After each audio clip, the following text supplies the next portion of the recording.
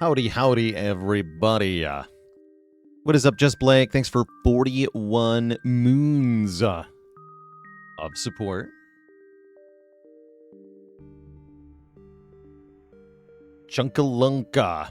A card that gives enemies frail. I don't think that'd be very good. I think enemies just don't gain enough block, usually, for a frail type debuff to make a whole lot of sense. I suspect that's why the player doesn't have any way of inflicting frail on the foes.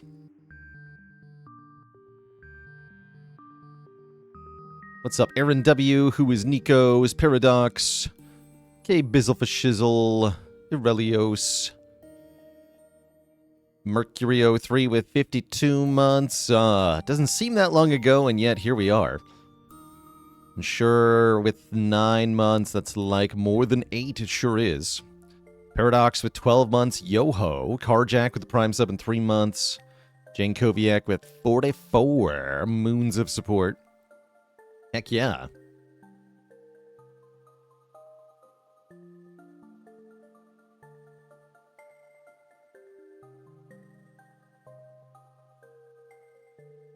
An anti-artifact, something to prevent the next buff. That could be kind of cool.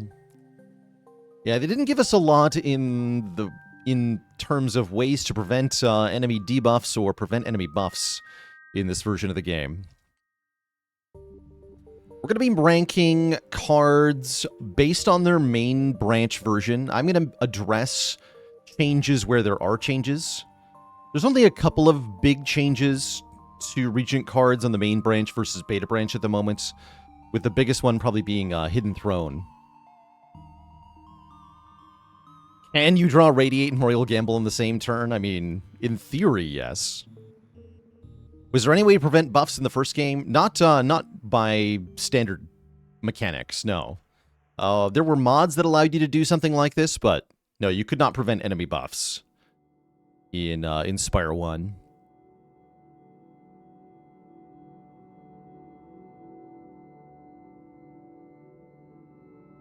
Yeah, bring back the artifact. Let me use my Feeding Frenzy card to gain tons of permanent strength. A relic that reduces enemy block. Yeah, I could see that being good. There are a couple of cards that have bonus effect against enemy block, like Expose. I could definitely see a relic that kind of says something like, when enemies gain block, they gain half as much block. That'd be kind of cool. There'd be a couple of ways to work with that. Hand Drill would be good here. Facts. Yeah, bring back the Hand Drill. I mean, it is in Spire 2. It's just really hard to get.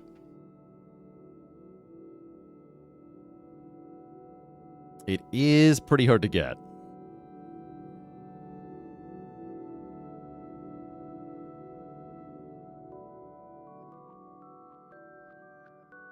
And there's already the Diamond Diadem. That's true.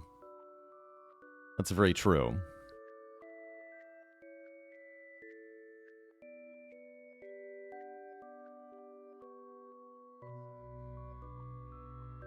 Do I find a game break / steamroll victory more satisfying versus an expertly piloted weird deck victory? I think I have like the enjoyment order is like a standard strong run, and then a really hard, difficult run that barely wins, and then a really broken run at the very top. A really broken run that gets something like completely busted. Like you got 500 cards with Bing Bong, and you had fish, so you also have 5,000 gold now. And then you bought everything in the shop, and now you have 1,000 relics, and everything is awesome. Loving the untapped overlay. It's been improving your skill at the game. That's awesome to hear. Yeah, the overlay is available for public download, so if you want to use the tier lists that we've made on stream, including the one we're making today, will be in the overlay. So you'll be able to get these rankings displayed in-game. That's pretty cool. That's pretty cool.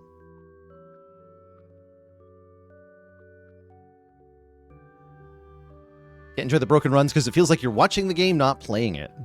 That's fair enough. Yeah, that's why I really only appreciate the ones that are spectacularly broken in a way that really shines. Do we beat the trash tier only run? We haven't even tried that yet. We were trying, I think we got one win with, I feel like we got one win following our tier list on somebody.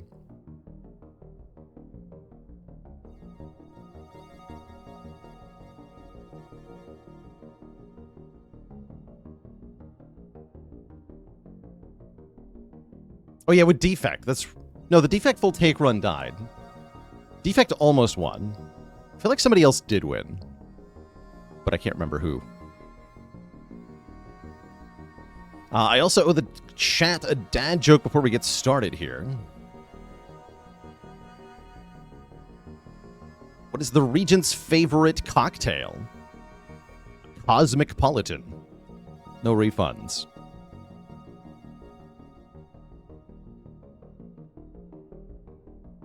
Strike at S tier confirmed.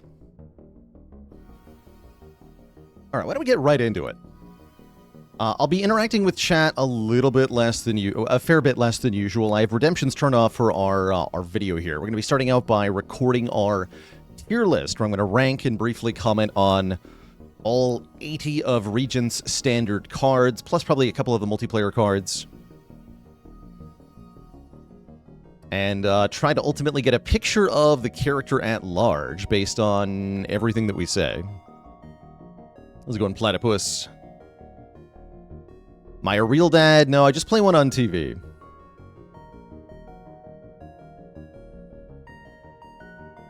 And how's it going, Lucas?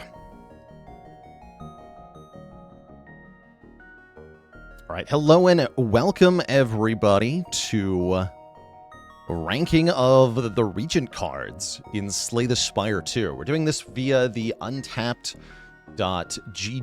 website, which I do have a partnership with. And basically, we're going to be ranking all of the cards in the game for Regent on an S through F scale, with S being the best, F being the worst. If you want to check out the full finished ranking of all the cards, there will be a link to that below the video that you can check out and view the rankings directly, all in one consolidated page, and that'll continue to be updated even after this video goes live. So the game is going to continue to get patches and updates and change cards and such. And so the linked tier list below the video will continue to be updated in perpetuity, even as the game changes. You can also download the Untapped Companion Overlay, which allows you to display these tier list rankings and my individual comments on every card in your game of Slay the Spire 2, as long as you're playing on Windows, which will also have a link below the video. We're going to be basing this on the current main branch patch of the game, which is, I think, version 102 or 103. Currently, the latest beta patch is version 106. And I will be commenting on some of the changes that are likely to make it to main branch, but the version of the card you'll see displayed is from the current main branch patch of the game. So let's get started right away, actually, with all of the cards. We're going to be doing them by rarity first. So the first common alphabetically is none other than Astral Pulse. And this is one of those cards that changes version 103. Okay. Yeah, so this is different between version 103 and 106. The main branch version deals 14 damage to all enemies, 18 on the upgrade. The revamped version of this card hits twice for less damage. It's, I think, 6x2 unupgraded and then 8x2 upgraded. And both versions of this card are very good. Astral Pulse takes 3 stars to play, but no energy. It's a little bit on the expensive side, but it's priced perfectly such that you can afford it in your opening hand, which is crucial. And what Astral Pulse really does is just give you a lot of damage output right away at the beginning of the game, such that you can clear most Act 1 encounters very easily. So it's a really good Act 1 solve by blapping everything for solid damage. It's got some nice synergies with Vigor or Strength. If you've got bonuses to multi-hit cards, then the multi-hit version of this card that is coming up will hit even harder. But again, both versions just do enough damage that they're very, very, very useful in Act 1. So Astral Pulse is firmly in A tier for me. This is one of the best cards to get on floor 1, at least in the common pool. And there's not much to say other than, like, click it if you see it in the first 3 card rewards. It's just good. It does take up your stars, so you'll have to consider adding more star gen and potentially restrict other star spenders, but it's great. And yeah, our music choice for this video is intentional. Yep.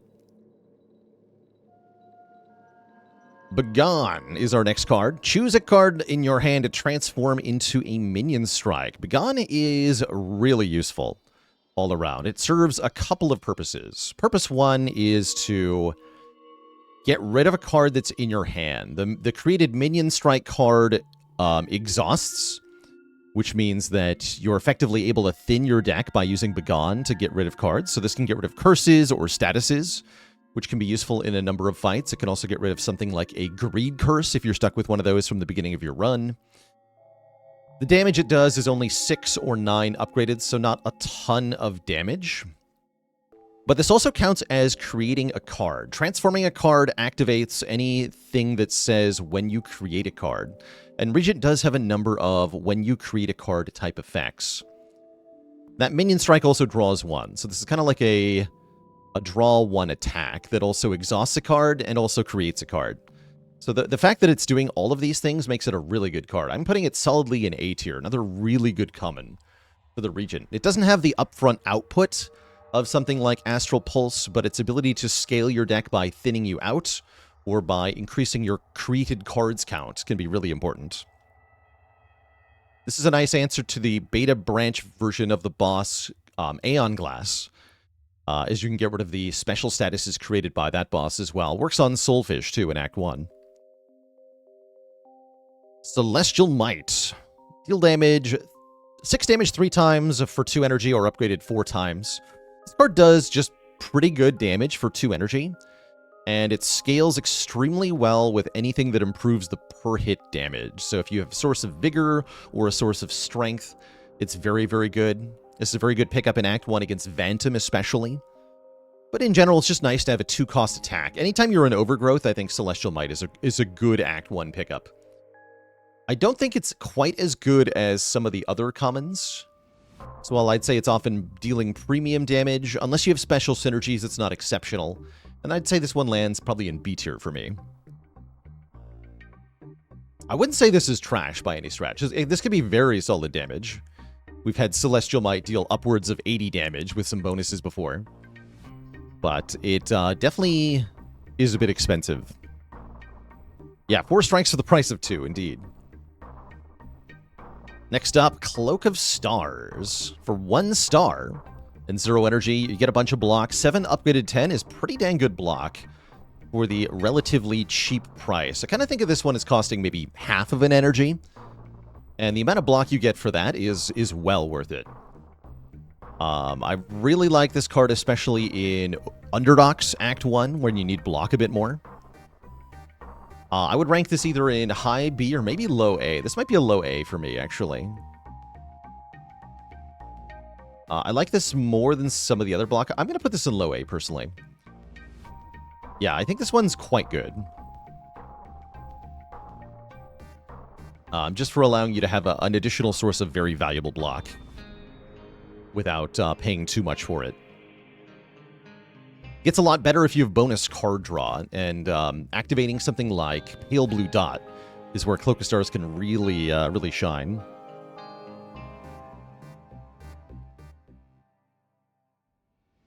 All right. Next up, Collision Course. Collision Course deals 11 damage. For 0 energy, but adds a debris to your hand, upgrades to 15.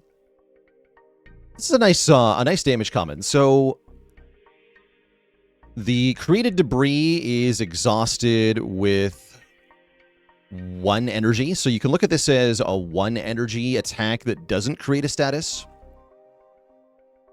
But it's just really valuable early game damage. And additionally, creating that debris is a card creation. So this is another effect that will activate when you create a card effects, which can be quite nice.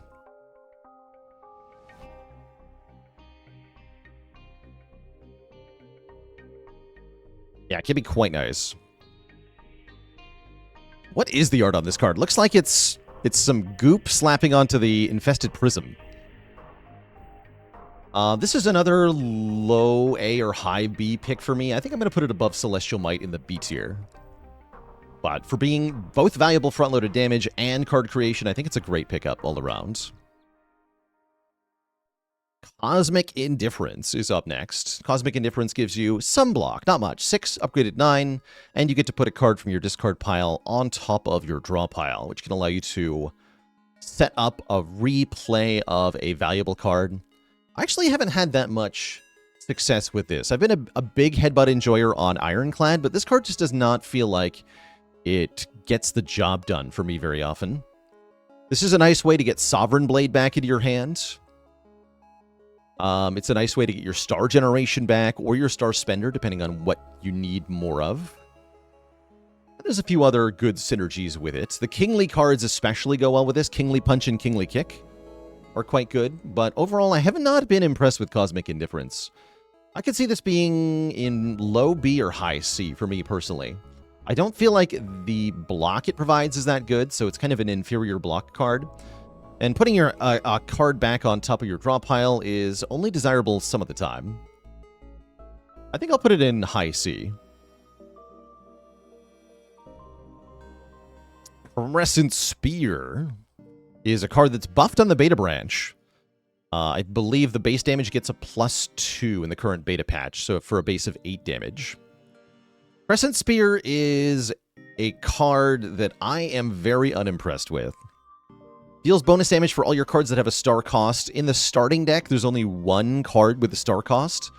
So if you add Crescent Spear, then it'll do a base damage of 10 or 12 with the beta branch version for 1 energy and 1 star, and that's a really bad deal.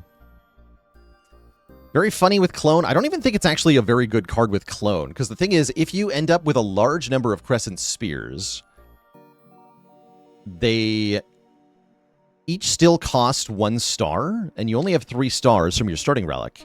So you can only play Crescent Spear 3 times, and then you have a deck full of cards you can't play. And most fights, if you have enough Crescent Spears, most fights you can win in 3 Crescent Spears, but something like Test Subject is a little bit trickier. And so you could be in a really awkward position. So I actually have to imagine this is not a very good clone card most of the time.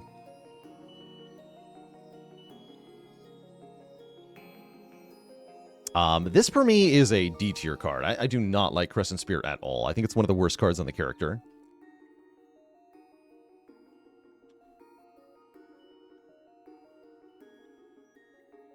Yeah, 3 faces, 3 spears. You just got to make sure they do 300 damage. Surely it's fine. Surely it's fine. We do have lower tier. Yeah, there is an F tier. I don't think it's an F tier card, though. It's like, for me, F tier means that this card is essentially completely unusable. And I don't know if the Regent has any F tier cards at all. I think the only thing I've rated F tier so far is Strike on Necrobinder. And I'm not even sure Strike is F tier on this character. Yeah, an F tier card is like having a curse. And there doesn't seem to be too many cards like that, thankfully. Yeah, Monarch's Gaze, for example. Crush Under is up next. Crush Under, oh yeah, Resonance is going to be pretty low rank too. Crush Under hits all enemies for a little bit of damage and makes them lose 1 or upgraded 2 strength for the turn. I wouldn't call Crush Under particularly exciting, but it does get the job done. It's a decent enough floor 1 card. The damage mitigation doesn't seem like a lot, but there are actually a surprising number of fights where this can block for quite a bit, especially the upgraded version. As many multi-enemy fights also tend to have multiple attacks per enemy. So this can block a lot against the Carapace fight in Act 2. This can block a lot against the Gardeneals fight in Act 1. This can block a lot against anything with a big multi-hit like the Queen or the Entomancer. So it's actually potentially a surprising amount of damage reduction, and even better in multiplayer. If you happen to be playing multiplayer, that strength reduction is great. So we're going to go Crush Under in B tier here. I think it's not as good as Celestial Might, but solid enough for being just a valuable area damage card, as well as having some somewhat useful strength reduction. We'll do the starting cards at the end of the commons here. Next common card to rank is Gather Light. Gain 8, upgrade at 11 block, and a star. I would solidly say this is better than Cosmic Indifference, just for having more block. Plus the 1 star gain, although it's only 1, is still very helpful. So I like Gather Light. I think this is a good B tier card. Probably not quite an A tier for me, but very nice. I like it more than Cosmic Indifference, certainly. I'm going to put it in B tier here. More block options incoming. Next up is Glitter Stream, giving you 11 block immediately and 5 block on the next turn. That's a total of 16 block for 2 energy. The upgraded version gives you 2 more block immediately and 2 more block on the next turn. And Glitter Stream is a really nice card. There's a couple of reasons for that. This card is just very dense block, which Regent really appreciates.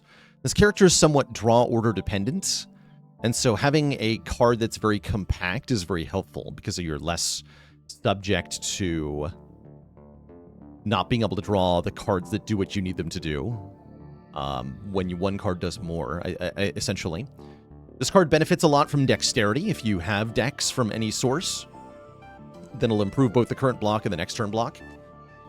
And better yet, if you have any way to multiply your block output, like Vambrace or Pale's Legion, then that'll double both effects as well. And those things really elevate Glitter Stream into, I think, a bit of a higher level here on the block scale. I like it more than Cloak of Stars. This is solidly an A-tier block for me. A couple of Glitter Streams can really solidly carry your block if you can improve their output, or if you have bonus energy to spend on them. So I like this card a ton. Yeah, it's like super dodge and roll. It's really solid.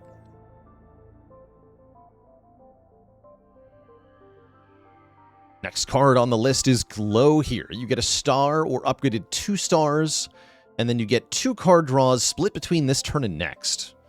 Kind of weird that they split the drop like this. This was done to prevent an infinite combo, but it's still quite useful. Having your draw split apart is actually arguably a benefit, and the star gain of this card, while not exceptional, is very solid, so it's a combo star gain and draw card, and that feels pretty good. This is also going in A tier, although I think this one's a low A tier for me. I don't think it's the best Star Gen card, but it's definitely up there. Not a great Act 1 card unless you have good star spenders, but that's okay.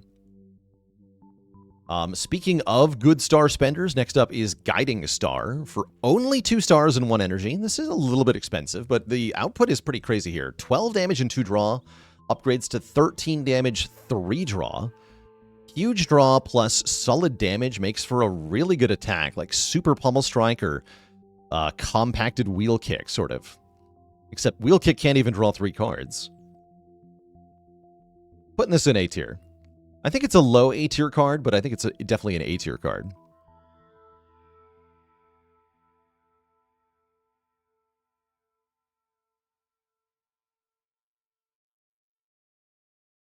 Hidden Cache. Yeah, so many common A tiers. Yeah, Regent has a lot of good common cards, I feel like. We're going to be ranking more in the A tier. Spoilers, by the way.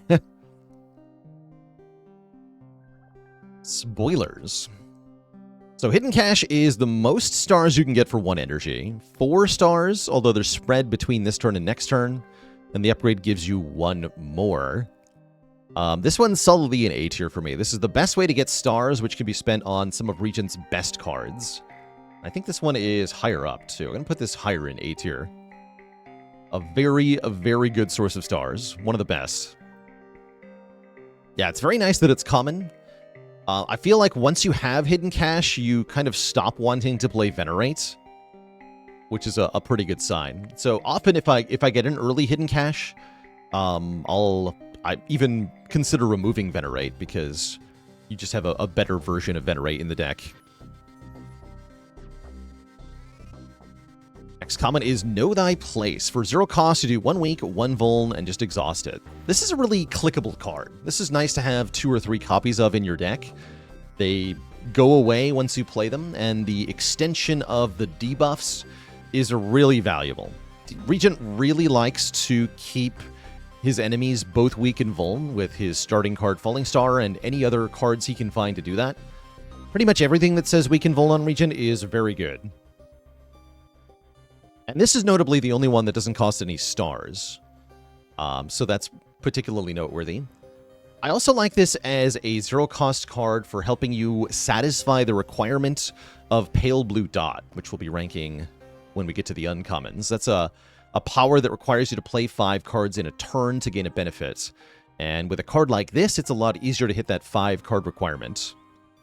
So I really like Know Thy Place. I think it's very clickable. I think it's very takeable. I would rank it above Guiding Star. It's an A tier, not the highest A tier card, but definitely up there. Adder is up next. 1 cost, gain block, gain vigor. I believe on the beta version of the game, this was nerfed slightly.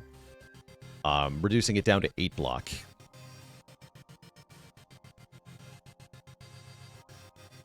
This card is pretty good. The amount of vigor it gives is kind of insignificant. And so most cards don't benefit a lot from Patter's vigor, but if you do have a good multi-hit like Celestial Might or any area effect card, then this is quite good. Yeah, I think this falls into high B. This is notably one of the best 1 energy blocks the character has. Although I think it's now the same block as Gather Light. I'll rank it alongside Gather Light. I think they're both quite good.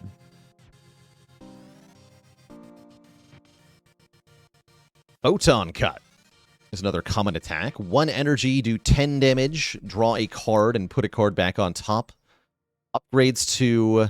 This is kind of a crazy upgrade, right? Like, 3 more damage and 1 more card draw? That's kind of unheard of when you compare to Guiding Star, which upgrades for 1 more damage, 1 more card. Why does this get +3 and +1? I don't quite understand why the upgrade is so good. But the upgrade is very good.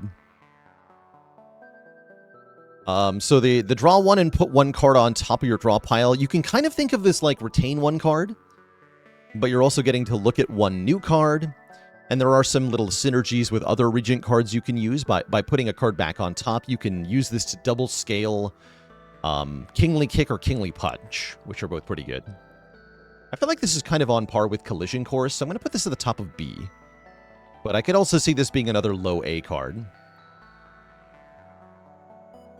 Yeah, upgrade. Yeah, exactly. It's either C if you don't upgrade it or A if you do. Well said. I'm going to rank it below Collision Course, just slightly.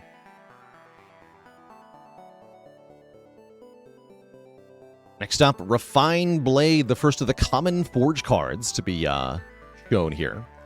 You get 9 Forge and 1 energy next turn, upgrades to 13 Forge. That's a lot of Forge. I like that you get 1 energy next turn to allow you to play the Sovereign Blade more easily. That extra energy is better if you have Orbit or something. Overall, I like this card in Act 1 some of the time. This is decent in Overgrowth. It's also a decent way to get some scaling for a boss against something like Waterfall Giant or Lagavulin. But this is solid. I think this is probably a B tier card for me. Probably rank it... Yeah, somewhere around Crush Under. I think it's decent. It's one of the better early game Forge cards. For sure. Solid. Solid, but not amazing. Solar Strike. It's a strike card. Does a bit of damage, gives you 1 star, upgrades to 1 more damage, 1 more star. This card's a little underwhelming. Doesn't do that much damage, doesn't give you that much in the way of stars.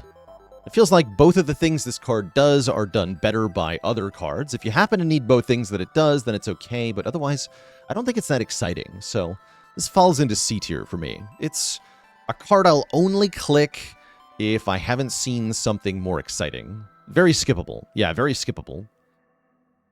It does have the strike in the title, so this does benefit from things like Strike Dummy, I guess, but that's not really a huge benefit.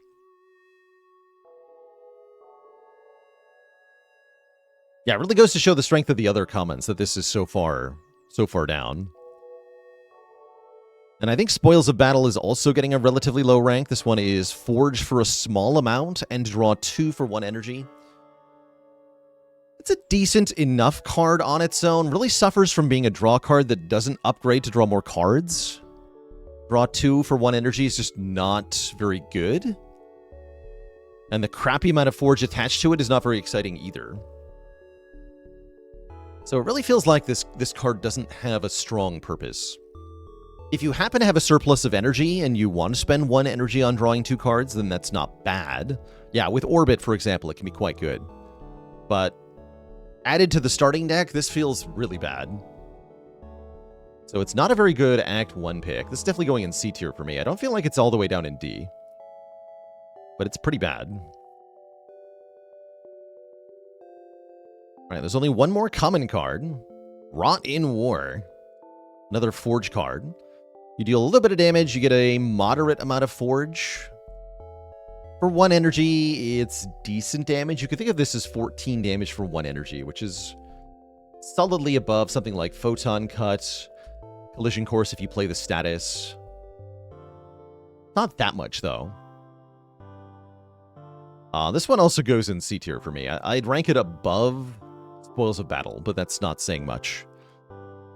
That's really not saying much. It's like damage now and damage later, kind of like Poison Stab, yeah, except just like Poison Stab, both of the things the card does are outclassed in some way by other cards.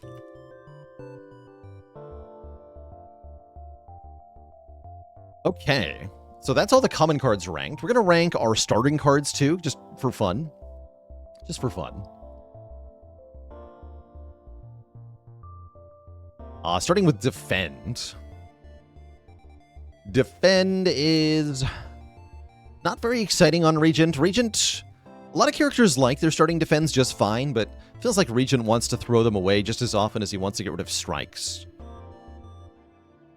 I'm trying to decide if I give Defend and Strike the same ranking here. Defend at least does work with Fasten, and Regent is more likely to get Fasten than other characters because he can create colorless cards. So that is something. Yeah, let's put it in C tier here. Whereas Strike, I think, has got to go in D tier with Crescent Spear. It's not an F tier card, but it is a card you really want to remove kind of quickly from your deck. There are better ways to do damage, for sure. Regent can at least improve the damage with Vuln from something like Falling Star. Speaking of, Falling Star itself, a pretty good card, actually. Definitely the best card in the Regent starting deck. With that added Weaken Vuln being useful all game. The upgrade of +4 damage is not too bad, although I feel like you often rather upgrade something that can use the vulnerable that you just applied, so you get to multiply that added damage, but given that it's +4, it's still often worth an upgrade on. And it can transform into the Mighty Meteor Strike, which is a much better card. I'll put Falling Star in B for a starting card.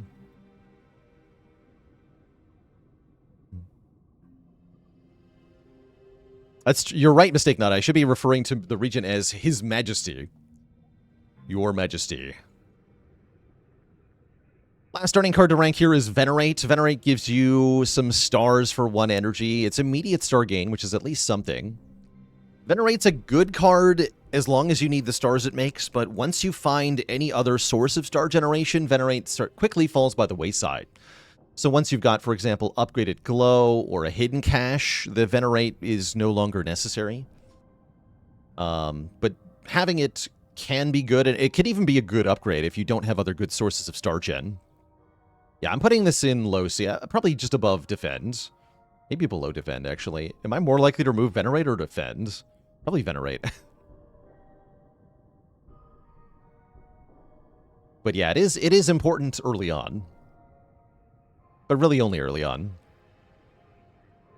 Alright, that's all the commons and starting cards ranked here. Here's the initial tier list for the basics. We have a nice even distribution of A and B with some C's and D's. Overall, the common pool, pretty good on this character. I think there are a lot of good cards that you can find on floor 1 and floor 2 that can help you make a deck to beat the early encounters pretty easily.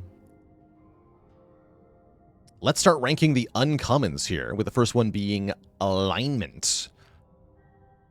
Alignment was originally 2 stars, now it's 3 stars to gain 2 or upgraded 3 energy. The star cost is expensive, but energy is good. I used to think of this as a high tier card, like A tier, but I'm not so sure anymore. I think it might be down in B these days. Does really want an upgrade. And it does really want card draw to support it. But it feels hard to justify the stars on energy when you could spend them on really good cards. I think I'll rank it B tier for now. I could be back to reevaluate this one. Let's put it below the block cards.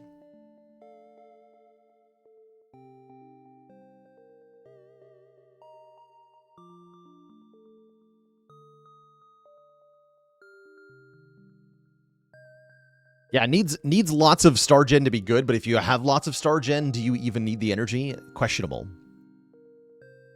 Questionable. Next up is Black Hole. When you spend or gain stars, deal damage to all enemies. This one's a bit interesting. When it works really well. This is nice, picked up early as a source of area damage. It's nice in decks, especially that have lots of small star generators and star spenders. For example, if you're doing hidden cache, you don't necessarily want this because you're getting all your stars at the same time. But if you're getting your stars 1 or 2 at a time, then this is pretty solid. I'm putting this in high B tier. We'll put it at the top of B tier. I think it can be very strong in the right build, but is often a little underwhelming. B for black. But B is not for Bulwark, which is what I'm going to rank next. Bulwark, I think, is one of the best Forge cards, if not the best Forge card in the whole game here. You get 13 block and 10 Forge, so it's kind of like 13 block and 10 delayed damage.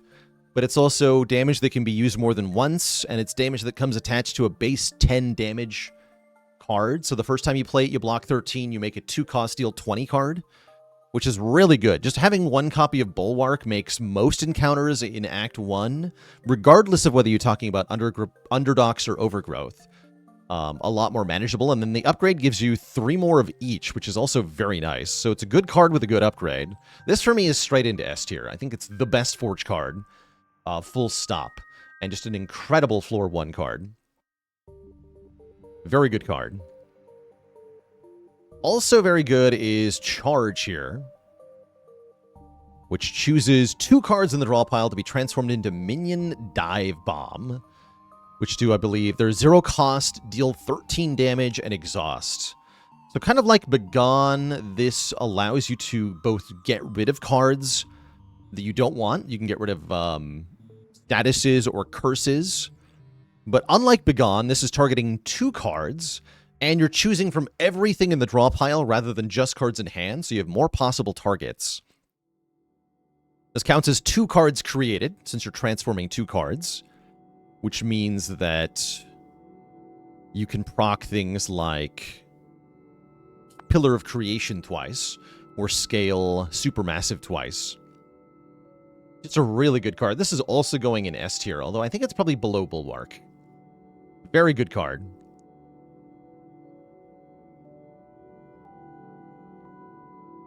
Yeah, and good call out, actually. If you have 2 or fewer cards in the draw pile, you cannot choose what this transforms. You have to transform 2. You cannot transform less than 2. So do look at your draw pile before you play Charge, because if you play Charge with only 2 cards in the draw pile, and they happen to be your most important cards, you will be sad. And I have almost done this to myself before. So very, very important to be careful there. Child of the Stars. If you only have 1 card in the draw pile when you play Charge, you only transform 1 card. Child of the Stars gives you block when you spend stars, which is a really nice source of block. Block powers are good. And this is definitely a block power. I think pretty much every block power is going in A. Not an S tier card because it doesn't quite do enough. Often doesn't generate block the turn you're playing it. The starting deck only has 1 2-cost star card, which will make 4 block when you play it. That's okay, but not amazing. I'm going to rank it just below Hidden Cache. Great card overall. 2 copies of this can be a whole block engine if your deck has a lot of star generation and star spenders. Next up is Conqueror. You get a little bit of Forge, but more importantly, your Sovereign Blade deals double damage to the enemy this turn. If you play multiple Conquerors, I believe you deal double damage to the enemy with your sword across multiple turns. This one's a bit niche. It can be pretty good, but a lot of the times it's not that strong, especially if you're not easily able to play the Sovereign Blade in the same turn. Yeah, stacks for more turns. That's what I thought. I don't think this is in A tier. I don't think this is in C tier. This feels like a B tier for me, a card that has a lot of power in the right circumstances. If you've got good other Forge cards, then this can be a massive multiplier to your Forge power. But if you don't have those, it doesn't really do much on its own. You can play it like from a cold start. You can play Conqueror, and then your Sovereign Blade will do 26. So you got 3 cost, deal 26, which is not that good. But again, if you combine with other Forge sources, it becomes a lot better. Yeah, it'd be kind of cool if this costs stars instead of energy, right? Then you could more easily play the sword at the same time. I'm going to rank this in low-ish B. Let's put it next to Refined Blade.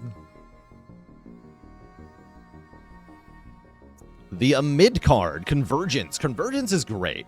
Convergence says, next turn you get 1 energy and 1 star. Retain your hand. And that retain your hand is doing a lot of work. Convergence is allowing you to retain cards that have star costs that you can't afford until you can play them next turn. It's letting you retain your debuff cards until you can line them up with damage cards next turn. It's letting you retain your block cards until the enemy attacks next turn. There's a lot of different situations where retaining your hand is extremely useful. And Regent especially, I think, appreciates the ability to retain. In addition to that, it's a star generator card. 1 or 2 stars. It gives you 1 energy back, so it's kind of like a 0-cost card, but not really. If you happen to have Orbit, that additional added energy is more valuable too. I think this has to go in A tier. I like it more than Glow, personally. So I'm going to rank it just above Glow as an A tier option. Very good. Next up, Devastate. When I first started playing Regent, I thought this card was awesome because it has a huge number on it. But unfortunately for Regent players, this card has 2 huge numbers on them. One is the deal 30 damage part, but the other is the 4 star cost. And that 4 is too big. That's what I learned. 4 is too much.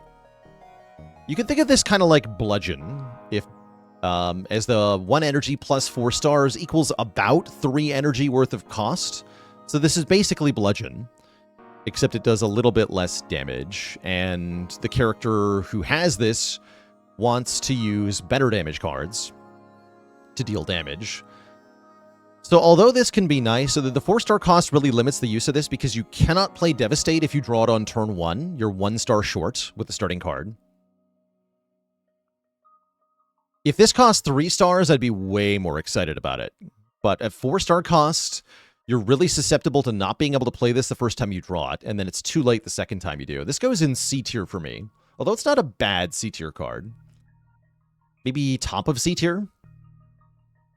It's certainly not useless. The high damage is very good, especially if you can multiply it somehow, but the cost is just too high for what it does.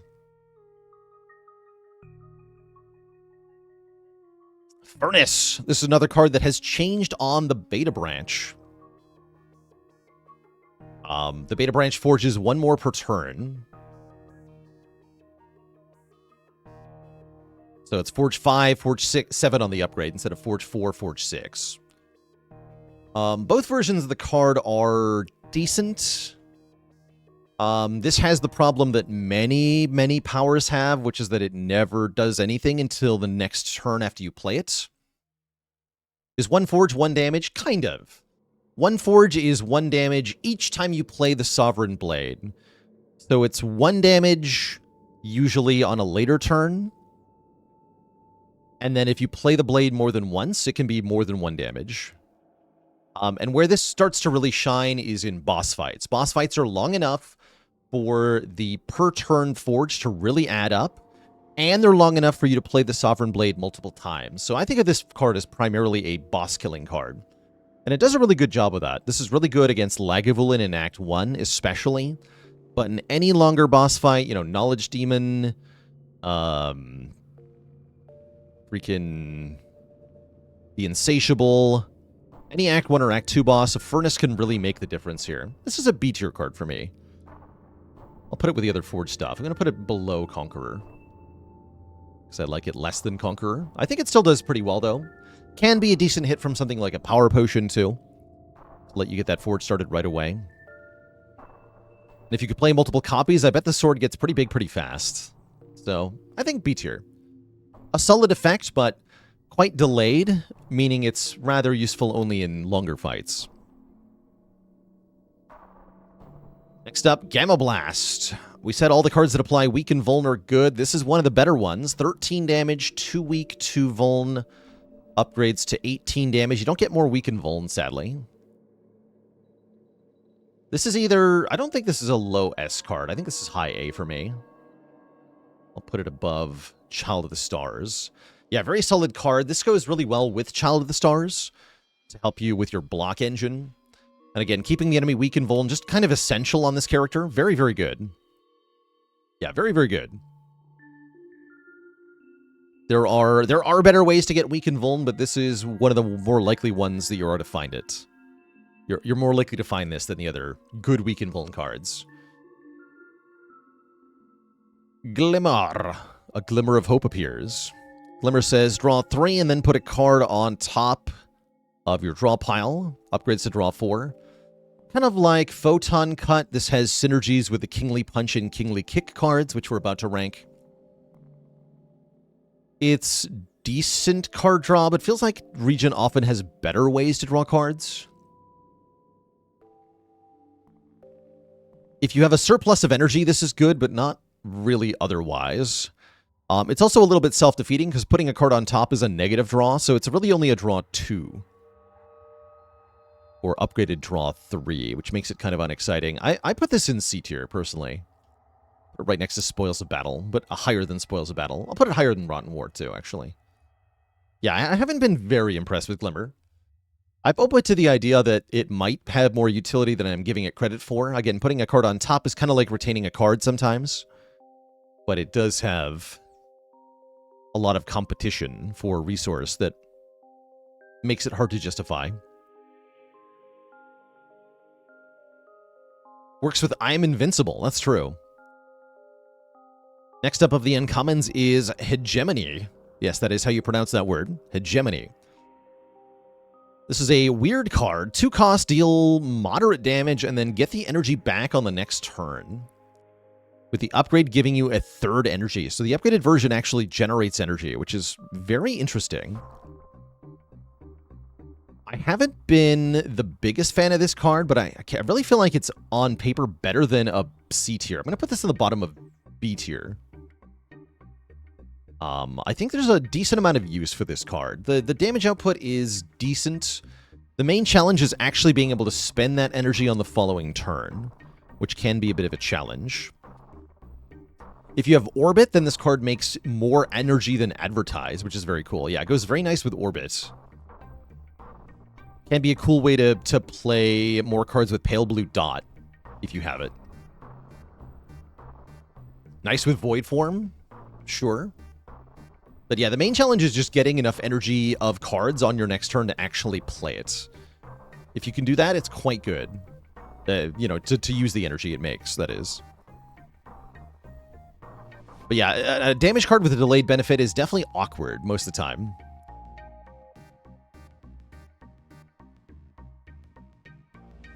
But what if it was a damage card that just did damage, and a lot of it at that? Kingly Kick is a... Well, it says it's a 4-cost card, but it's not really a 4-cost card, because whenever you draw this card, reduce its cost by 1. That includes when you first draw it. So this is really 3-cost, deal 27, or upgraded, deal 35. And that is a lot. It's no bludgeon, but it's still pretty good, especially if you can get vulnerable with it to make it do over 50 damage. Or what, 47? 47 damage? No, 52. Yeah, it does a lot of damage with Bolt. And of course, it gets cheaper each time you draw it. So if you cycle through the deck, it becomes 2 cost, and then 1 cost, and then all the way down to 0. You can also use cards like Photon Cut or Glimmer or Cosmic Indifference to put it back on top of the draw pile. Draw it again. This is solidly in A tier for me. This is a really good attack. One of the best early game attacks, actually. I'm going to put it right alongside Gamma Blast here. And it has a corresponding different card called Kingly Punch, which works in a similar way. Kingly Punch, instead of decreasing in cost, is always 1 cost and instead increases in damage. This is nearly as good, in my opinion. First time you draw it, it's 1 cost, deal 12, which is okay. Upgraded version becomes 1 cost, deal 16, which is quite good. I'll rank it lower than Kingly Kick, but not much lower. I think of Kingly Kick more as a do lots of damage right away card, and I think of Kingly Punch more of a scaling card that you can use to kill bosses. So Kingly Punch is more of an anti-boss card for me. I think they're both quite solid. I'm going to put them next to each other because it's very appropriate. But yeah, I think Kingly Punch is overall worse. So if Kingly Kick that does 27 damage is great, surely Knockout Blow, which is 3 cost, deal 30, is excellent, right? Right? Well, hold on. This card is weird. It does a lot of damage for 3 energy, which is desirable. And it even has a little bonus effect. If you kill an enemy, you get 5 stars. That's a lot of stars. Problem is, most fights don't even have more than 1 enemy, so you can just ignore that entire second effect. Just like Sunder on defect. And then, even if you do kill an enemy in a multi-enemy fight with this, are you likely to need the stars afterward? Probably not. If you do need the stars afterward, then doesn't that mean that your deck is short on star generation that you're going to need in fights with only 1 enemy anyway? It's kind of weird, right? You can't really count on the stars from this card because you have to have a deck that can play your star cards without having to use this. And it's also really hard to play this while blocking because it takes all your energy. The damage it does is good. I think it's a good floor 1 card, but outside of floor 1, it really falls off. And it's only good on floor 1 if you're in Overgrowth, not in Underdogs, really. So I'm not that impressed with Knockout Blow. It's a decent first card. I'll put it at the top of C tier because I think it does have some good use cases, but it is too awkward a lot of the time. Some say it could even go down to D tier. I could see that. That's actually kind of where I'm thinking of putting Lunar Blast here. It's a card I've had in my deck a few times, but I have not one time been impressed with what Lunar Blast does. 4 damage, once a multi-hit card. You hit 1 time for each skill you already played on your turn. Regent doesn't feel like he's that good at playing a lot of skills. There are ways to do it, but it seems hard. It's really hard to get this to hit for more than like 3 or 4 times. Yeah, it always feels like it's going to do more damage than it actually does. Really good with Necrobinder? True. Yeah, good Necrobinder card. Less so a good Regent card. I'm struggling to think of good cards to synergize with this. Oh yeah, Particle Wall is the main one. Yeah, Particle Wall is good with, but that's Particle Wall being good. On Regent, this is either like low C or we could even put this down in D tier, the top of D tier. I might put this in the top of D tier. This can be good with Vigor sometimes. But even then, it's often outclassed by something like Patter or Radiate. Yeah, synergizes with all your worst cards. That's not saying much. That's not saying much. Yeah, it can be a desperation click into Phantom, potentially. Even then, I'd have a hard time wanting it. Really want something like Retain, for sure.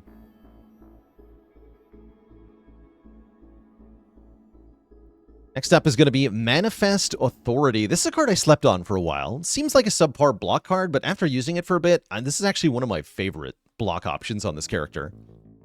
You get a modest amount of block, but you add a colorless card into your hand. So that activates any card creation synergies, as well as giving you effectively a draw 1, except it's a draw 1 from a separate pool of cards, which can include some really good cards. Many of the colorless cards are 0 cost, which can be played immediately. Flash of Steel, Finesse, Prolong. Lots of good options. Dark Shackles, Panache. There's many, many good 0 cost colorless cards this can just roll into. The Gambit, Panic Button. Yeah, you never know when those are going to save your bacon. So for me, this is actually A tier, I think. This is a card that you can take to block. I'm going to put it above Cloak of Stars, actually. Below Glitterstream, but above Cloak of Stars.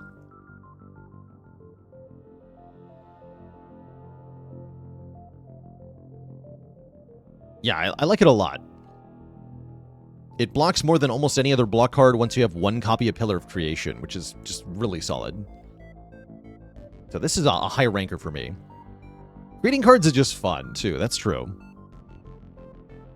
Can make you Bolas. Yeah, Bolas is another good one to get off this one. Next up, Monologue. When you play a card this turn, gain 1 strength for the turn. Does upgrade to Retain, which is what the Lunar Blast should have had, we said. This is another card that's kind of underwhelming. Again, it's actually kind of tricky for Regent to play a ton of cards in 1 turn. And then follow it up with a multi-hit card. It's not impossible, but it is quite tricky. This would be a good card on Silent. Yeah. I don't usually like this card. This is another card that gets better with something like Pale Blue Dot for being a 0 cost card, but most of the time it's not cutting it. Yeah, good maybe on paper, terrible when playing. You think of this as giving you a +0, then +1, then +2, then +3 on your attack cards, which actually, yeah, isn't that good. Worse than Flex most of the time. That's saying something. This is either D tier or maybe low C tier. I think it's better than D tier, personally. Put it above Rotten War. Yes, the Lunar Blast payoff skill. It does combo nicely with Lunar Blast. But yeah, I'm not very impressed with Monologue when I've clicked on it. It's not better than Venerate. Fair enough. All right, let's rank some good cards. We got some powers coming up. Orbit. This is one of my favorite cards. I might personally overrate this card a little bit, but I like this a lot. Orbit says, every 4 energy you spend, get an energy back. So if you have 3 energy per turn, then this works out to 1 additional energy every turn, starting the turn after you play it. Problem is you have to actually keep spending energy to get the energy back, which leads into some weird moments sometimes where you can't get more energy out of Orbit because you ran out of cards to play, so you can't spend your energy to get more energy with. But all in all, I like it. The upgrade makes it cost less, which makes it much easier to get into play. And it is quite funny with multiple copies, because the energy that you get... The energy that you get allows you to generate more energy from Orbit. So as you get more orbits, they each generate more and more and more energy. Once you have 4 of them, you have, in practice, unlimited energy, depending on how they are offset from each other. So once you have 4 orbits, you effectively have unlimited mana, which you can spend on any amount of card draw, which is pretty great. I like it quite a bit. This is an A tier card for me. It's not the best power by any stretch of the imagination, but it's quite good. I find myself taking this more than Child of the Stars. I'm going to rank this just below Gamma Blast. I think Orbit is very good. And another card that I think is very good is Pale Blue Dot. This one's a little bit easy to sleep on, I think. You have 5 or more cards. If you play 5 or more cards in your turn, draw 1 more card at the start of your next turn. Card draw powers are very strong overall on any character. because you get, for one card play, you get tons and tons of additional card draw. It's like build your own pocket watch or reverse pocket watch. What really makes Pale Blue Dot great is that the upgraded version draws 2 cards per turn, potentially, which becomes absolutely insane card draw. And once you're drawing a hand of 7 cards, it's a lot easier to play 5 of those to keep this going. Pale Blue Dot doesn't end up in S tier, which is where I would just put a power that says draw 2 cards every single turn. Just because it is kind of hard to get going sometimes. It is hard to satisfy the requirements. But that's where cards like Know Thy Place can become really useful. This is where picking up a couple of 0-cost cards can go a long way. I'm going to rank this right beside Orbit here. I'm going to put it just below Orbit. As a very, very good source of card draw in the mid to late game for Regent. I like it a lot. Yeah, the first draw hard is 7 to get, but then it really slaps. And it does work with the Fiddle. That's right. It works with Vaku's Fiddle. Because it's start of turn draw, so it doesn't count as mid-turn draw, which is what the Fiddle deactivates. So if you combine this with Fiddle, you can get a 9-card draw. And that's, of course, assuming you only have 1 copy of Pale Blue Dot. You can play more than 1.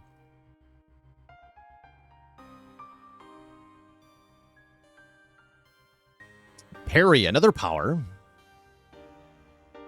Whenever you play Sovereign Blade, gain block. This card got buffed many times over the first few patches of the game. Now it blocks for a lot. It's still an awkward card, in my opinion. The fundamental problem with parry is that with Sovereign Blade, because Sovereign Blade retains, you typically want to keep forging the Sovereign Blade until you can kill the enemy in 1 hit and then win the fight. And parry is useless if you're killing the enemy when you hit them. But in fights where you're planning on either playing the Sovereign Blade multiple times, or there are multiple enemies, or it's a long boss fight, then parry can be a decent enough way to get some block. And a couple copies of parry or adding replay to your Sovereign Blade can make it block for a ton. I think the buffs to this have moved it out of the C tier, which is where it was before. I think it's probably low B. Put it below Furnace. As a decent but not amazing card.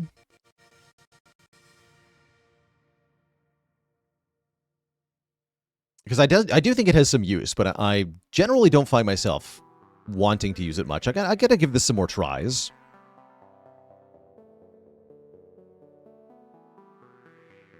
Also suffers a little bit in that it's a power that explicitly requires you to have other specific cards to benefit from it, right? Like, you can't add this to the starting deck and have it do anything. You have to have cards that forge before this works at all. That's part of the problem here. Next up in the uncommon pool, Particle Wall. 0 cost, gain 2 stars for 9 block, and then probably the stupidest text of all in all of Spire, which is return this card to your hand immediately, which is extremely stupid. Note that this returns to your hand even if it somehow gets exhausted. No, this doesn't actually. It doesn't work if it gets exhausted because it happens before it would exhaust. But yeah, this is another S tier card here. This is kind of like an X cost card that lets you stop playing it, so you can specify the value of X. This allows you to block for a ton.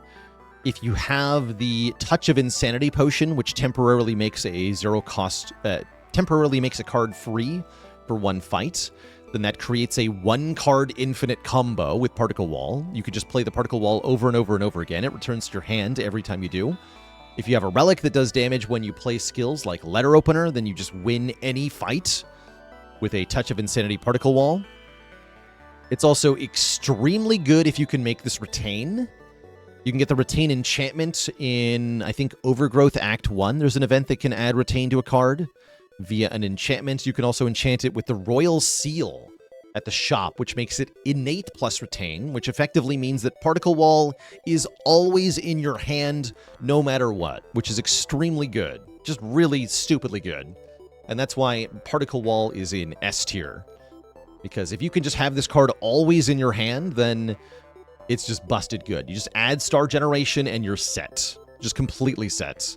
And because it spends stars, you even get more block if you have Child of the Stars in play.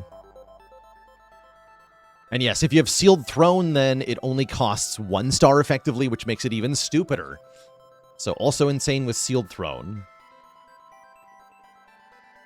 Yeah, if it's always in your hand, are you even really playing a card game anymore? At that point, not really. And that's part of why it's an S, right? It literally breaks the game such that you're no longer playing a card game. Kind of crazy. And it just provides, even if you're only playing it once, it's quite good block. Better than Cloak of Stars for a bit more expense. Good with Pale Blue Dot. You can do it with Monologue too. If you want to charge up a Lunar Blast, you can. It's kind of funny. Pillar of Creation. It's the card I slept on for a while. When you create a card, gain block. Turns out, Regent can create a lot of cards. A lot of cards, which turns this into a really good block engine. One of the 2 powers that you can sort of make a block engine around, which is the other one being Child of the Stars. And I think this probably goes right next to Child of the Stars in the A tier as something that you can build around. Yeah, probably next to Child of the Stars in A tier here. The other block engine. Yeah, great with all of the minion cards, Charge, Begone, and Guards. It's great with status-generating cards like Crash Landing and Collision Course, and it's good with Spectrum Shift, which we'll address in a moment. This could also even work with Ancient bonuses that create cards. That's another important shout-out here, is that in addition to Regent's myriad of ways to make cards with his own card pool, you can create cards with relics. Usually ancient relics. Big Hug from Tezcatara adds a status. That's making a card, so that'll activate Pillar of Creation. Crossbow from Tanks makes a card every turn. That's block with Pillar of Creation. Music Box from Vaku. That creates a card. That's block with Pillar of Creation. Any potion that makes a card. Skill Potion, Attack Potion, Power Potion. All make cards. That's block with Pillar of Creation. Aerobic Acid makes 1 of each, so you get 9 block with Aerobic Acid. And then there's colorless cards that create other cards as well.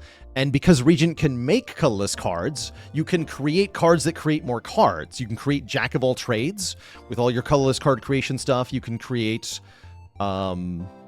Entropy or Calamity as well. And so with Pillar of Creation, those are also insane. So I think Pillar of Creation's very good.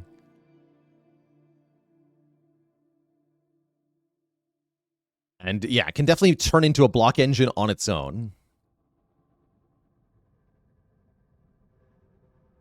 And that's not even to mention like the possibilities. This is a good card with cross-class synergies, right? This works really well with silent Shiv cards and such. So whether you're a silent that's finding this card or you're a Regent that's finding silent cards, this can work really well too.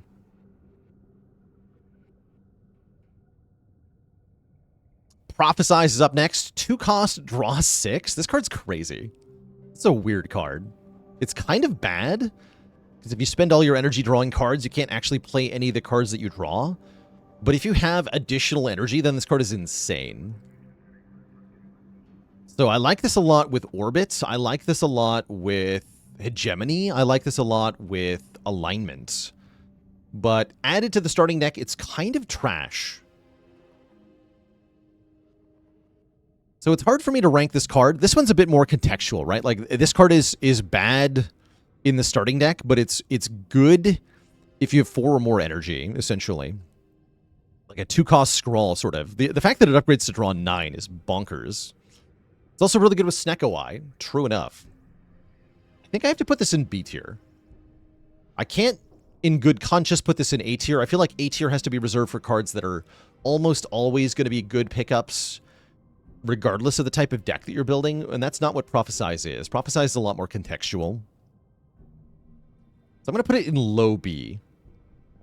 But I think it has some good potential in decks with energy surplus.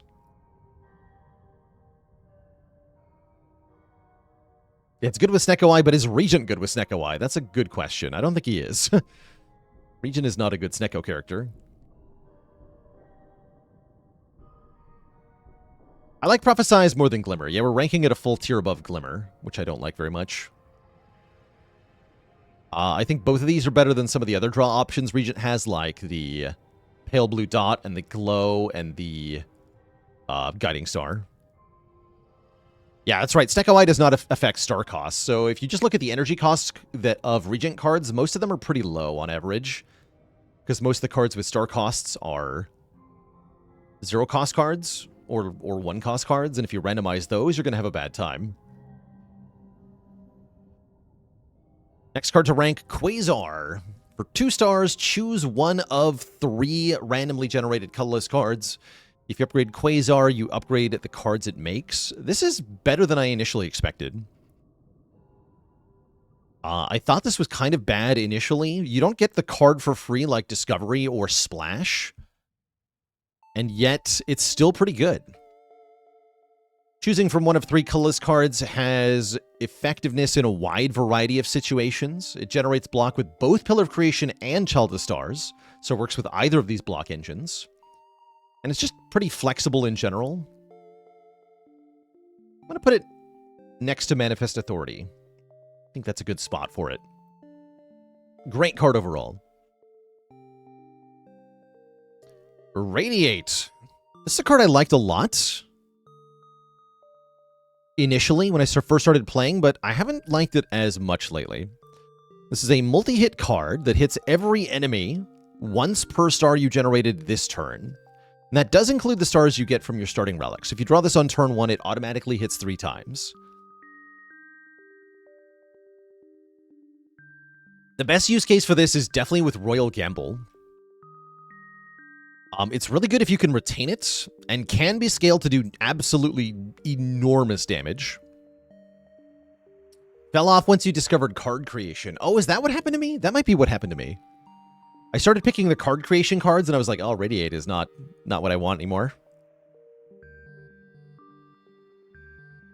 But yeah, it's really good with Royal Gamble, or if you can line it up with the second turn of Hidden Cache. It's great with Vigor or with Strength. It has a really high upper bound, but it can also just be nothing. That's kind of the problem with this card. This is either tons of damage or it's absolutely nothing. And I think that makes it a B tier card.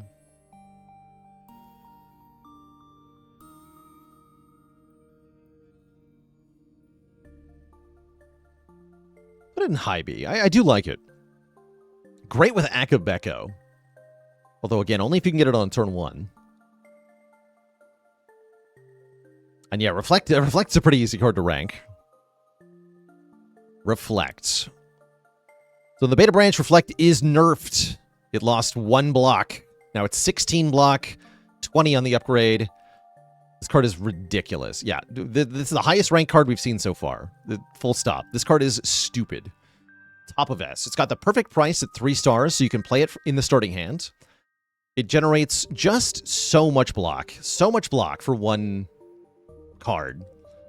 And it also does a ton of damage, allowing you to reflect the full attack value incoming towards you, which is often 20 or more damage, especially in later fights. So it's huge block plus huge damage at a affordable price. It's definitely a star-hungry card, but if you have this card, you want to be focusing your star generation on being able to play this card, because it is that good. Truly an incredible card. Having Reflect in your deck makes you very powerful defensively. It also makes anything that can discount this card into a very useful thing for Regent. So this is really good with the Cloak, the Scarf from Nonu that makes every 5th card free. This is good with Void Form to make cards free. Stuff like that.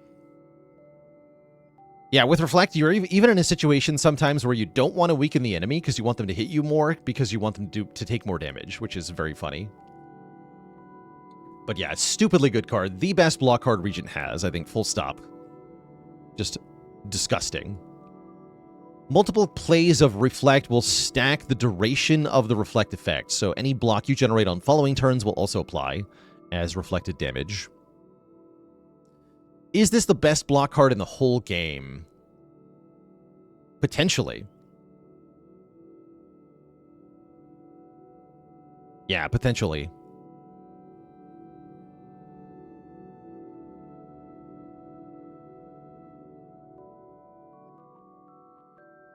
I think it's better than Bulwark. I could see ranking Bulwark higher than this, though, depending on your preferences. Things that are competing are like, what, Leg Sweep and Impervious and Equilibrium. To some extent, Hologram. Boost Away, perhaps. Panic Button. Defy. I think it's better than most of these. Genetic Algorithm. Glacier. Oh yeah, Death's Door is pretty good, right? Death's Door can be better than Reflect. Death's Door is actually 1 energy and then more block than Reflect. How is Death's Door allowed to be a card? What the hell is that card? That card's nuts. Evil Eye is in the same boat, actually. Evil Eye can also be more block than this. Those cards are crazy.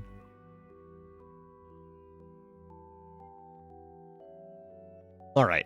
But anyway, yeah, I think we're all agreed that Reflect is stupid good. Next up is Resonance. For 1 energy and 3 stars, you get 1 strength. All the enemies lose 1 strength. Upgrades to give you 2 strength. In my opinion, this is neither enough strength gain or enough strength reduction to justify the star cost compared to something, you know, for the exact same price as Reflect. This card is not doing very much. It has an effect over a longer duration, but Resonance, I find, is just not worth the star cost. And so I've been ranking this in D tier when I see it. You could maybe argue for low C, but I think this is down in D, in the nearly unusable cards. You could even put it in F if you really wanted to. Is this better than Strike? Honestly, probably not, right? This is really bad. It is better in multiplayer, because permanently reducing the strength of enemies is nice in multiplayer, but still only 1, so you're barely noticing the effect. The art does have some cool aura, though. You transform into this, you cry. I put it at the bottom of D. It is worse than Strike. It is worse than Strike. That's what I'll say about it.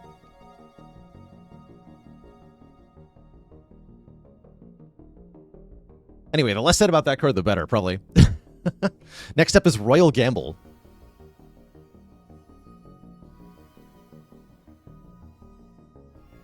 And this is probably one of the best star-generating cards in the game. Used to think this was S, now I'm not so sure. Does really want the upgrade, which gives it Retain. So the way this works is you spend 5 stars, you get 9. So you're getting 4 stars as long as you already have at least 5, which is very good. Although it can be a little hard to get to that initial 5 stars. Giving an upgrade to this card is also sometimes hard to justify. Yeah, it's never a good first floor pick, that's for sure. Very nice with Void Form, but then again, what isn't good with Void Form? I'll put it right next to Hidden Cache as an excellent star-generating card. Let's put it above Hidden Cache. Top of A tier.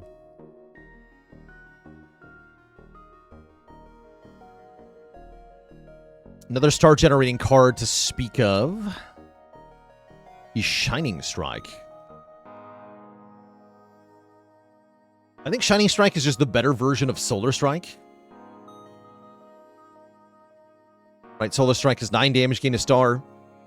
Shining Strike is 8 damage, gain a star. Put this card on top of your draw pile, which is both an upside and a downside. The upside is you get to draw it again and play it again. The downside is you have to draw it again, which you may not want to do. So it's kind of like a negative draw, which is a bit weird. There is a very fun interaction between, and by fun I mean terrible. There's a very terrible interaction between this card and Hellraiser, the Ironclad card that automatically plays your strikes when you draw them. If you have this and Hellraiser, then you automatically play Shining Strike when you draw it, which automatically puts it back on top, which means every time you draw a card, it will be Shining Strike, and it will get played.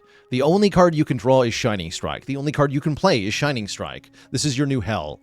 Every turn, you will draw 5 cards, which will be Shining Strike 5 times, and then you have no cards left. then you probably die. Or win, maybe, but probably die. So yeah, it's a bit of a non-bow with Hellraiser, which is very funny. If you have Unceasing Top, you can win. But if you don't have Unceasing Top, it's terrible. Wait, what if you have Pillage? What if you have Pillage? This plus Pillage plus Hellraiser equals infinite, I guess. But that's pretty niche. Just as a Regent card without interacting with any Ironclad cards, this card is solid. You know, 2 stars for 1 energy. Doesn't require an upgrade like Solar Strike does to get more stars, which is kind of cool. And you can upgrade it for more damage, which is more valuable because you're drawing it every turn. I think this is a high B tier card for me. I'm going to put it below Black Hole and Collision Course. But I think it is quite good. It's not quite good enough to get into A tier just because of that auto draw effect, meaning that you effectively lose card draw by playing it, which can be annoying. But it is a very nice early source of stars, as well as a nice damage engine. If you can give it the momentum enchantment, that's pretty cool. Yeah, that'd be cool. That'd be very cool. All right, next up is Spectrum Shift. This is a card I really slept on initially. I thought this card was kind of bad. It doesn't seem that good, right? 2 energy to generate 1 card per turn. And yet, somehow this card is actually really good. It's kind of cracked. It does want an upgrade to be 1 cost. It makes it much easier to play. But once this is in play, you're getting 1 colorless card per turn. And the main thing to... So that's kind of like 1 draw per turn. But the main thing to realize is that a colorless card is better than a regular card. They just are in this game. Colorless cards are designed to be more impactful than regular cards. And so Spectrum Shift, it's kind of like a source of scaling. The random colorless cards can be powers, but they can also just be good cards. And that allows you to get a lot done by putting this in play. I really like this for boss fights or any longer fights. And then that's without even talking about the interactions with card creation stuff. With Pillar of Creation, this turns into block every single turn. With Supermassive, this turns into damage scaling every single turn. If you have the Regalite Relic, which also gives you block when you generate a card, then this is even better. So Spectrum Shift, for me, is a very solid card. I often find myself wanting 2 or even 3 copies of this. Flooding your deck can be very useful against the Act 3 boss as well, regardless of whether you're playing on the main branch, which currently has Doormaker, who can exhaust your cards. Generating new cards in the Doormaker fight is very helpful, so this card is very good in Doormaker. The revamped version of that fight is called Aeon Glass. It gives you status cards, which are pretty nasty, but generating a lot of cards can also be very good in that fight because you are less likely to draw the created statuses. So there's always an Act 3 boss this is quite good against, I think. I think this goes with the A-tier powers, in my opinion. We'll put it above Pillar of Creation and Child of the Stars. I like this a lot. I don't think this is an S-tier card. It's a bit expensive, and it's the same problem a lot of powers have, which is it doesn't do anything until next turn. So you don't want a lot of these cards in your deck. But once you can get a bunch of these in play, oh boy, you're going to be strong. Does tiering change between Ascensions? I think so. I think a lot of the lower tier cards are more viable in lower Ascensions. Like all these Forge cards, I think, are a bit better. Things like Devastator are a bit better. Just in general, you can get away with more on the lower Ascensions. But the high tier cards are still going to be very good on the low Ascensions. If you can pick this up with a free upgrade, that's pretty good. Yeah, I'd be tempted to rank this low S if it comes in with a free upgrade. All right, next up is going to be Stardust, an X-cost star card, dealing damage to a random enemy per star that you have. I don't feel like Stardust is that good unless you can really get a lot of stars. So unless you have Shining Strike or Hidden Throne or an upgraded Hidden Cache, it's not that good. The value you get per star isn't very high. The main benefit being you can spend all of the stars at once, so you have to have something like 10 or more stars to really want this.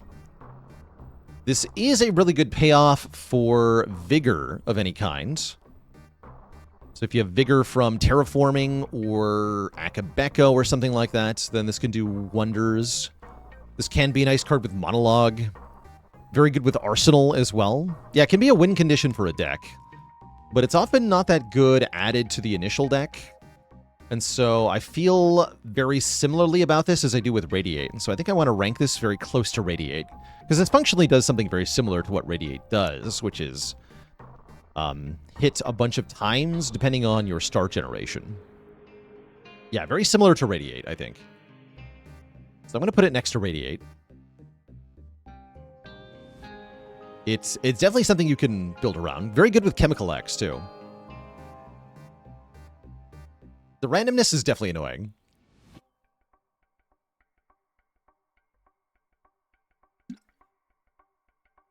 Summon Forth.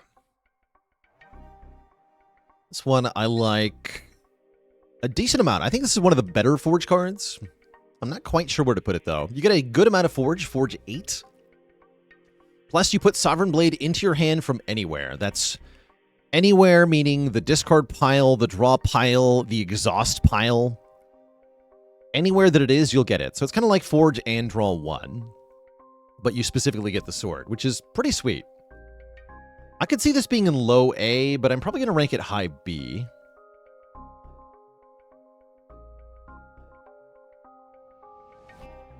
You can also use this to duplicate the sword. That's right. If your Sovereign Blade is exhausted, because the Forge effect happens first, you'll create a new sword and then put Sovereign Blade into your hand from the exhaust pile. So you'll end up with 2 separate swords.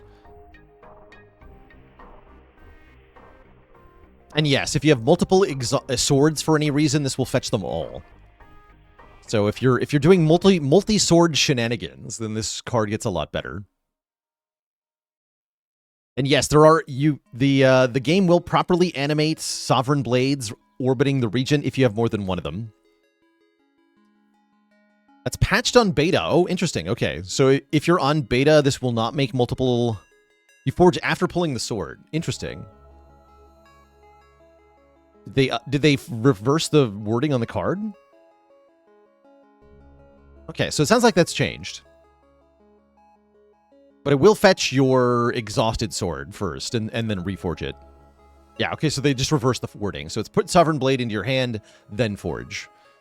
Yeah, that makes sense. Okay. That's definitely a bit of a nerf, too. Not that that comes up all that often. I think this is going high B. I like this more than I like Photon Cut, I think. I'm going to put it in... Yeah, I'm going to put it in high B tier. If you're forging every turn, that gets a lot better, right? If this is nice with Furnace. Next up, Supermassive. Low base damage, but deals more damage for each card you created. This card is named appropriately. The damage this card can deal can get very high, very fast. Kind of like Ashen Strike on Ironclad. It's actually pretty easy to generate a lot of cards. Forging and creating a Sovereign Blade counts as a card creation. Generating a colorless card is card creation. Generating a status is card creation. The low initial damage makes me not want to put this in a high, like a super high tier, but I think this is overall a very good card and definitely one you could build around. Yeah, it works well with minion cards too. I think maybe top of B or low A. Let's go low A. Definitely a way to break the game in the late game. Works with a ton of relics.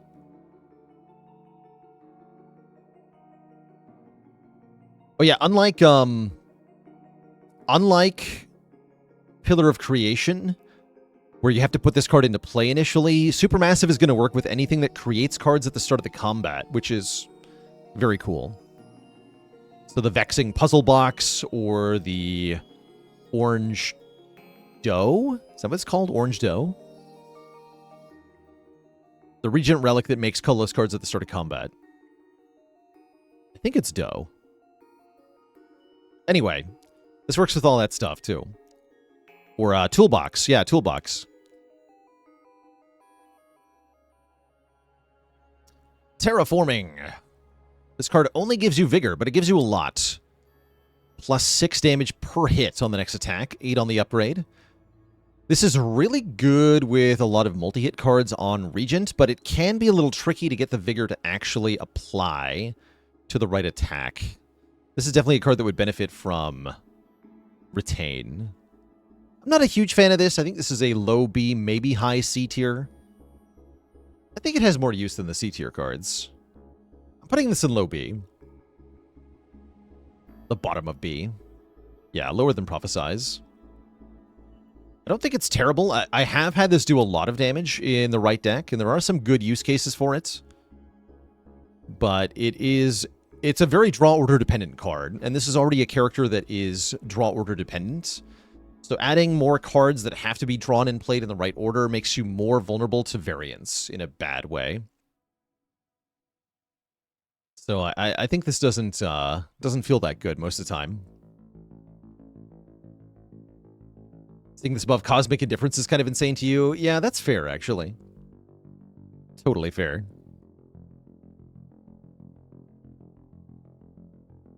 So, those are all the uncommon cards ranked. So far, only uncommons were in S tier here. Lots of A and B tier. In fact, we're almost perfectly even on A and B tier cards. A smaller smattering in C and D.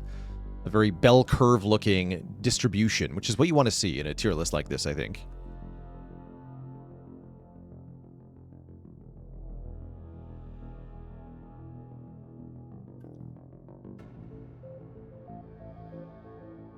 Yeah, how do we rank these freaking rare cards? Is a good question. The rare cards are definitely going to be all over the place. Let's start with Arsenal. When you create a card, gain a strength, with the upgrade making this innate so you can get it in play right away. This is one of the end game scaling options for Regent. This card is great. This is either top of A or low S for me, personally. I think with the innate upgrade, it might be low S. This is a big payoff for things like Spectrum Shift, all the other card creation we just yapped about. Makes this really good. Bonus points, because a lot of the colorless cards that you can create scale very well with Strength. Flash of Steel, Fisticuffs, stuff like that. And this can really just escalate your damage very quickly. Strength being a lot better than Vigor, because you don't have that concern about making sure the Vigor is used on the right attack. You can just do bonus damage with every attack. I'm going to put this at the bottom of S tier. I think this card is real strong. Second rare to rank is going to be Beat into Shape. This one is a weird one. This feels like a big win more card to me. You deal a small amount of damage. You forge 5, which is a small amount, but it forges more for every other time you've hit the enemy this turn. So for this card to be good, you want to hit the enemy a whole bunch of times, but don't kill them. Then you want to play Beat into Shape in the same turn, and then you want to kill them with a sword. But the problem here is, for me anyway, if you hit the enemy a whole bunch of times, why are they still alive? You screwed up. You should have killed them by hitting them a bunch of times in the first place. You don't need this card because they're already dead.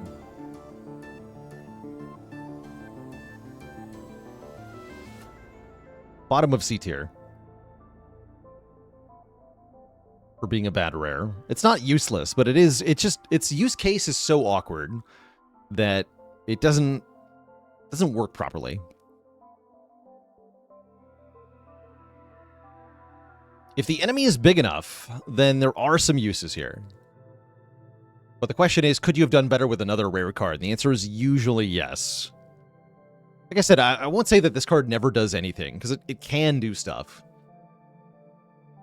But I think the problem is that it's easier to do the same thing with other cards. Yeah, another draw order dependent card. A lot better if you can retain all your cards, but then what isn't better if you can retain every card? That's all right. Big Bang.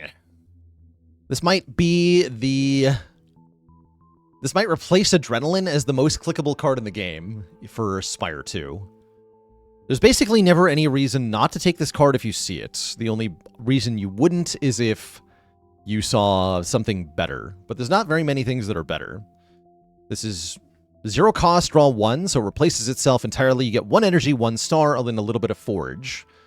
And you can make it guaranteed turn 1. This is a very good clone target or duplication target. A very good inclusion in basically any deck. I don't think it's game-breaking in and of itself, so I'm not going to rank it above Reflect and Bulwark, but it's definitely going in S tier for just being an extremely clickable card that you basically always want. Every deck wants a copy of Big Bang or 20. Great card. Yeah, hard to go wrong with Big Bang. Bombardment. This one's fun. A 3-cost attack that does below par damage, but says, at the start of your turn, if this is in the exhaust pile, then play it again. And that'll just keep happening every turn. So this is kind of like a power. Think of this as a 3-cost power that does 24 damage per turn with the upgrade. That's a lot of damage. The target is random, which is a bit of a downside, but overall, this is a really nice source of just constant damage. A nice way to get through bosses. And it has combos with a few specific things, most notably the music box from Baku, which creates an ethereal copy of Bombardment, which you can then allow it to exhaust at the end of your turn without playing it. And then you have a second Bombardment that goes off at the start of your next turn, which then creates a new Bombardment. So you basically get one more Bombardment every turn, which is crazy good. They did recently tweak Tyranny to exhaust, to activate before Bombardment checks. So if you exhaust this with Tyranny, then it immediately fires, which is pretty cool. This is also going in S tier. I think this is a very good card, whether you get it early or late. I'm going to put it below Particle Wall. Just an awesome card overall. Yeah, really good hit from a potion, too. Although it's not even the best potion hit on Regent, right? From attack potion, because you'd rather get 7 stars. This card is nuts. This card is crazy. Weird card. Next, alphabetically, though, is going to be Bundle of Joy. This did get... this originally started in the game as 2 costs. Got buffed down to 1 cost. You had 3 or 4 colorless cards in your hand. The effect is cool, but it's kind of hard to want this as your rare card.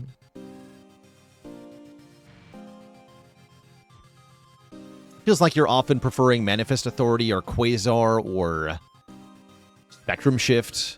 The biggest problem with Bundle of Joy is you have to spend energy to play it, and then the cards you create also cost energy. I don't think it's terrible, but I don't think it's great either, so that kind of defines a B tier card to me.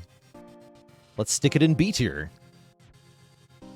It is kind of weird that the upgrade does not make upgraded cards.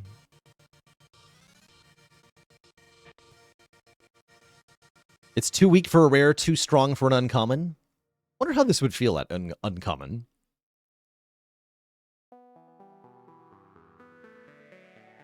Well, let's put it just above the Forge cards. Or maybe like here. I'll put it between Celestial Might and Refined Blade.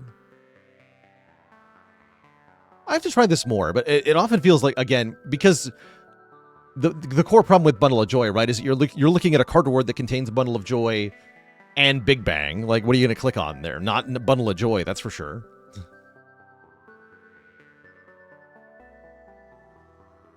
It's nice with Pillar Creation, though, or with Arsenal.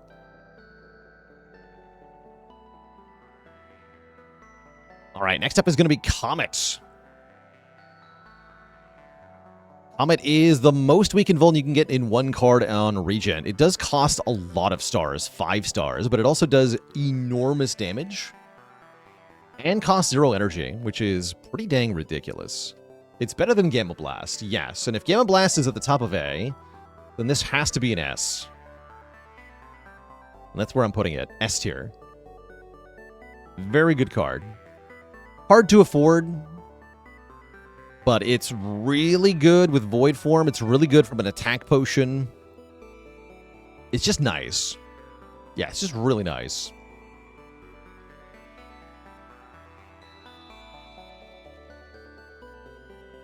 Yeah, the music we're listening to is from FTL. That's right. Crash Landing. Crash Landing does big area damage, really big area damage. I slept on this card for a while. I was like, it's not that much damage, but for 1 cost, this is huge damage. This is comparable to like Immolate from Spire 1 or Hyper Beam, except it's half the price. It does have a downside. Fill your hand with debris. So make debris until you are at 10 cards. With debris being a crappy status card, but those debris are created cards. So you can activate Arsenal or Pillar of Creation or Supermassive per card you create with this. This is a frankly ridiculously good early game card for just killing everything in a fight. And if you have synergies for card creation, it gets even better. So I like this a lot. I think it's either top of A or somewhere in S. I like it as the top-ranked A-tier card at the moment. I think it's real good. Yeah, AoE hallway fights are solved if you've got Crash Landing.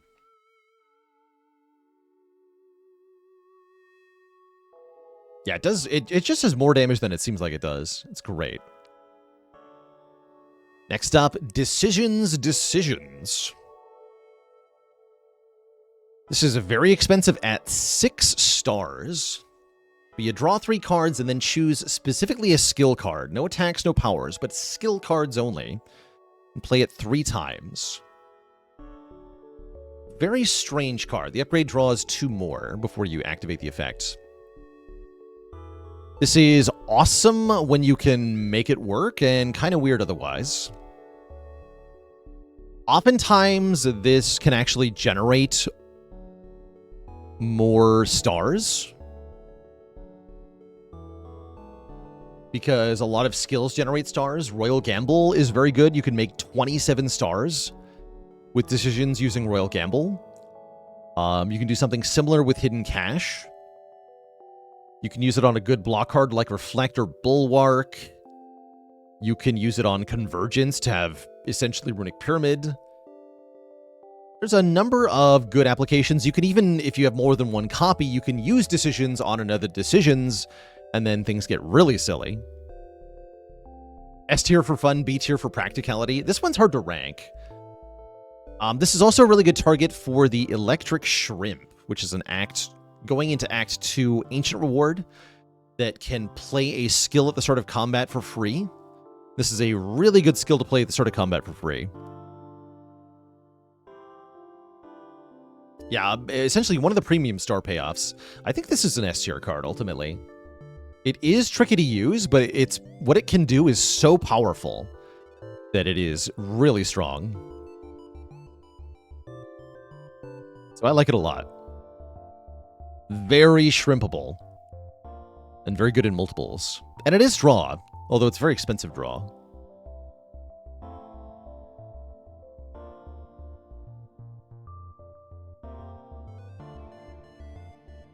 Alright, let's talk Dying Star. This one's a bit weird.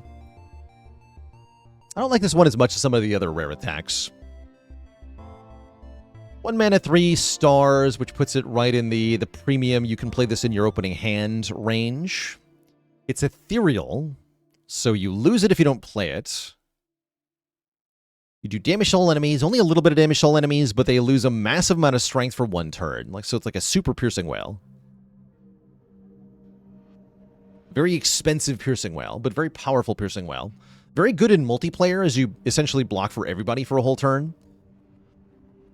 But a card like this really wants to be able to be retained, and because it's ethereal, you can't retain it, which makes it kind of awkward.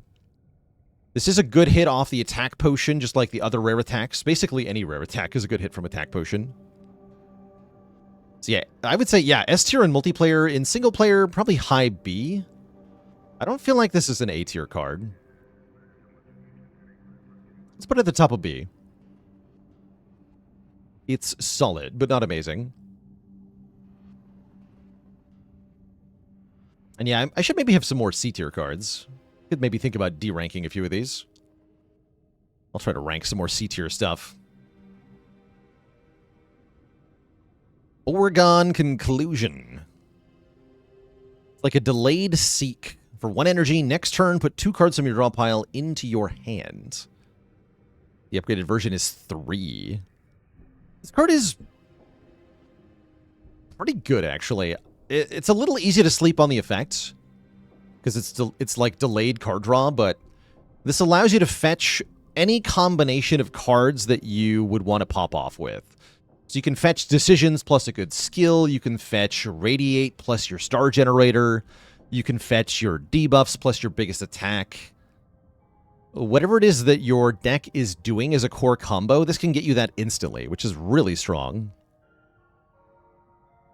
The delayed effect, it makes it clunky, though. So it's kind of hard to use. Can't decide if this is an A or B tier card.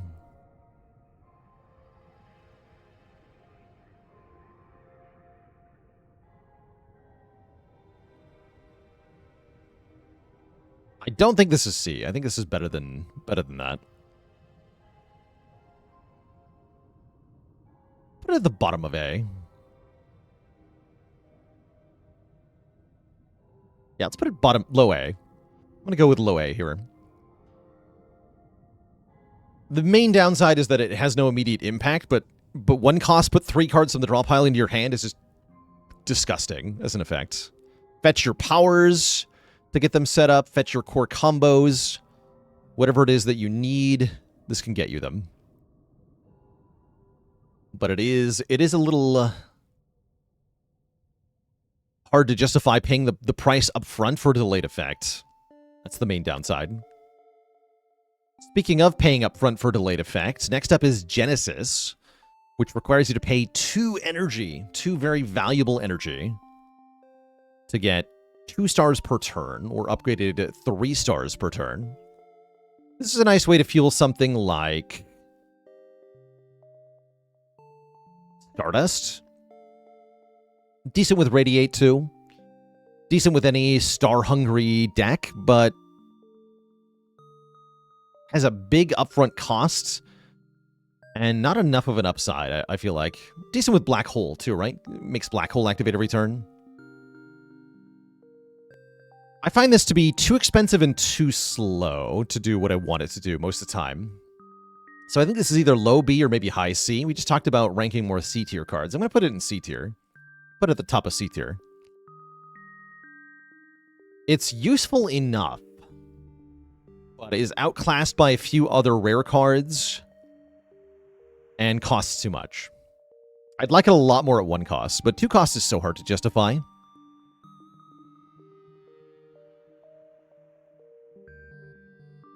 Guards lets you transform any number of cards in your hand into minion sacrifice, which are 0 cost, block 9, and exhaust cards. At least I think they used to be block 9. They might be block 8 now. I think they got nerfed slightly. This card is stupid. This is generate many cards at once. This is also block for a ton. This is also exhaust a lot of cards from your hand. So it's like charge, and Begone had a baby, and the baby had superpowers. Great card. Very good card. Awesome synergy with Crash Landing, too, which is cool. Even better with the advent of the Aeon Glass boss. That's right, because being able to transform those statuses gets even better. Yeah, what if Eidolon was good? That's what Guards is. Although Guards can only be used 1 time. That's the main downside.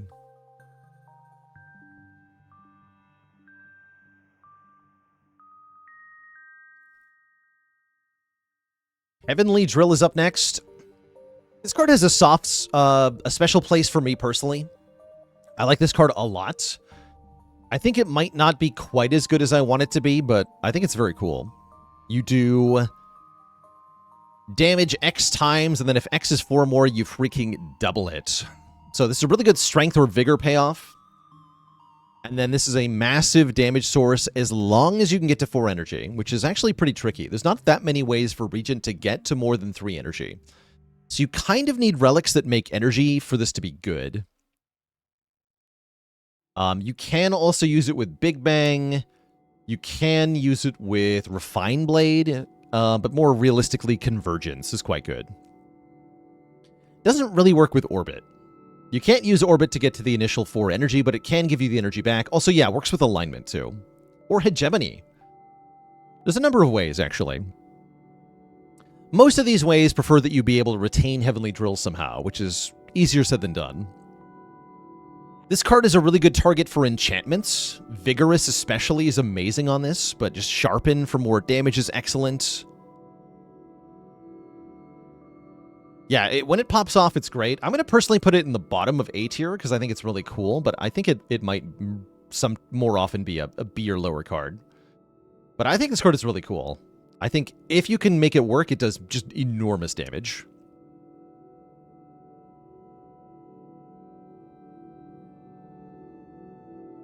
Heirloom Hammer. This is a card I have not gotten very much use out of. I'm open to believing that I am undervaluing this card. Yeah, I'm open to believing that.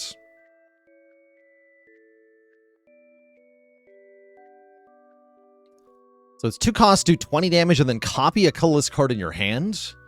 Very notably, the Sovereign Blade is a colorless card, so you can copy that. You can also copy ancient cards, like Apparition. That said, paying 2 cost for 1 copy is a little bit of a tall order. And attaching the effect to crappy damage output is also kind of undesirable.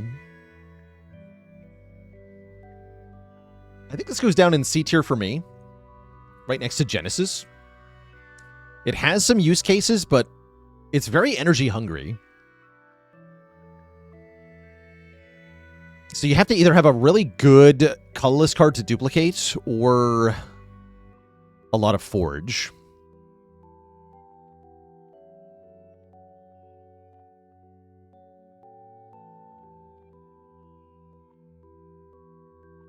I guess the damage it does is very comparable to Astral Might or whatever, right? Celestial Might. Yeah, it does very comparable damage to Celestial Might in 1 hit for the same price. So it's actually not that bad damage-wise. I could see this being good with parry. True. Very true. But yeah, if this was a block card, 2 cost block, copy a colorless card, I'd like it a lot more. I'd like it a lot more. Oh well. I Am Invincible is up next. You get block. Quite a bit of block for 1 energy. 1 block, 1 energy, 10 block is very solid. And then at the end of your turn, if this is on the top of your draw pile, play it for free. That can happen randomly, but you can also put it on top with Cosmic Indifference, or Photon Cut, or Glimmer. Kind of awkward, though. There's not that many ways to activate the effect on purpose. But even if it's just a 1 cost 10 block, it's pretty good. Makes you whelmed. I think this one's going in top of B. It's good, but not amazing. I could even put this in low A. This would be an extremely funny clone target. I think only 1 copy can go off, right? If your top 2 cards are 2 copies of I Am Invincible, they don't both activate, right? I don't think so. That said, I've never actually tried that, so I don't know for sure.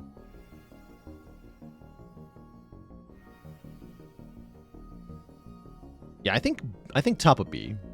Put it just below Dying Star.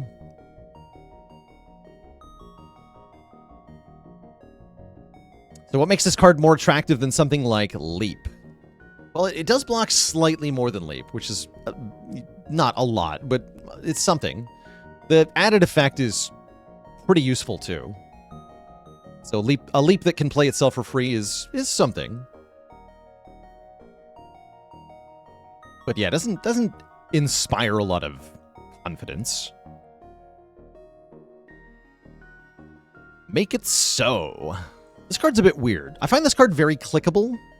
This is a card that wants to be in a lot of decks, but it doesn't necessarily add that much to the deck. Make It So is a 0 cost, deal 6 damage. Every time you play 3 skills in 1 turn, return this to your hand from anywhere. From the exhaust pile, from the draw pile. No matter where it is, it comes back. So you can have a 50-card deck with one copy of this. You play 3 skills in one turn, and it just jumps into your hand. That part's kind of cool. The best use case I find for this is to give you more activations on Pale Blue Dot, so that you can draw your bonus cards per turn. It's also good with things like Shuriken or Kunai.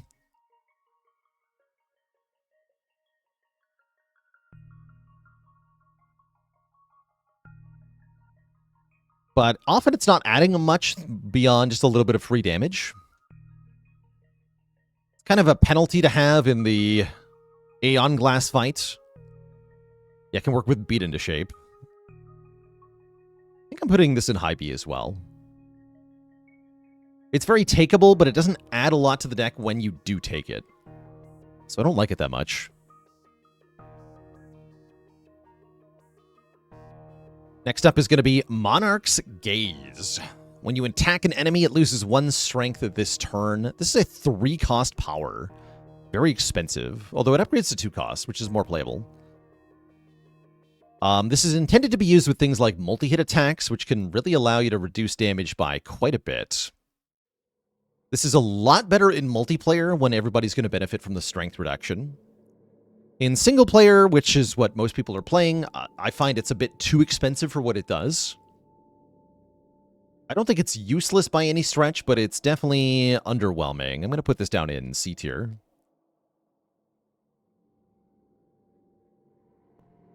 Chat member says, I tested out of curiosity. I Am Invincible does actually play all top-decked copies. So it is a good clone target. That's what you're telling me. That's kind of cool, actually.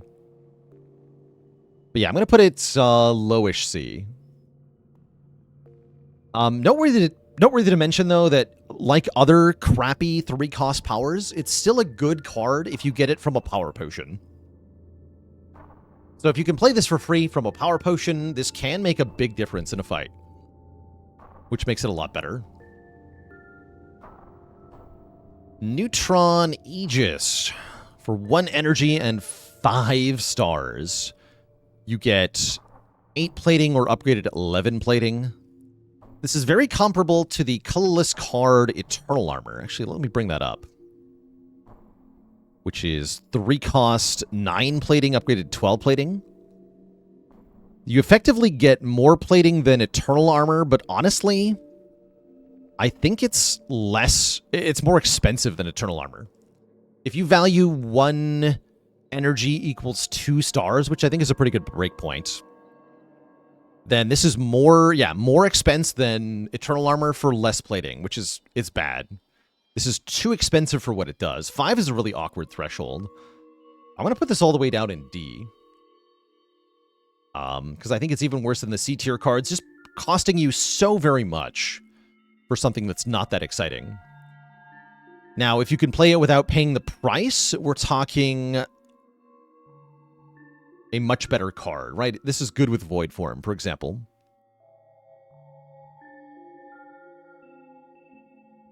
You think this is C? The way I look at it, Neutron Aegis is more expensive than Monarch's Gaze and provides less mitigation and damage. That's how I see these 2 cards. Yeah, this is more expensive than Monarch's Gaze. 5 is just so many stars. Crazy. It does get a lot better if you can dupe it somehow. Duplication Potion makes this pretty good. Glam Enchantment would make that pretty good.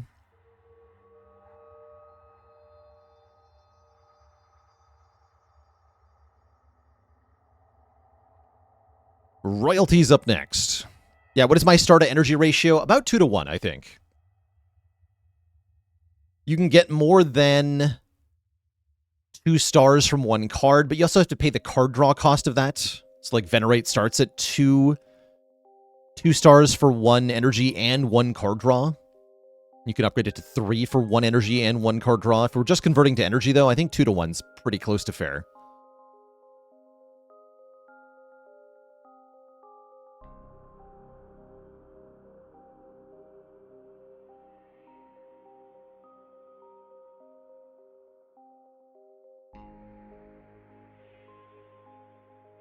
The other way I look at these 2 powers, again, by the way, If you draw Monarch's Gaze in the opening hand, you can play it.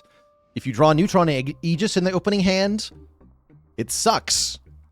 Yeah, D tier. D tier. Next up, royalties. At end of combat, gain 30 bucks. Money's good. You can buy relics with money. You can buy card removes with money. You can buy a lot of things with money. Just getting 30 gold per combat, very useful. This gets a lot better if you can somehow make more copies of royalties. There's a couple ways to do it. So you can actually break the game with this card, if you can duplicate it. But even on its own, it's just pretty dang good. I don't think this is an S tier card. By definition, this doesn't have any impact in the fight that you're currently in. So you have to be already winning to want this deck, want this card. Kind of how I felt about Wish on Watcher in the first game.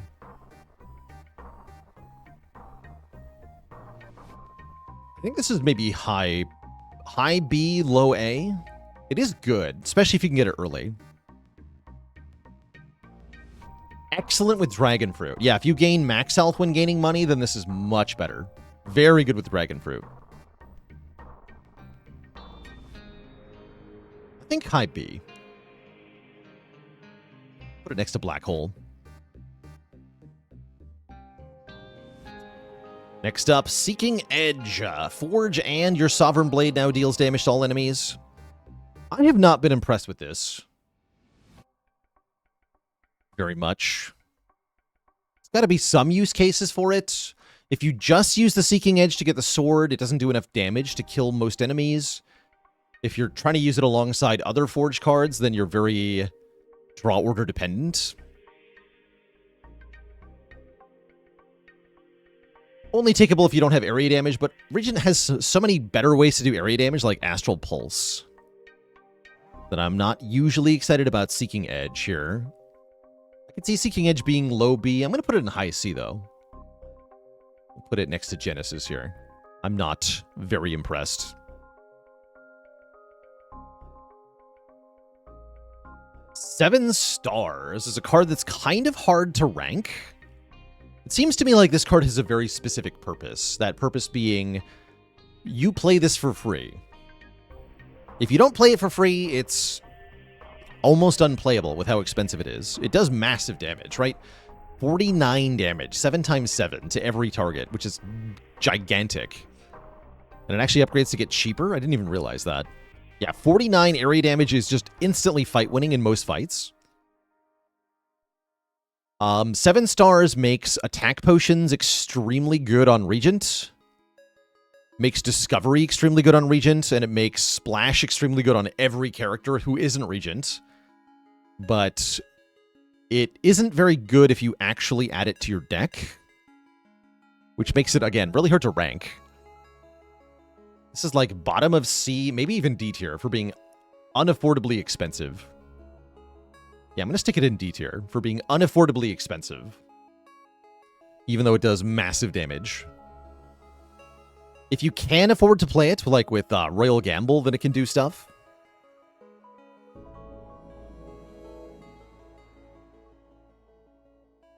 But it's mostly meant to be a card you get for free.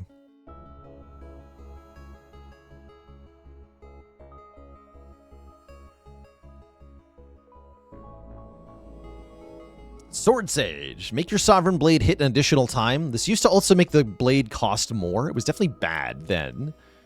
Now it's like double damage on your blade and also makes parry block twice. It's better. Doesn't itself forge, so it's another card that explicitly requires other specific cards to do stuff. I think it's good, but not great. I'm going to put it in B tier. Admittedly, I don't actually have a lot of experience with this card at this time. I've clicked on this maybe one time. I don't often end up finding this card when I have a Forge build. It is better than Seeking Edge. Yeah, I agree with that.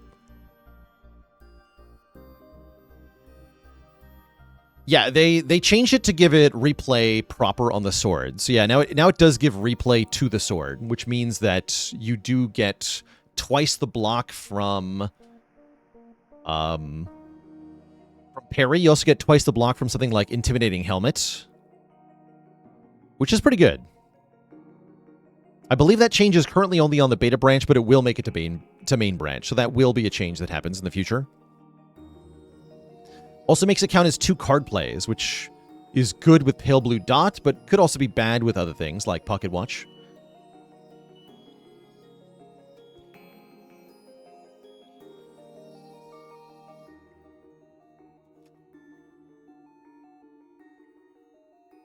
Yeah, the problem with Seeking Edge, I think, is that it's a little too slow.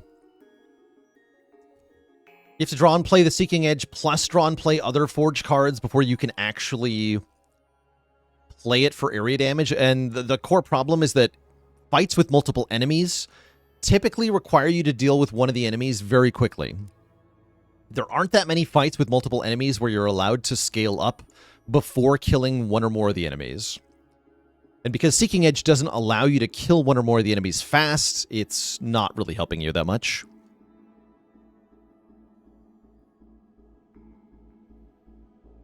But I'm also open to being wrong. Again, with some of these early access tier lists, I think when the game fully comes out, it'll be kind of fun to look back on these and be like, oh man, I was a complete noob, and I had no idea what cards were actually good. So it'll be fun to look back on this and see how accurate or wildly off base I was with these rankings.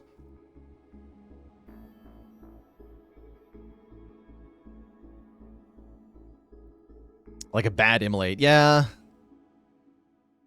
Yeah, because if you play Seeking Edge, then just play the sword immediately, you're spending 3 energy to deal 17 area damage. That's not good. That's not good.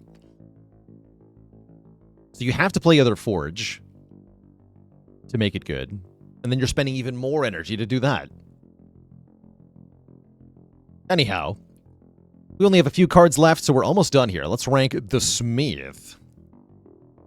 For 1 energy and 4 stars, Forge 30, upgrade to Forge 40. It turns out that is a huge number. And if you make a gigantic sword, it is a very nice way to win boss fights. I like this a lot. It's quite expensive, which keeps it out of S tier, but this is solidly an A tier for me. One of the best Forge cards. I'm going to rank it above Kingly Kick. Yeah, great card. But yeah, very, very expensive. It's nice with the Shrimp, because it's a skill. Actually, being a skill is very important for this card, because you can play it for free with the Imbue enchantment, or you can target it with Decisions to forge 90, and then instantly win the fight, which is really nice. So yeah, very good with Decisions. Much better than Devastate. Yeah, much better than Devastate.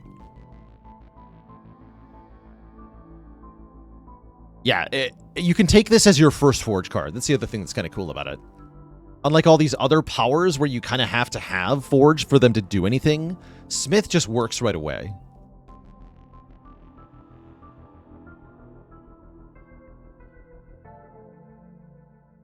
Smith does not exhaust, so you can play it more than once, which is also very good. Keep scaling. So it's a really good boss answer for that reason. All right, just 2 rares left, and I can already tell you what tier these 2 are going to be in. First up, Tyranny. Start of your turn, draw a card, and then exhaust a card. So it's kind of like Tools of the Trade on Silent, except you're exhausting instead of drawing. This allows you to thin the deck while also drawing through it faster, which is kind of a wombo combo. Tyranny can be used to deal with any manner of nasty curse. This is even one of the very few ways there are to deal with the Enthralled Curse from Vaku, which normally requires you to play it. You can also get rid of normalities, delete any stinky statuses, deal with Aeon Glass. For me, the main use of Tyranny is allowing your deck to stay the same size even as you're generating colorless cards. So over time, your deck becomes populated with cool colorless cards, and you get rid of a bunch of junk. The fact that it upgrades to innate, so you can guaranteed get it in play early, is even better. So this is definitely going in S tier for me. I'll rank it next to Arsenal.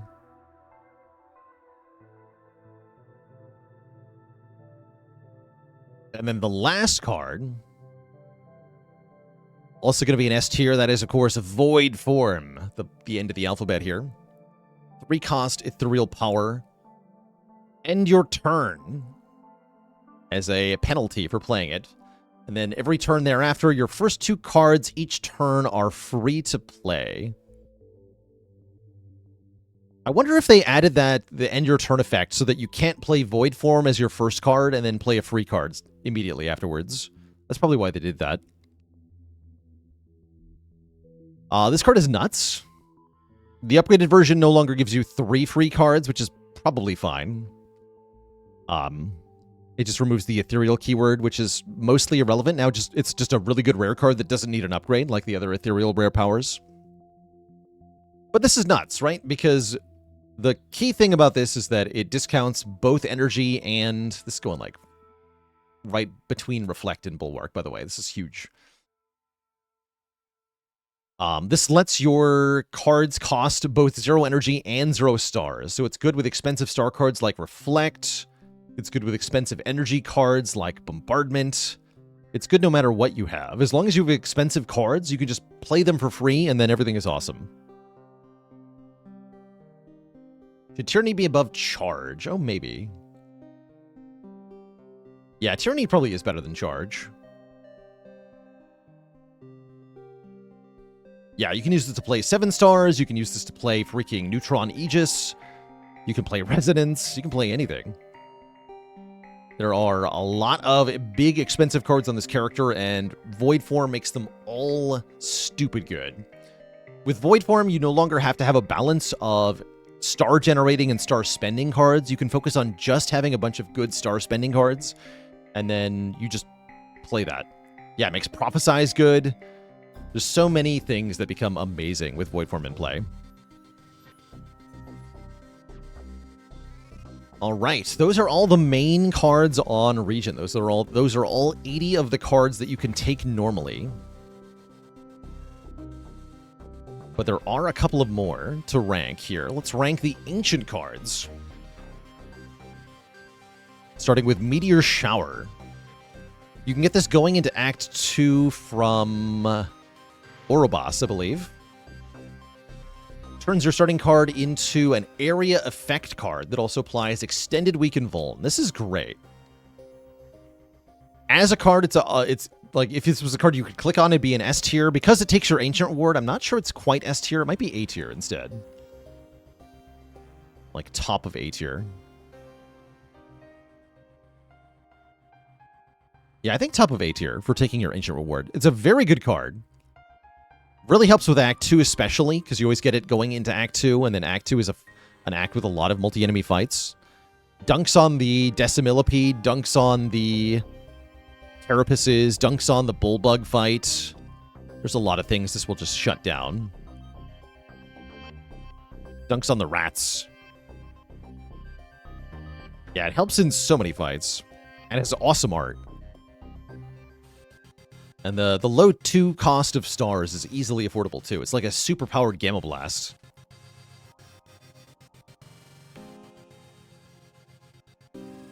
The other ancient card for this character is the Sealed Throne.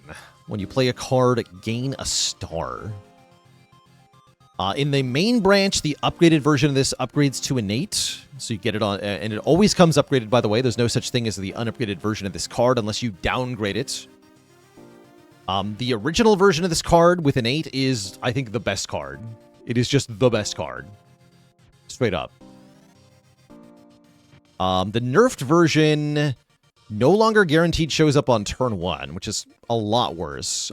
I think it costs 1 less. Is that what it does, chat? I think it costs 1 less on the upgrade for the beta version. I'm not 100% sure that is going to make it to main branch or not. Although I think a nerf on this card is justified. Again, the innate version of this card is bonkers, and that's what we're going to rank it at for now. I'll upgrade the ranking if this if the loss of innate propagates to main branch. We'll re-rank it. It probably just goes lower in S tier, honestly. I don't think the nerf is even enough to knock it out of the S tier. This card is crazy. Crazy good. You get essentially unlimited stars, which allows you to do many of the same things that Void Form would do. You can play Particle Wall like crazy. You can easily put Decisions in play. You can play Comet. You can play 7 stars. You can play anything you want with star costs. No problem. And you don't have to worry about other star-generating cards. You just need this and some cards that don't cost stars. That's all you need. If you duplicate it with either a true card duplication or with a duplication potion, you can effectively make Particle Wall free, and then you have an infinite combo with Particle Wall. That's also pretty nuts. So yeah, this card is really good. It's also insane with Black Hole, because then every time you play a card, you will deal damage to all enemies. If the card you played costs stars, then you will hit everything twice, because you'll do it both for generating and for spending the stars. So it's very good with Black Hole as well. Alright, and now as a little bonus, we'll rank the multiplayer-only cards that Regent has. Large S and Hammer Time. Large S is a 0-cost uncommon that says another player adds a random colorless card to their hand. Kind of weird, right? You're choosing another character to receive the colorless card. Large what? Look, there's a reason the throne is so big. Let's just say that. S for just for the art. I don't think it's that good. Right, like, the other character you're giving the colorless card to doesn't have all of these card creation synergies that make card creation good on Regent. You might be able to give them something useful, but probably not. I haven't played this much. Chat's saying it's unironically good. It is 0 cost, right? The fact that it's 0 cost is quite nice. It also doesn't exhaust. Okay, let's put this in low A. Yeah, multiplayer cards are usually good. There are a few bad ones. Let's put it in low A. Put it at the very bottom of A. For being a multiplayer card. We'll just kind of separate it. And then there's Hammer Time. Whenever you forge, all allies forge. This one's weird. I have no idea how to rank this one. Feels like a B rank. This is another power that's only good if you already have a bunch of forge. It is really cool. I think the main thing to appreciate here is that each character will get their own orbiting Sovereign Blade, which looks really cool. They'll have 4 players that each have a glowing blue sword. And that alone is worth doing. But will they actually use the sword? That's up to them. I'm going to put it next to Sword Sage, I guess. Because it's kind of like Sword Sage, except the additional sword goes to your friends. And with that, that is all of the Regent cards ranked here. I'm going to shrink down our tier list so we can see kind of as much as possible at the same time. Here, I'll shrink my face down too, so you can see a combined ranking here. Here we go. Here's all the cards shown at the same time for your thumbnail pleasure.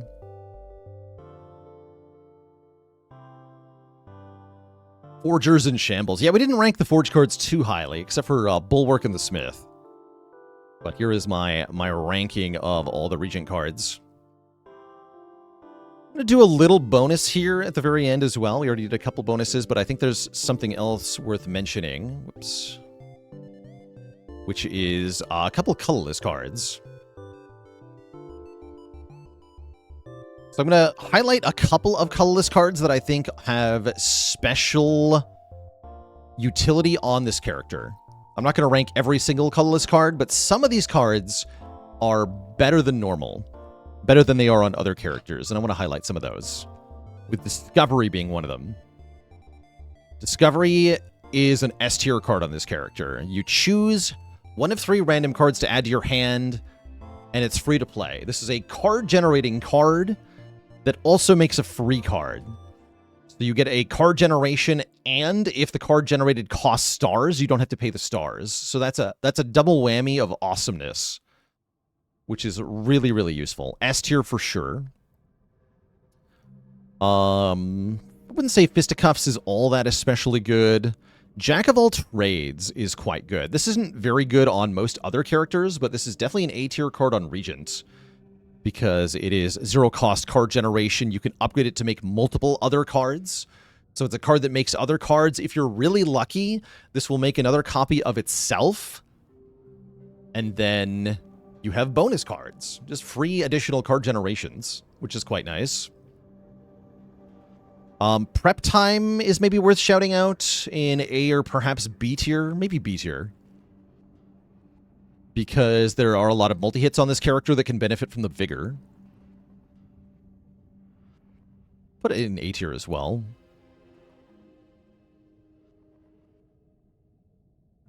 Shockwave is nice on everybody. Splash is another card-generating card. This one's a bit weird, though, because you can't generate Regent attacks, which is what you would want. So I think it's actually worse than Discovery on this character. It might still be S tier, actually. It's a really good card.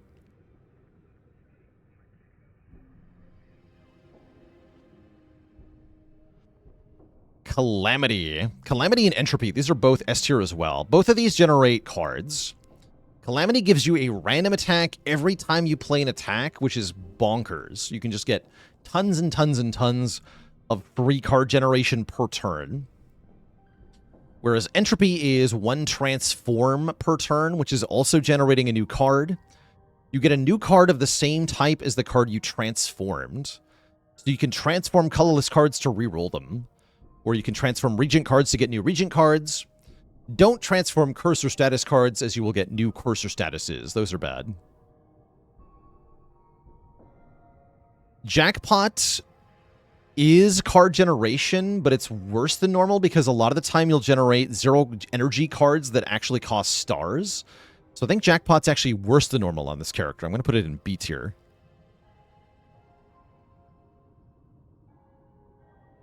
And those are the main ones I think that are relevant on Regent. Most of the others are about as good on Regent as they are on anybody.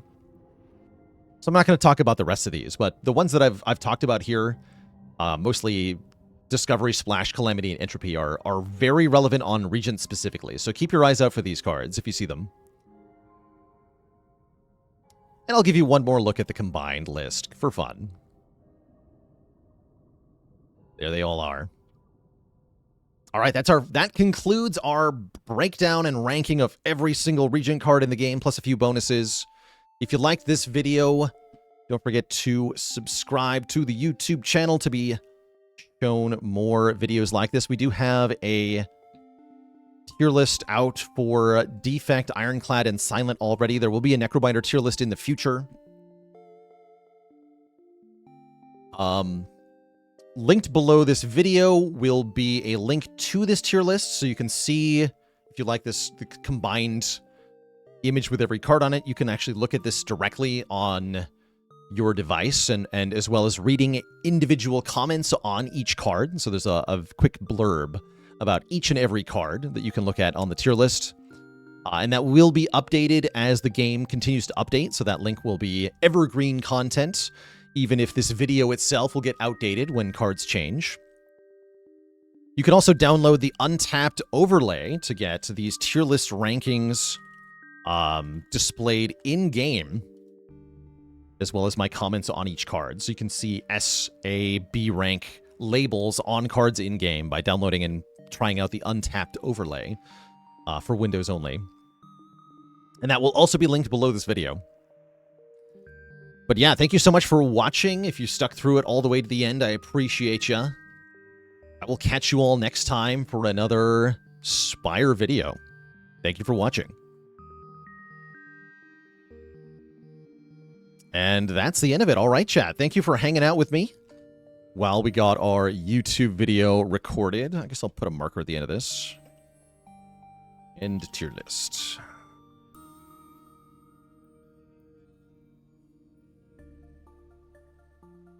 Does B tier mean bad to me? I would say B tier means situational or outclassed by other options. That's how I feel about a lot of the cards in B tier. They're perfectly usable. Every card in B tier is fine, but they either have other cards that do the same thing but better, or they require you to have specific other things for them to be good.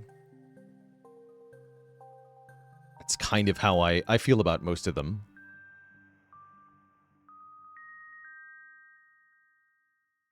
My favorite bad card on this character?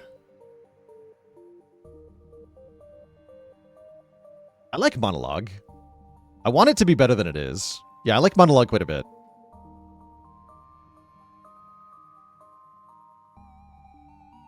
Seven Stars is another a slapper of a bad card. This is a card I've never paid full price for this, I don't think. But I've played it a lot from attack potions.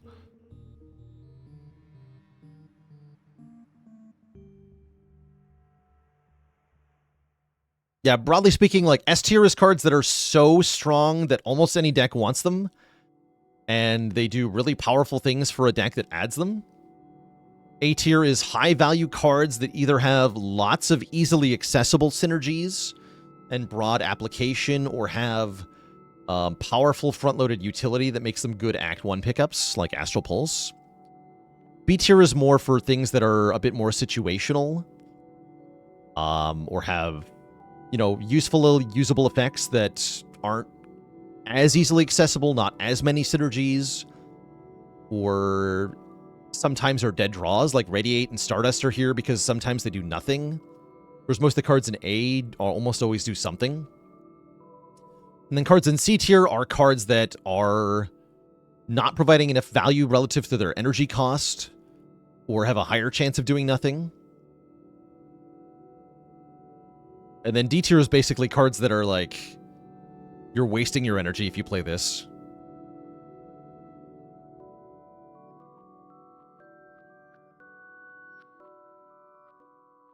So worth picking up D tier cards if that's all you're offered in Act 1 to fight elites with. It can be, yeah. Like, you can pick up a Crescent Spear and try to make it work. I wouldn't want multiple copies of it, but it can get you through some early fights. Same with Devastate. You can definitely pick up Devastate early as your damage option and try to make it work. But with Devastate, you're going to be vulnerable to the draw order conundrum. That's another reason for C tier. Cards that might not work if you just draw your cards in the wrong order, like Monologue. If you don't draw this with attacks, it doesn't do anything. If you don't draw this when you can afford it, it doesn't do anything. If you don't draw this with attacks, it doesn't do anything. Stuff like that. The more conditions you have to satisfy to get your cards to do enough stuff, the more vulnerable you are to a draw order screwing that up for you. Crescent Spear should refund the star. I like that. Yeah, I like that a lot. Why did I rate Cosmic Indifference so low? It's a combination of not providing very much block. It is the lowest block card Regent has, other than Defend. And the putting a card on top is only useful sometimes. Sometimes it's a liability. So because it's not optional and you have to put a card on top, you might be penalized by one draw. And then you combine that with subpar block, and it's like kind of underwhelming. It's definitely a usable card.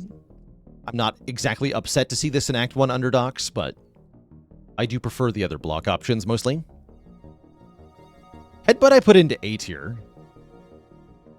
But there are some reasons for that. Headbutt I find more useful. Ironclad doesn't have as many ways to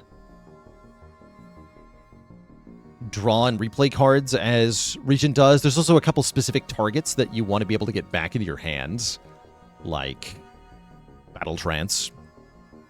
Connor Cook with a Prime sub. Welcome to the Cozy Sub Club. Ironclad can also improve the output of Headbutt with Vuln and Strength, whereas Regent really can't make Cosmic Indifference block for more. Headbutt also has synergy with stuff like Havoc, yeah. Although Cosmic Indifference has synergies with the Kingly cards.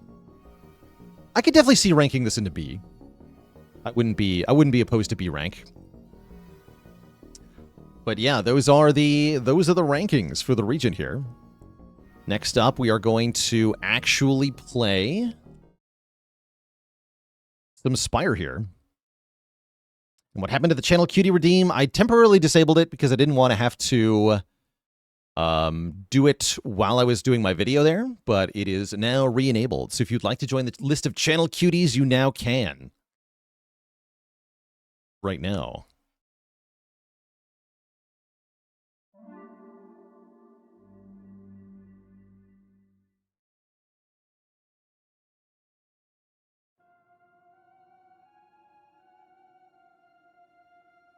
Before we jump into any proper runs, though, I have been talking for about 2 hours straight, and I need water desperately. I also have to pee desperately. So I'll be back in a bit. And then it's going to be Silent up first on Ascension 10, followed by the Regent.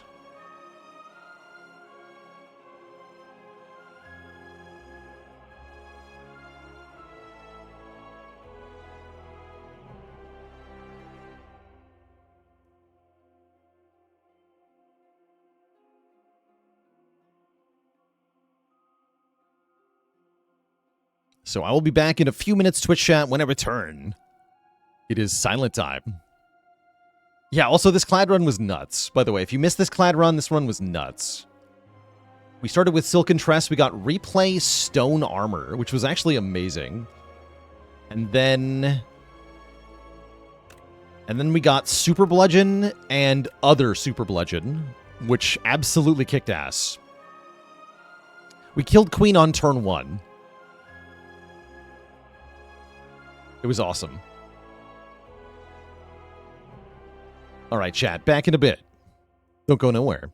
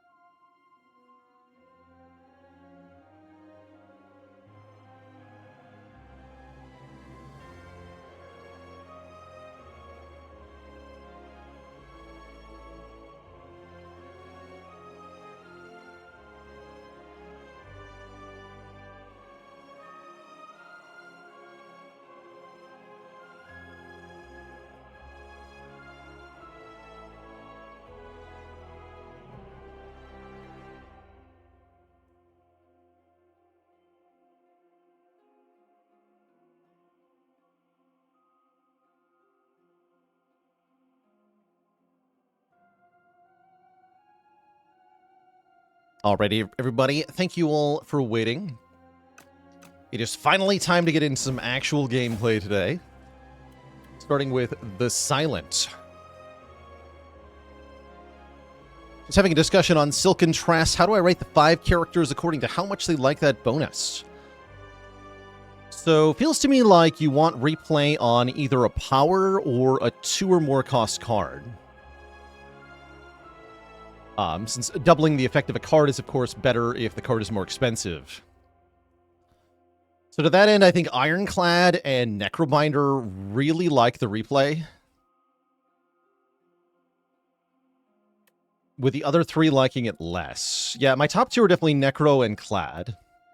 Not sure about the other 3, though. Canton Pants, thanks for the Prime sub. Defect has some pretty good options. Replay on Refract is especially good. Replay on Glacier is pretty good. Replay on Stargen on Regent's pretty good too. Does Replay Void Form work? It does. Yeah, it does. Ooh. Colorless card start for the Silent? I kind of like it. I see we're fighting Vantum. Is it possible to get a rare card on floor 1 with replay? I feel like it is. I'm not 100% on that, but I'm pretty sure I've seen a rare card on floor 1. Din Goose with the Prime sub in 10 months of support.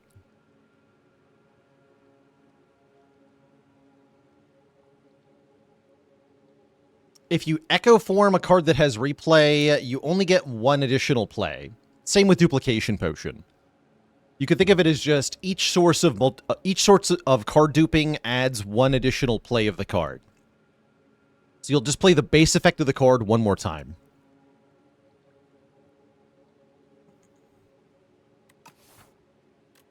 We're going to go with a colorless card start. I could transform here. Large Capsule's not that bad on Silent either.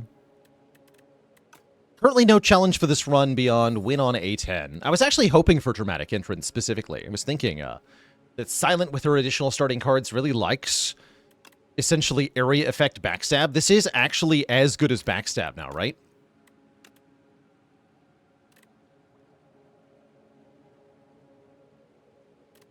Yeah, it's the same damage. That wasn't the case in the first game.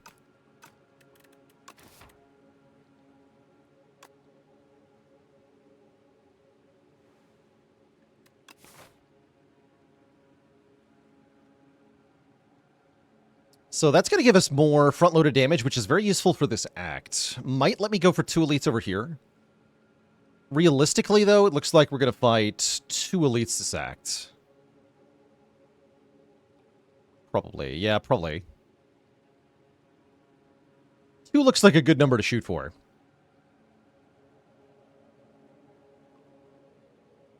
Two combats into 3 events seems kind of iffy, right? Let's go this way. Shoot for 2 elites and 4 rest sites plus a shop. We'll have enough money at the shop to buy a relic.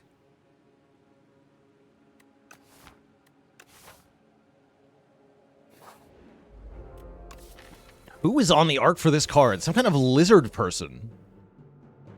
I have no idea who that is.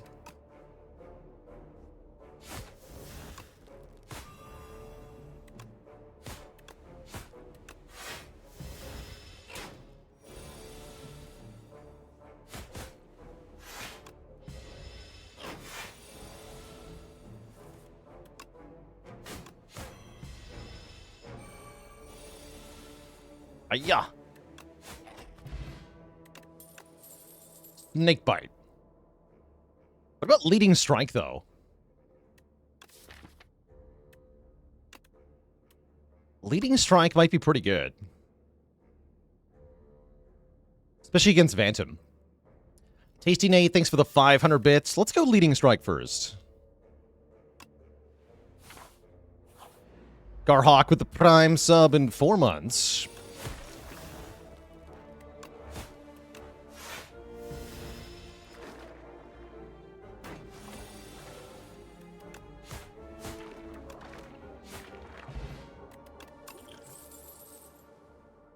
I think we'll find with the dramatic entrance that a lot of these early fights are essentially free. Do we try an early up my sleeve?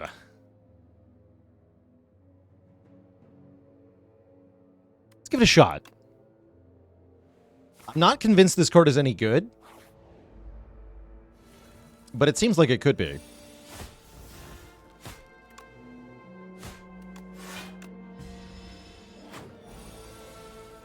Okay, it's good here.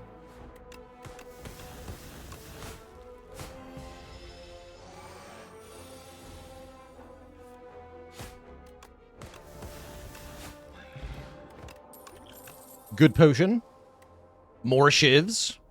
Or hand trick or predator.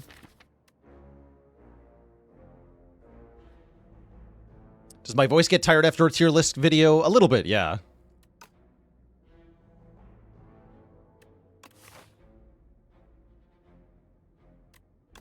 It's actually a pretty good hand trick, right? Let's give hand trick a try here. I'm thinking about Cloak and Dagger, but I do want to try the hand trick. You're looking for raw damage, you can go with Predator there.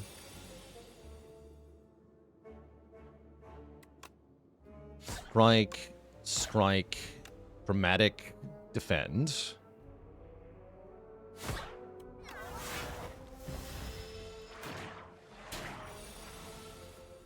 Oh my.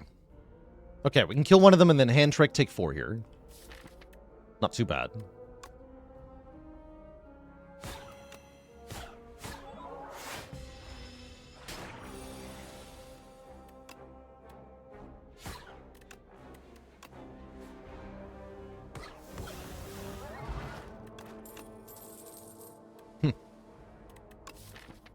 And another leading strike, huh? We could also take it untouchable, giving us more reason to discard stuff. Or another Predator option. Let's actually take that Predator. It's cool that Predator's common now. We get 1 Transformer, 1 upgrade. We're going to get a lot of upgrades to sacked. I think a Transform is more valuable here. We can get rid of one of our strikes since we have so much added offense anyway. So yeah, let's transform a strike. No, wait. This one. Into Envenom. Okay, I was hoping it would be a power that goes with shivs. That's not the one I had in mind, but that'll do.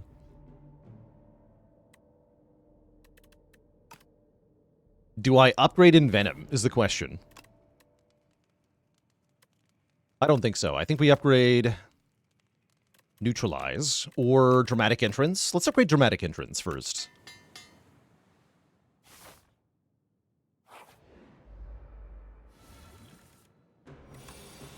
I guess I get to play Envenom. Neutralize upgrade would have been pretty good here. Just saying.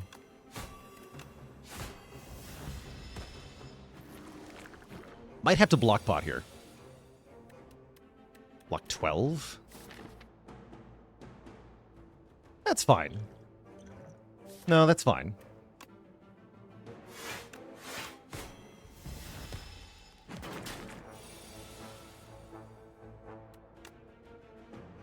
Then here I'm going to go Predator plus Leading Strike.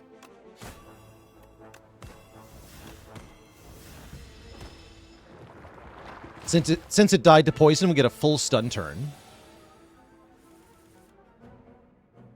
Or we can replay the Predator.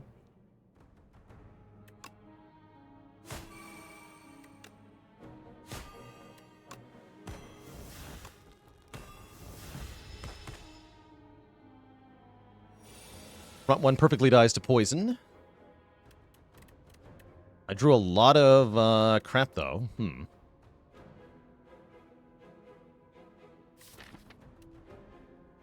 Could be block potion time.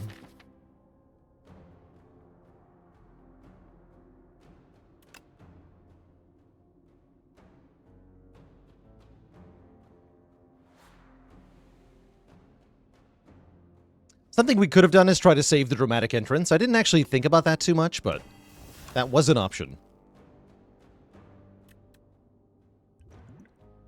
17. So I actually don't need to kill this one right now. But if I do kill it, I can play a strike. Okay, we'll do that.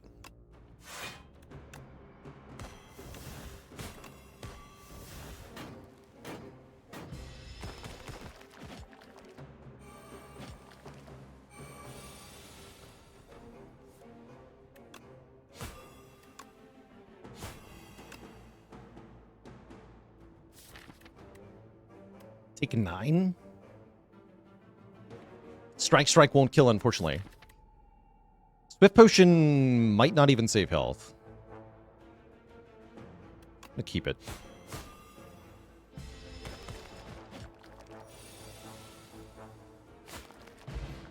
Okay. We like the Whetstone, which will upgrade 2 attacks at random. We like both Cloak and Dagger and Strangle.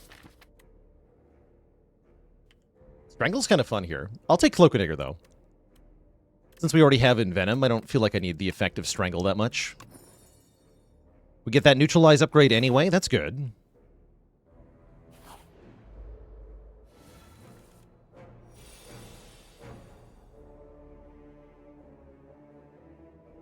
Don't think I play Envenom here.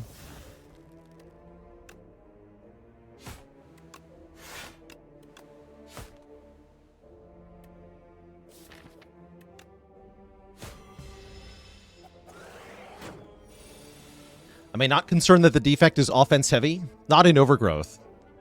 Yeah, Overgrowth Act 1, you really want to go heavy on the offense.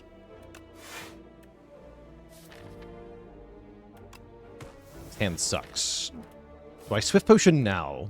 I think I might have to. Yeah, I think I have to. This draw is terrible otherwise. Way too bad.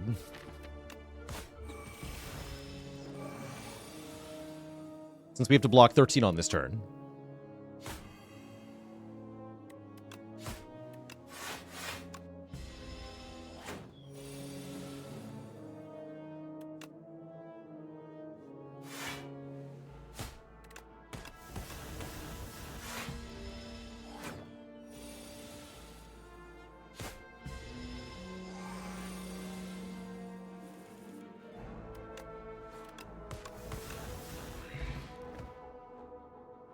Okay, we at least get a replacement potion.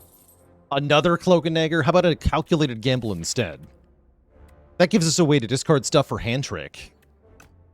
Yes. And more money. Plus a Kusori Gamma. Okay, when we play 3 attacks in one turn, deal 6 damage to a random enemy. That just made the whole Shiv thing way better.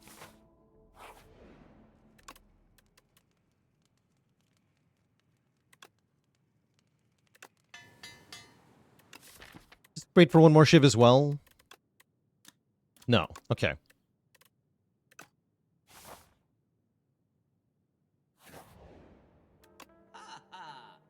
But we got Abacus, we got Footwork, we have Fasten. These are all amazing.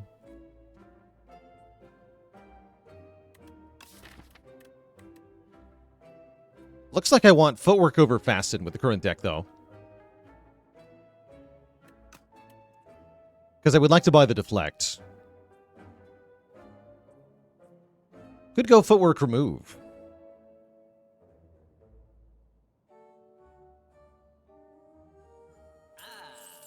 I want Deflect, though. I'm 5 gold short of both. Sad. That means I can buy a potion. Maybe that's what I want.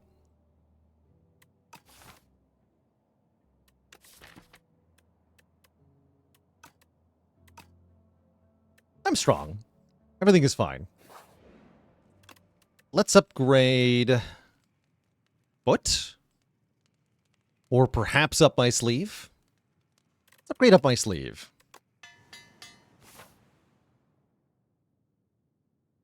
And then event, then elite, or elite, then event. Let's do the event first. I'm not going to lose 18 health. Go with the others. Yay.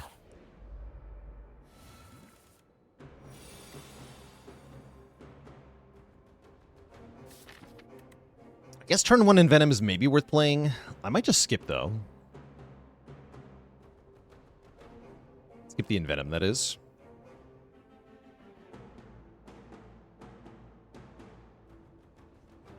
Yeah, let's go Dramatic, Leading Strike, Shiv, Gamble.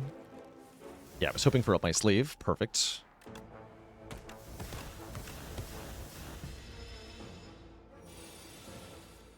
Perfect.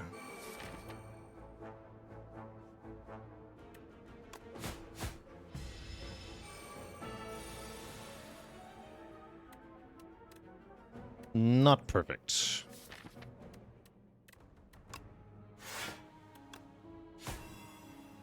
Looks like it might be time for the Heart of Iron. Although realistically I do kill next turn, I'd rather have this in Phantom. Yeah, I'd rather have this in Phantom. Okay. We'll just take 9. Bruh.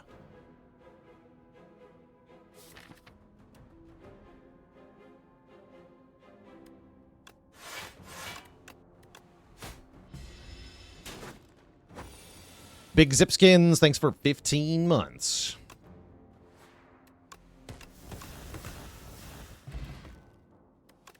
The mighty Juzu bracelet. Wow, the Shiv cards just keep coming. I don't think I want another Cloak and Dagger. Maybe I do. Actually, no, I in fact do. Thanks to Footwork.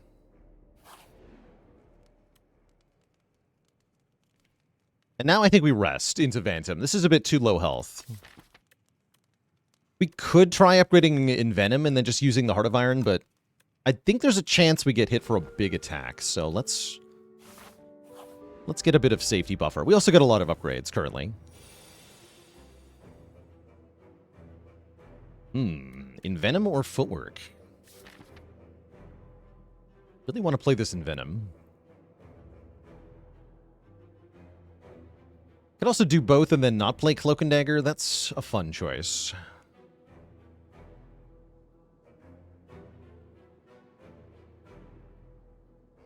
I'm going to skip Footwork here. I could use the Heart of Iron with both. That's true. Nah, I'm going to skip Footwork here.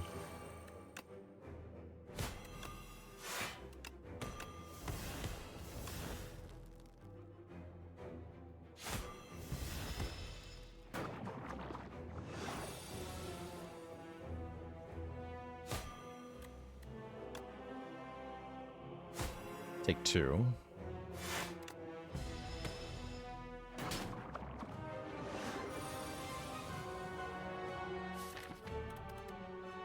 So about that blocking. That's more like it. Okay, we'll employ the Heart of Iron here. Let's go deflect, defend, and up my sleeve.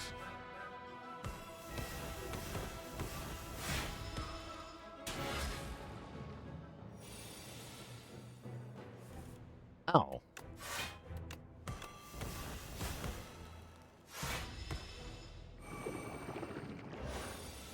Okay, we're definitely at risk of dying to the next big attack, so we'd like to make sure we win before then.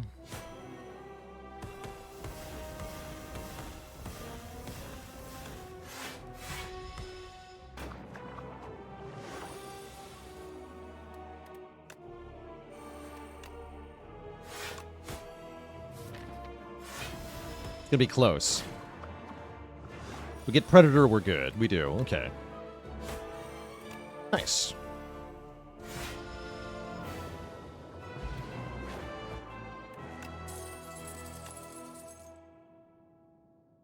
Shivs. Are you a fan of knives, Chad? I'm a fan of knives.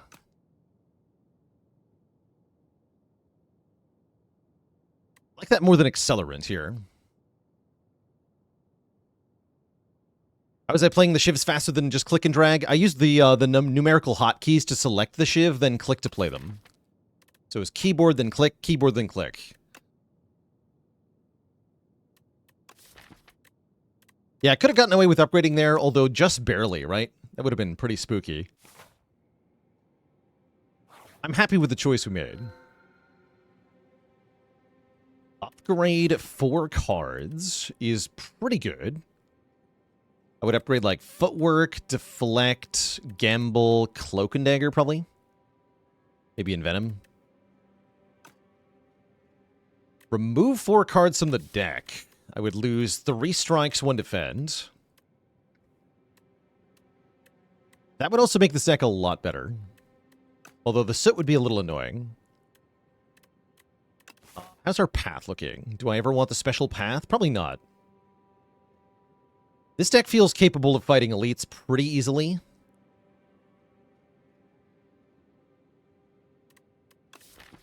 Yeah, Big Hug goes pretty hard here. Let's do it. I will lose 1 defend instead of this upgraded strike.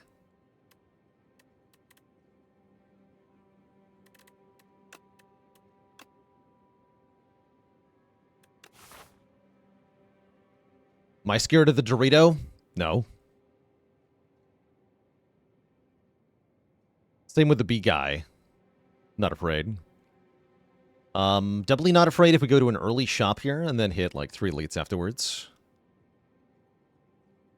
Silent does not have any status synergies that I'm aware of.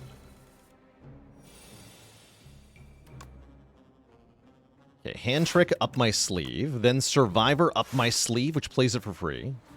Nice.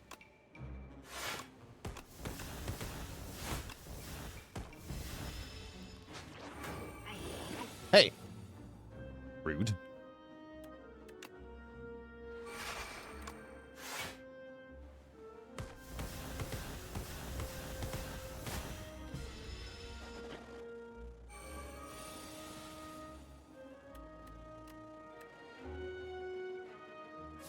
I actually cannot full block.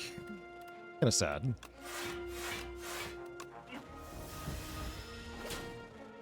Take 1, I guess.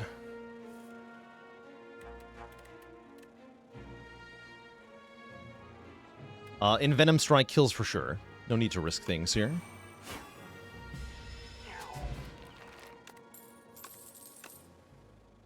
Ooh. Expertise Plus is kind of cool. That's kind of cool. I'm going to take that. That's a lot of card draw. Sometimes. Now we can take a random power or a random 0-cost card. I feel like I want 0-cost cards more than I want powers at the moment.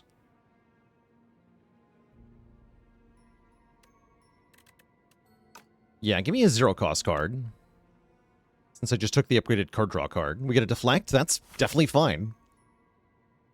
Definitely not going to complain about that. Neko Skull is here.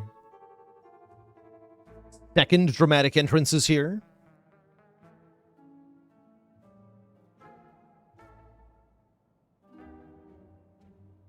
Probably just Skull plus a potion.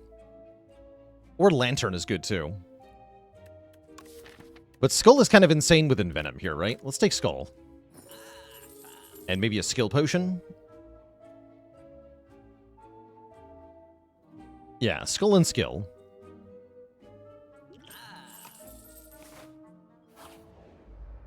Hello.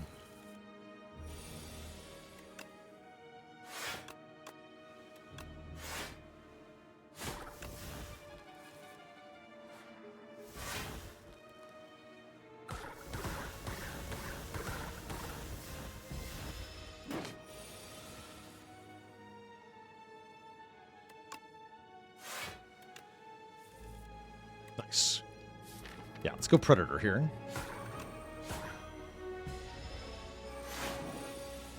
Upgraded Envenom is now +1 poison. Yeah, it's no longer 1 cost. That's why I haven't upgraded it yet.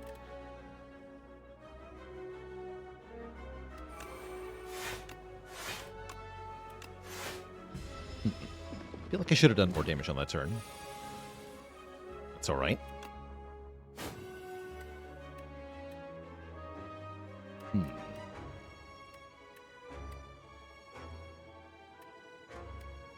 Six times 4 plus 3 is 27 plus 12. That's enough.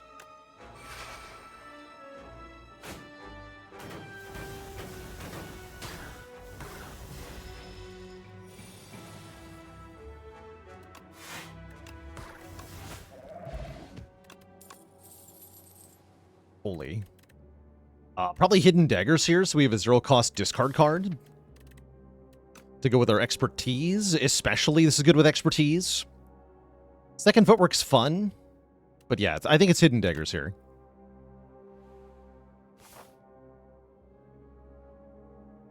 That would have been a good moment to take both, for sure.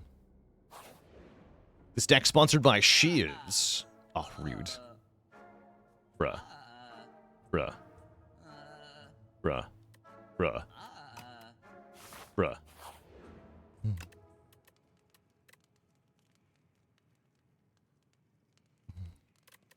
I'm gonna upgrade Envenom now. Okay, let's see who our first elite is. The Dorito. Dorito of Doom.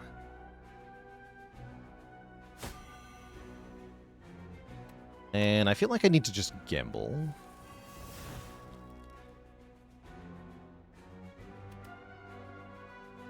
Okay.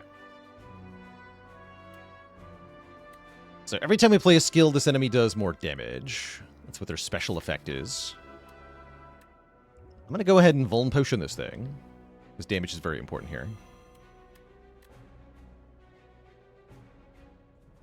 I could do Hand Trick, Cloak and Dagger, Leading Strike. I probably want to go up my sleeve, though. I need more attacks in play. And then Cloak, surely. Yeah, Cloak is good.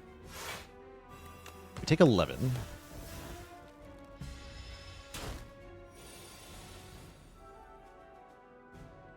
We do play in Venom. Next turn's gonna suck. Yeah, next turn's bad.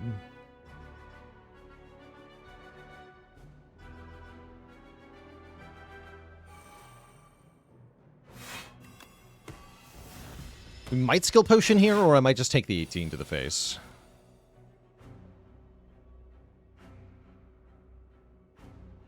On this turn, any skill we play is going to make us take 9 more damage. So there's very few skills that are actually worth it.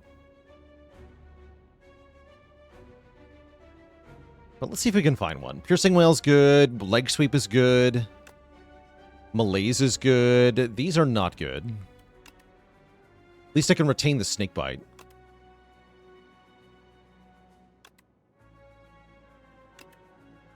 Yeah. Unfortunate.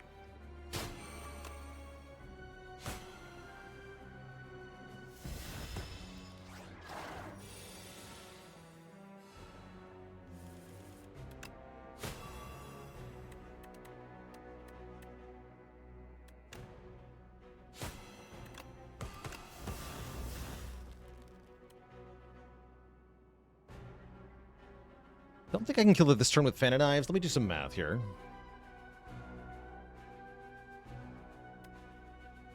Four Shivs does 16 damage plus 6 from one more Kusarigama. Get 3 poison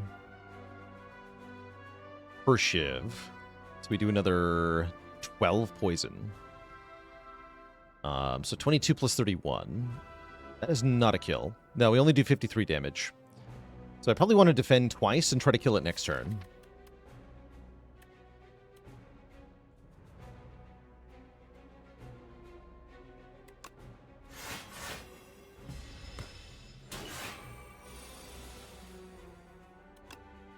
Thankfully, we saved the dramatic entrance.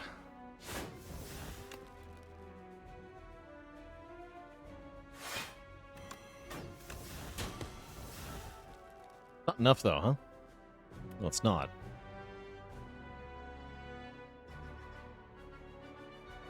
Okay, so we just block one last time.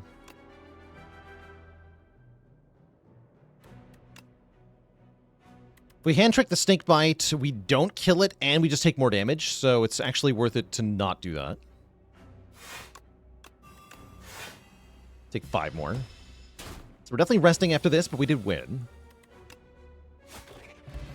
And now our worst matchup is out of the way. We have a Red Mask applying Weaken on turn 1. We can duplicate a card with our potion. Don't want those unupgraded common cards. Let's just take a Relic and rest. The Book of 5 Rings. Okay. We can add 5 cards to the deck. We can heal. That's not bad. We did take a bit of an uncomfortable amount of damage here. It's going to be pretty hard to get any more upgrades this act. I might not want to fight 2 more elites, but I'm going to anyway.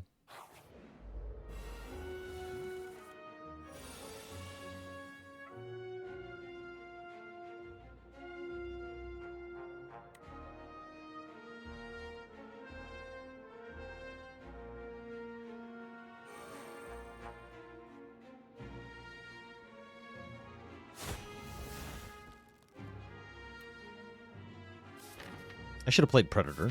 Next turn's gonna hurt. Next turn's definitely gonna hurt. Okay, not bad, actually. No, not bad at all. Cool.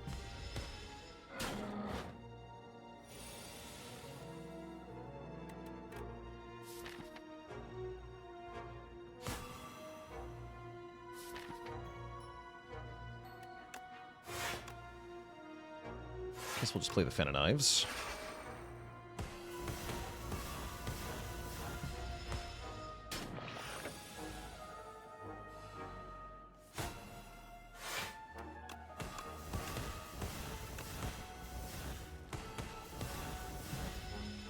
Blech. Flex Potion is really strong, and so is Anticipate. For 3 decks for 1 turn. We can also take Escape Plan here, but I really like Anticipate. It's like a temporary footwork. Don't want that stinky Ricochet. Okay, we just Flex Potion turn 1, and we kind of win, right?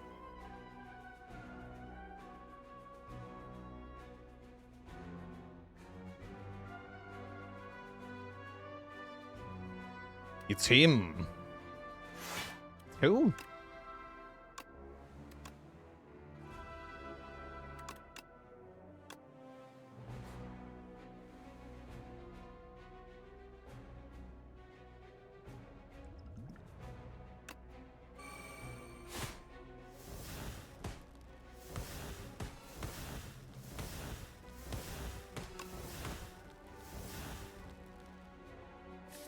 There will be a lot of days in the draw pile, but what if I just ween? See, 4 more Shiv does not kill, but if I do pot, maybe I do. Let's see here, what about 8 Shivs? 8 times 9. Yeah, that just kills on its own. Screw it, let's do it.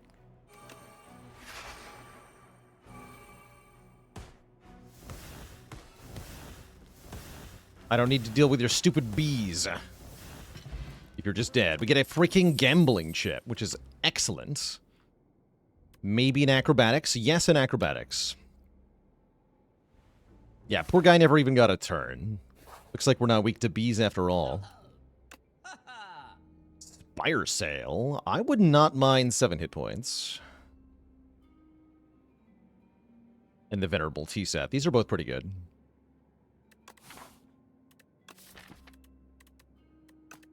Yeah, I'll pay 50 gold for 7 hit points, just to make sure we definitely get to the boss here. Yeah, I'm not into Accelerant in this deck. I don't think it's actually very good.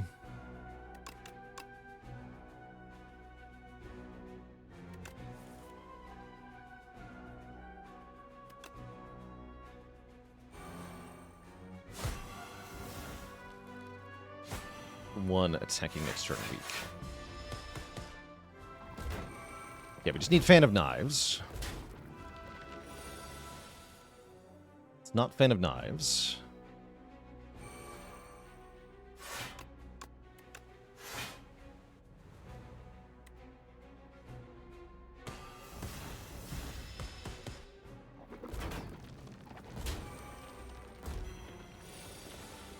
That is still not Fan of Knives.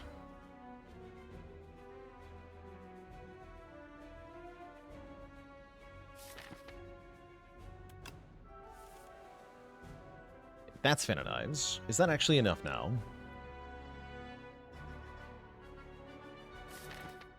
Maybe.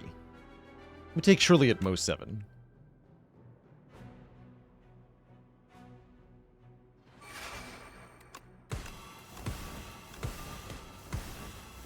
Nice. Double nice.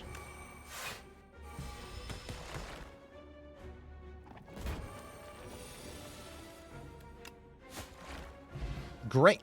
We got a block potion and a block thingy. Excellent. Could maybe take a dash, but I think we can just skip. I have to imagine I rest as we go into Knowledge Demon here, and then we just beat Knowledge Demon to a pulp.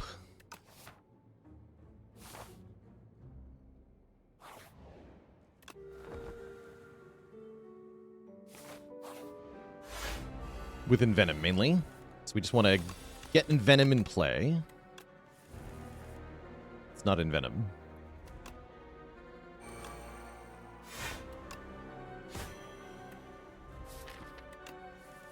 That's still not Envenom. Okay, if I play Predator, I guaranteed get Envenom next turn. So I guess we're going to do that.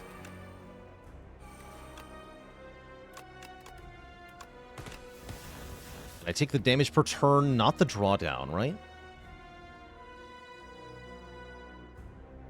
Bit scary.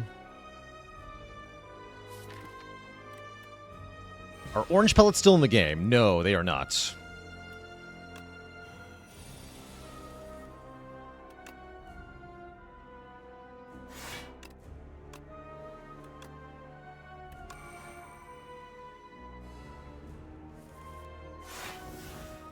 Okay, not too bad.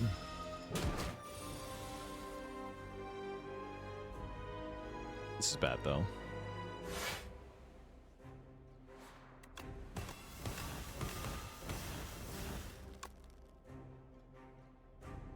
Take double-digit damage here. I could block potion, but we should wait. I can potentially keep this potion till next act.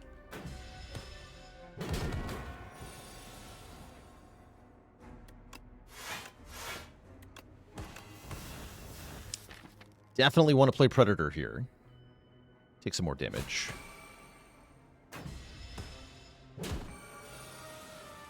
Didn't say this fight would be easy, mind you.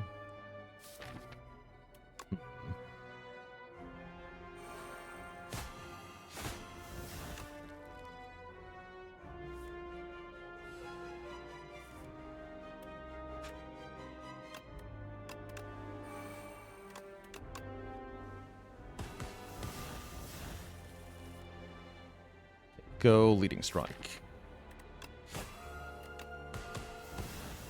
Okay, poison is definitely getting up there now.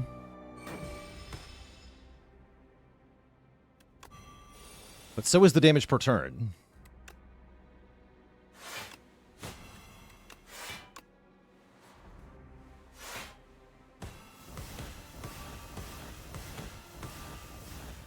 We have to live next turn. That's going to be hard.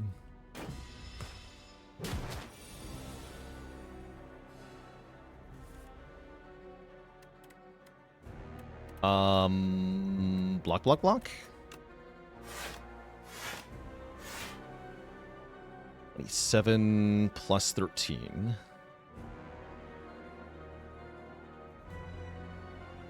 It's 40 damage, so we do die without the block potion.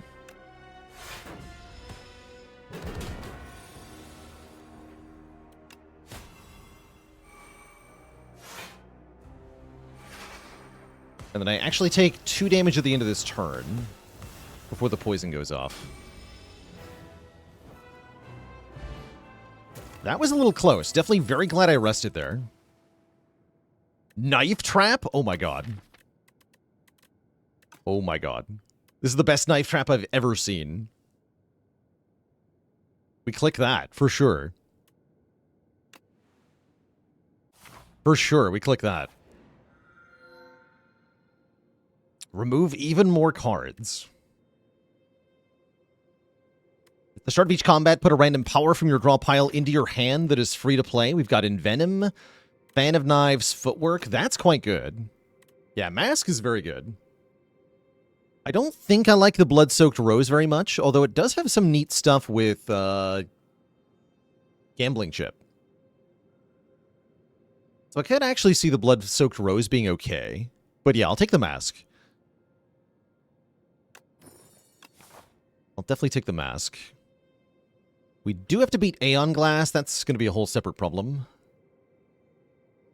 I don't have that much money.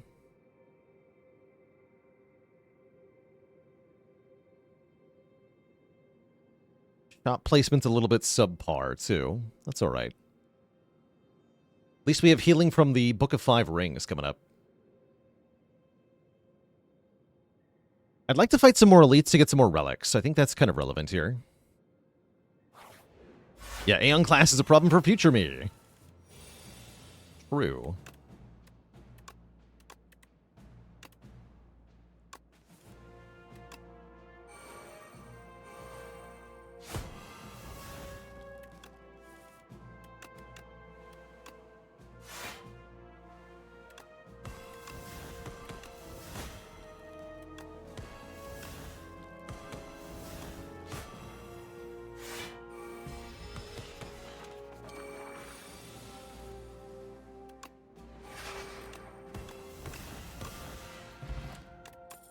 I really need to make these shivs do more damage per shiv.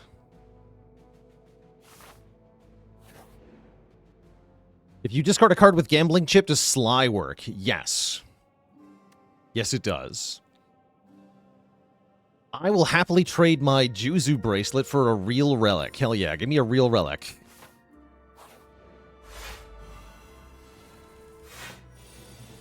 Thanks.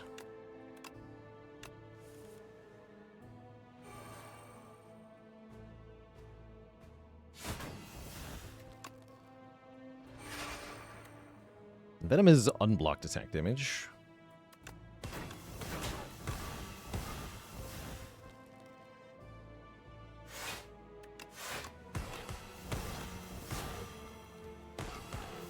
Got him. That's pretty good. We get them both on turn 1. Holy. Tactician plus versus well-laid plans. I'm afraid this has to be Tactician with the free upgrade. Plans are good, but Tactician better. Pretty sure. Get a bonus shop right before the regular shop. That's not good. I could buy the well-laid plans after all. I'm down for backflip. Backflip's good. I don't think I want to buy well-laid plans because I'd rather be able to buy a Shiv power in the next shop. Also, buying backflip heals me for 20. Okay, let's go to the next shop. Okay, it's just plans again. We can card remove, although I don't have that many bad cards left.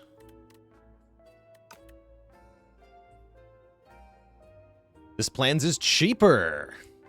The power. I'm also down for a potion.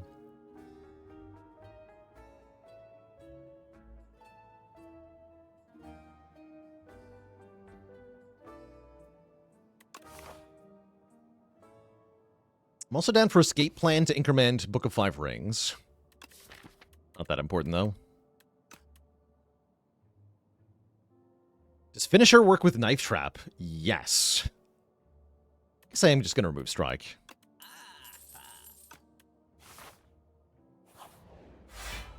It's them. Turn 1 Fan of Knives is pretty sweet here, especially with Knife Trap as well.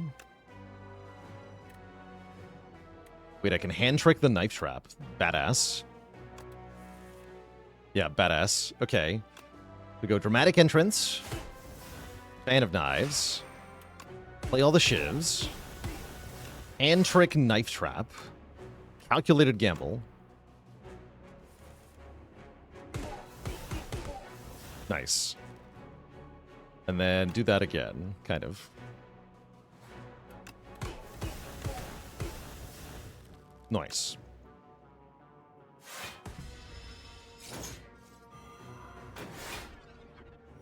What are the odds of a vegetables tier list? Delicious.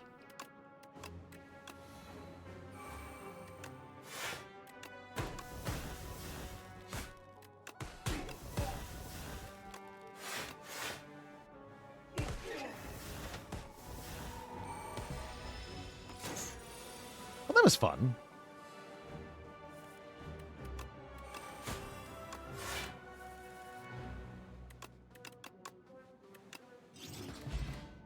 GG.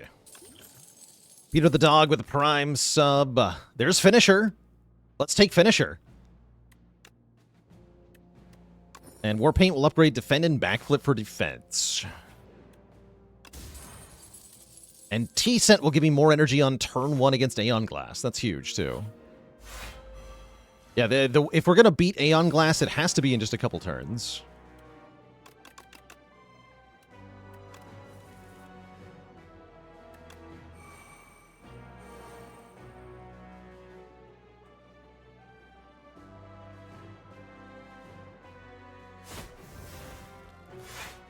And trick the expertise. Let's see if this works. Oh yeah, we play it first. Amazing. That's amazing. Oh my god.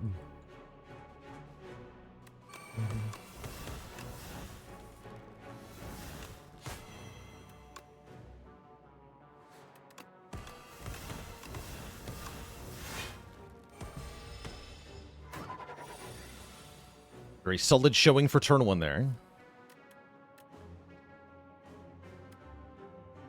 Acro, I guess. Kind of worth it. Could have played up my sleeve, though.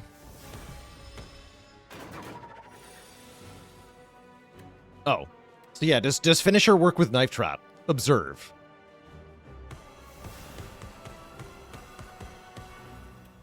Kapow!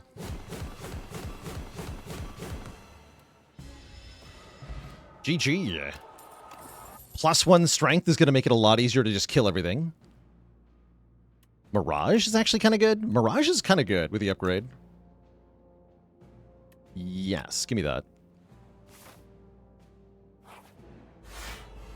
Bird.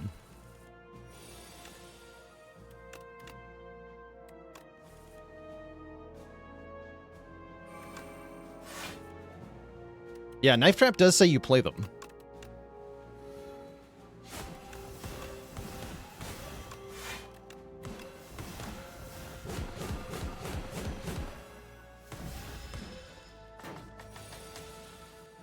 Glorious. And then Mirage is already 35 block. You love to see it. Get him.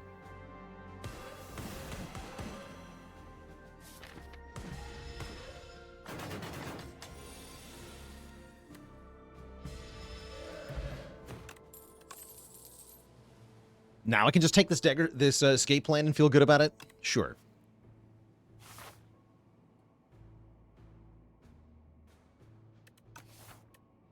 And then at the rest side, upgrade a card. We can upgrade footwork.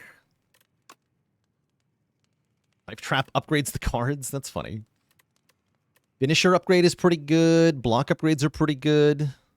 I'll upgrade footwork here. Yeah, the remove 4 really doing a lot of work on this run, for sure.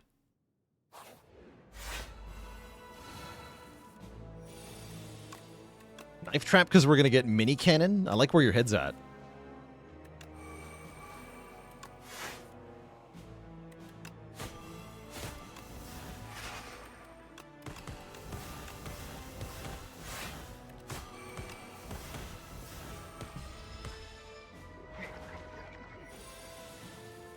Oh, I actually should have done the elite fight first because of all the energy on turn 1. That's all right.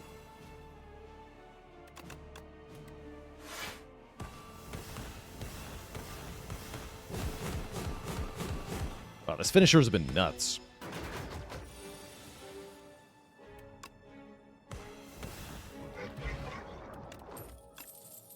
It's completely crazy. I'll go Liquid Memories over Blessing. You. Very well.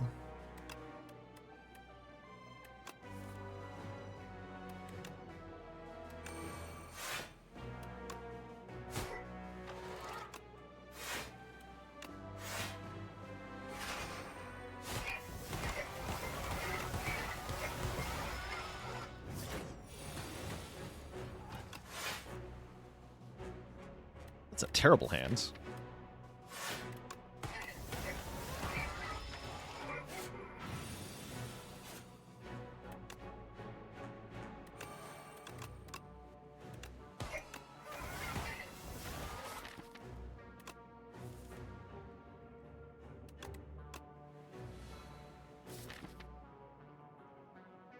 Okay, I think I have to Predator here and then take the hits.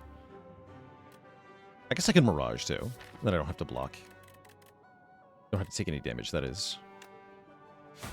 Sure.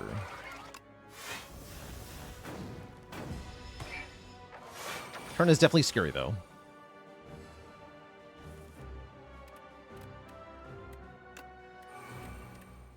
We can get a lot of block, but it's not enough. It's alright.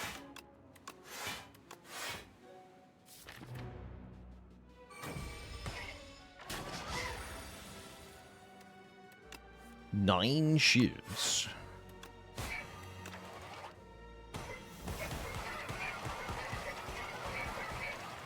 The damage.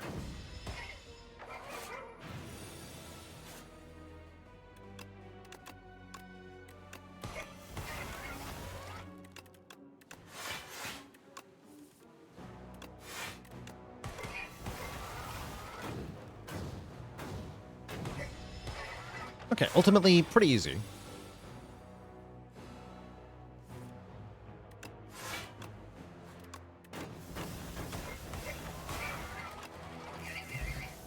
We get more energy with Happy Flower.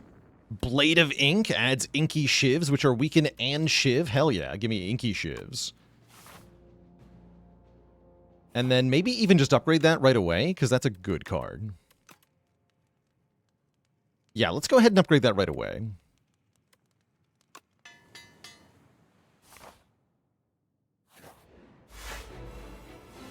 Alright, I'd like to save my potions for the more difficult boss.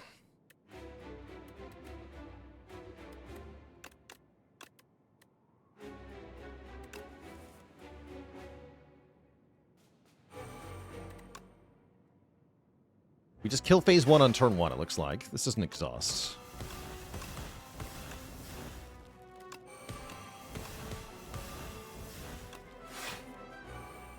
Although I would like to wait a turn. I would like to wait a turn, actually.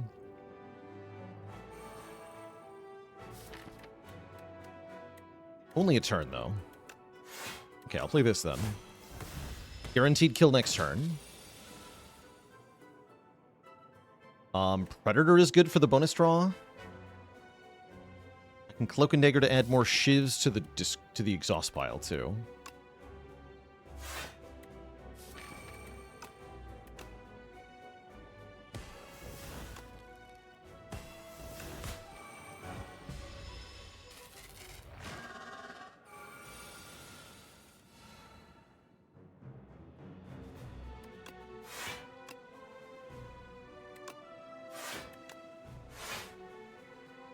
Can leave Mirage for later.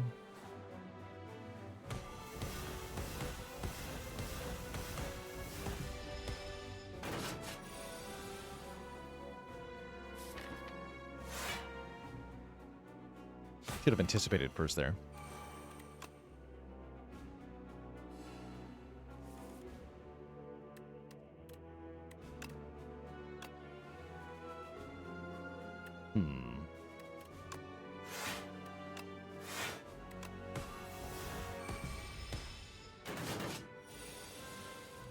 Perfect. 16 shivs.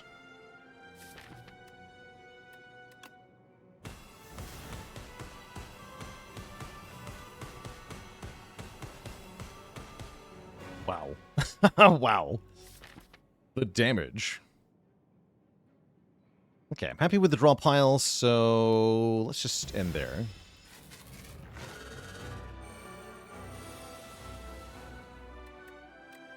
Okay, maybe I'm not happy with the draw pile.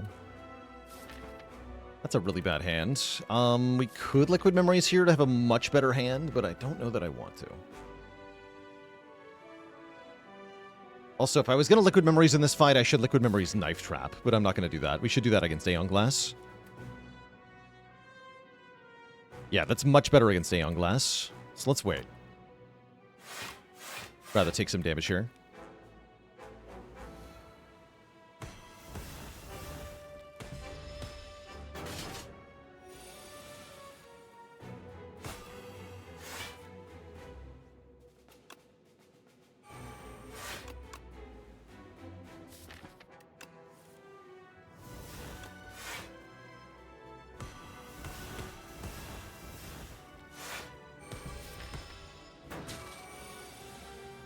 Need to block here.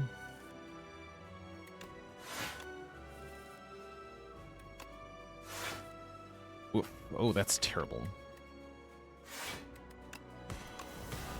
Ooh, all of my block there. Kind of have to get Knife Trap now, or else.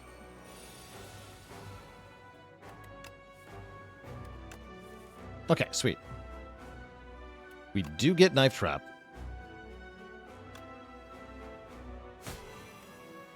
Which will be 25 shivs.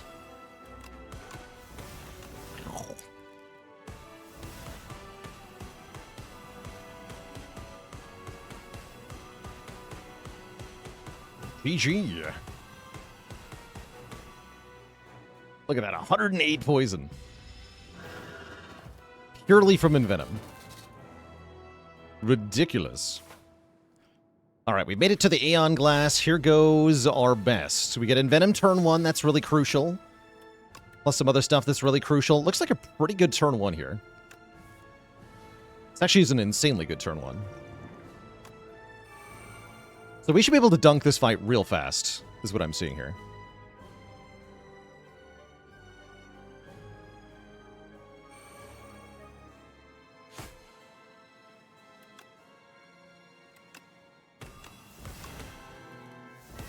Oh yeah, and I can just Hidden Daggers, Ascender's Bane Wither, or even 2 Withers is probably better. 2 Withers is probably better.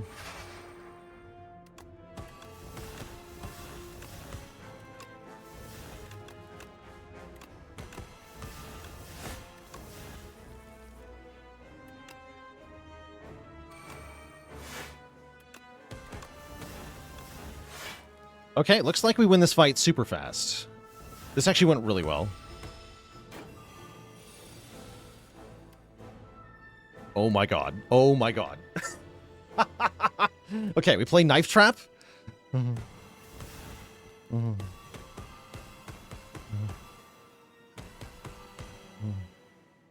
We Liquid Memories the Knife Trap. Play Knife Trap again.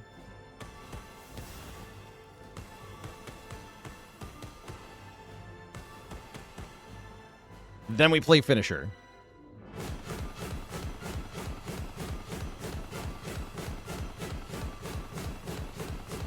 G freaking G.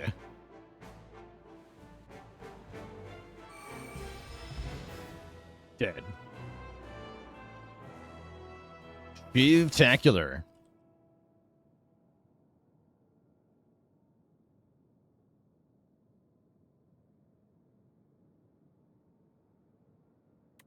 Glorious. GG. Wow, the mask really paid off on that one, huh? That was great. Very impressive. Yeah, that was a wild time. That was an extremely powerful run.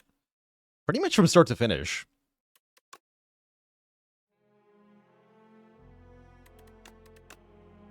Glorious. Yeah, and our best use of Knife Trap ever. I'm sure we'll be able to top that at some point, but that was great. Dunking Aeon Glass in 2 turns. That was a turn 2 kill. Absurd. Have I done an Ancient Relic tier list? Not yet, but that'll definitely be in the future. Yeah, it really feels like every time I take Big Hug, I have a really easy run. I feel like this is one of the best Ancient Relics, actually. Despite the soot. Most fights, you don't even get to the second cycle because you just kill everything.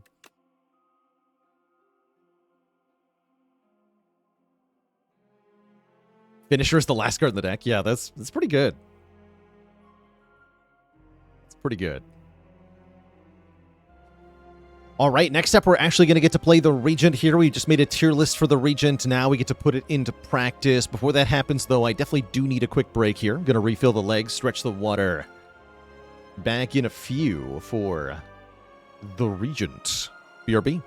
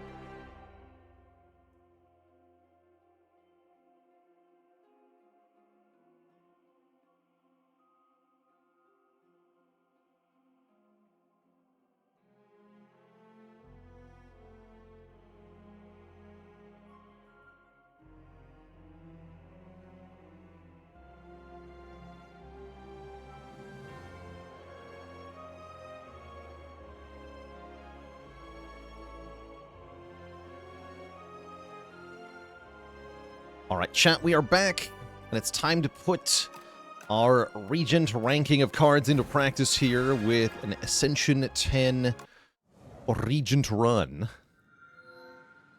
which is probably going to be starting with a colorless card, but we could also think about Golden Pearl with these early-ish shops. Ultimately, we're in Act 1 Overgrowth. That's a big thumbs up from the Regent because Overgrowth says do damage, and Regent loves to do damage.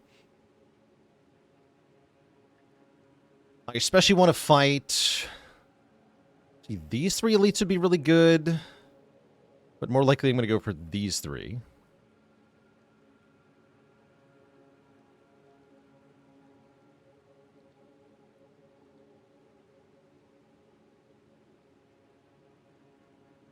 Means going to this shop. You can also go to this shop and then fight this elite.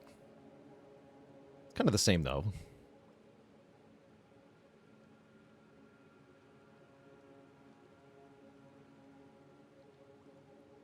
Yeah, I think this path. Could also transform to here. I feel like taking the colorless card is going to give us a better matchup in the opening combats. Depending on what we get, of course. Transform could definitely be good, right? There's some really good hits we can get from Transform. There's also some real stinkers. I'll take a colorless card. Prowess versus Panic Button. Panic Button kind of slaps in this act. Kind of down for it. Prowess is also perfectly fine. I want to try a Panic Button start, though. I haven't tried out how that feels yet. I bet it's pretty good. It was pretty good in the first game.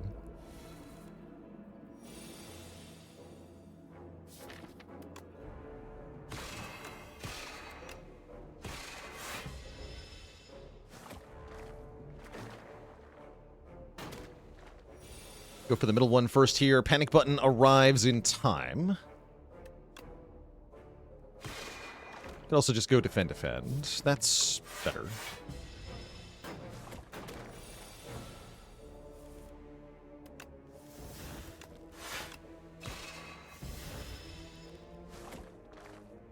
How's it going, Ferglop? If you're talking MT1, then my favorite clan combo is Wormkin Stygian.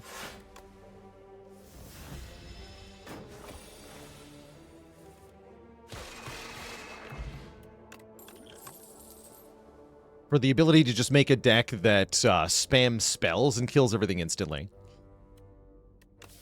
Probably taking Know Thy Place here. An early Supermassive is pretty interesting. It's a bit too early to take it, though. Give me a Know Thy Place.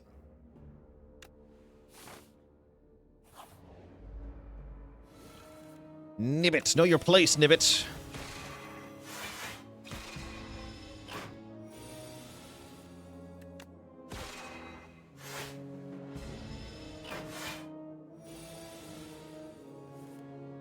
Okay, pretty good draws. Perfect fight. Perfect fight. We haven't had to use the panic button yet, but that's fine. Probably a good thing. I was thinking we could use some more damage, so I really like this Guiding Star. Glow is also an option, but I think Glow is a little premature here. We'd prefer to add something that adds damage first.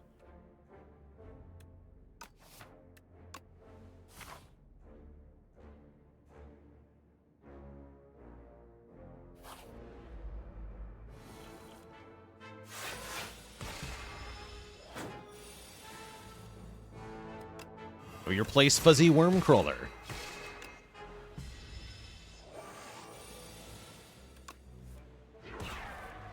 Nice. Okay, that's more like how the opening fights are supposed to feel. Oof. Stinky. Stinky resonance. Hidden Cache looks great, though. Now that we have a star card, we would love another way to make stars. This one's perfect. So I'll take it.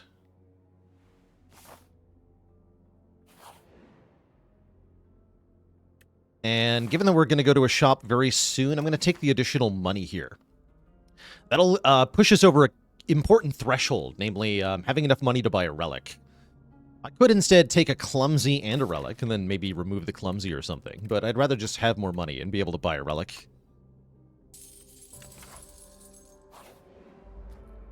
Ooh, this fight's tough.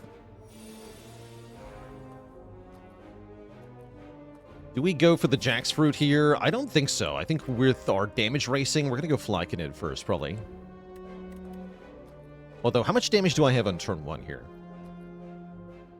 We have 8 plus 18, 26, 36. I could kill the Jaxfruit with the Explosive Potion, take only 4. That would mean not playing Hidden Cache. I kind of have to play Hidden Cache, though, don't I? Well, have to is a strong word. And yes, I would like to use the potion for this purpose.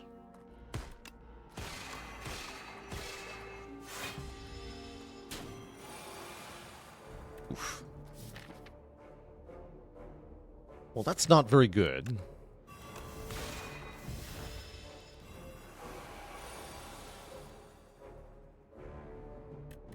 I think we go Venerate Guiding Star, and then we hope that we get Panic Button. We did not get Panic Button. Well, everything sucks. Oh well. Yeah, with that draw order, there was no good outcome there.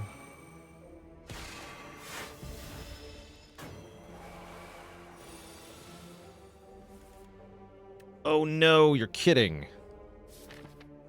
Wow.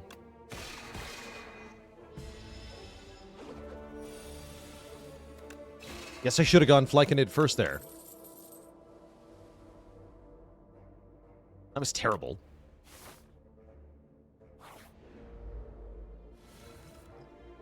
This is also terrible.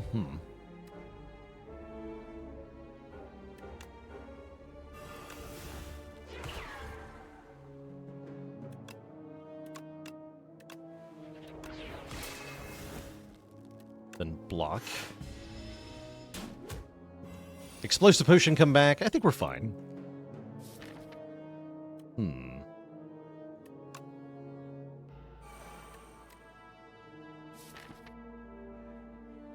Next turn's gonna be terrible. It is. Strike here.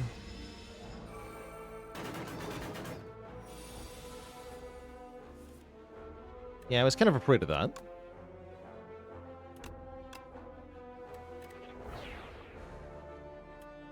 By Forge Potion, I can kill the front guy. I was hoping to also get this guy, though.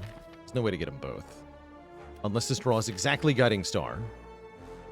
Seems impossible.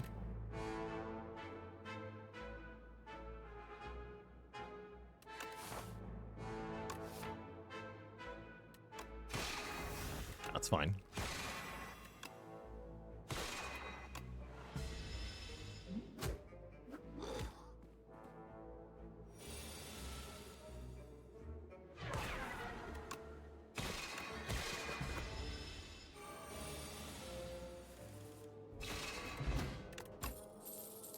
Okay, Supermassive is back. These have been weird cards so far. Probably just a Patter, or maybe a Cloak of Stars. No, Cloak of Stars. Yeah, take a Cloak of Stars. Yeah, Cloak of Stars. I guess I'm resting here. This is kind of not great so far, but we might just perfect 3 Elite fights in a row. Who knows? I could also buy Waffle, potentially. In which case, I'll feel pretty silly for resting, but I'd still buy it. That is not a Waffle. Ooh, I like Manifest Authority quite a bit. We can Manifest Authority in Card Remove, or Manifest Authority and Omni Slice. I really like Omni Slice here. Let's do that. I could buy Celestial Might as well. I don't really want that, though. Well, I kind of do, but I kind of don't. Colorless card deck.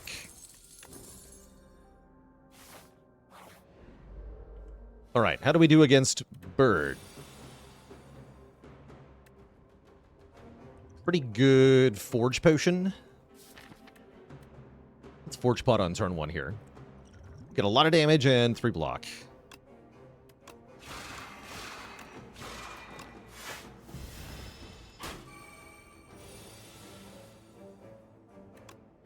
Bird.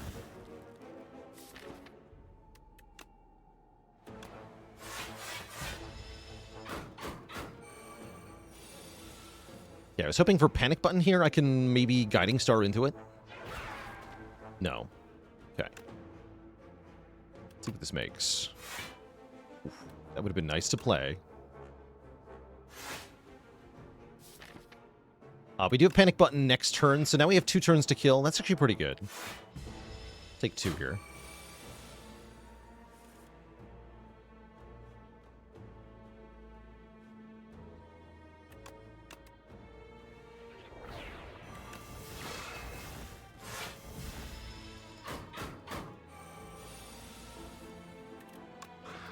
Bird. Get a bowler hat plus some money. Gather Light if we want another block option, which I think I do. And then I can rest again into 2 more elites. That sounds good enough. Yeah, that sounds good enough.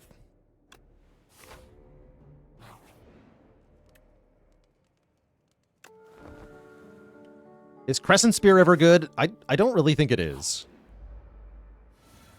I'm open to being wrong, but I don't really think it is.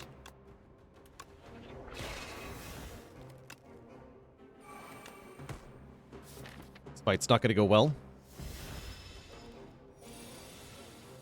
At least I didn't waste my weekend on turn 1. Ooh.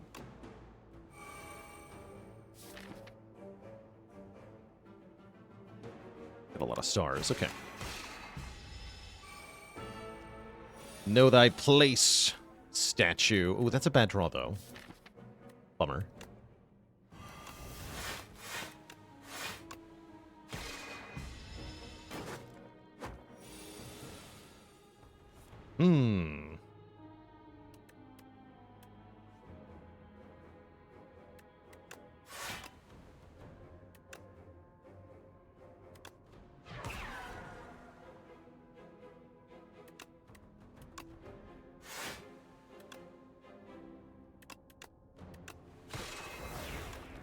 Okay. I can still play Falling Star, so I don't need to plue Energy Potion here. Perfect. Perfect-ish. Still kind of an awkward series of draws, ultimately. That's all right.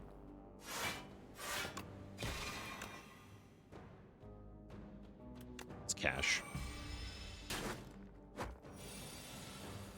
Here we get to Panic Button.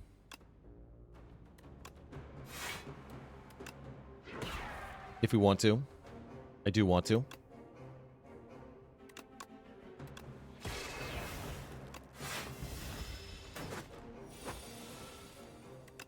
Great.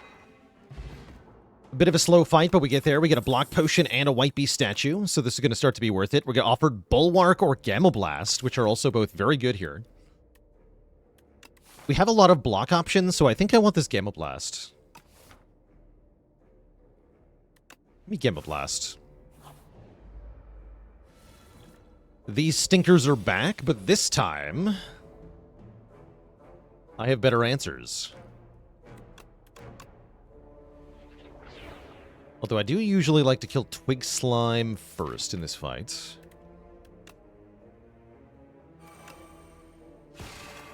Do a little differently here.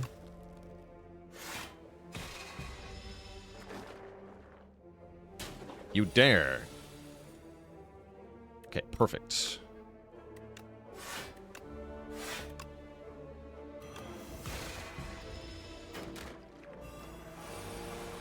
Not perfect.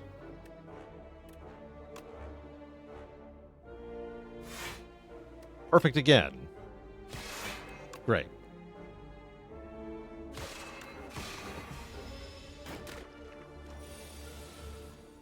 Cool. Didn't even have to use a potion here, so we might... Yeah, these potions are better than this one. We get the better potion. Bulwark is back. I mean, okay, sure, yes. Excellent, welcome.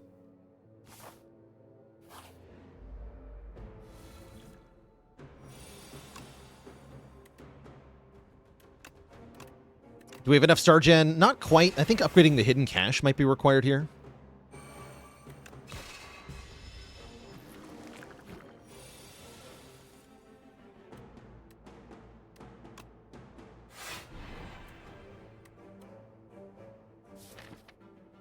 We'll hold on to panic button, I guess. I suppose.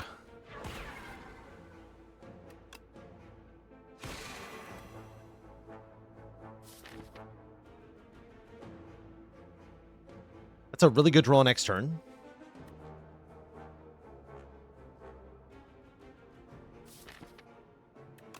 Okay, let's just get some stars and then wait.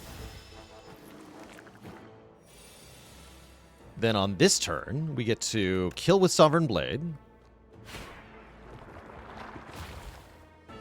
Use Falling Star on one of them. And then Omni Slice to deal 12, which will deal 12 to all the others. Then I can strike. Pretty good.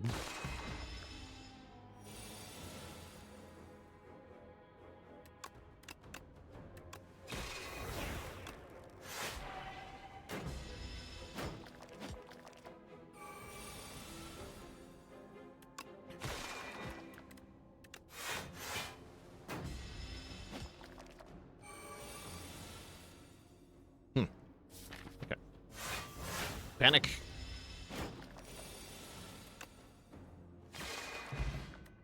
We get energy in the form of the Happy Flower. Royalties are here, but it's up against Spectrum Shift. We know how good Spectrum Shift is. That's probably getting clicked. That is getting clicked. And do I like the attack pot more than the energy potion? I think I probably do. On Regent.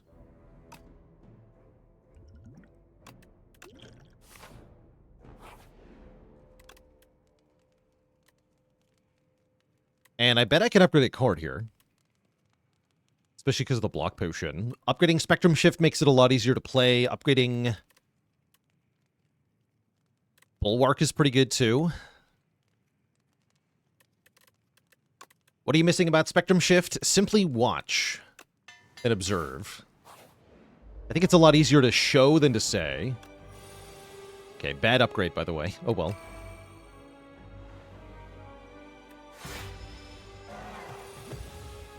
We get an Equilibrium immediately, which is instantly useful. Making another panic button. Okay. Sure, sure.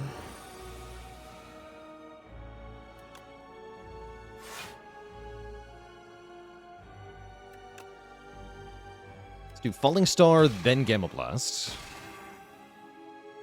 And we can Bulwark. I still have 2 energy here. Let's Begone one Strike. And then Hidden Cache.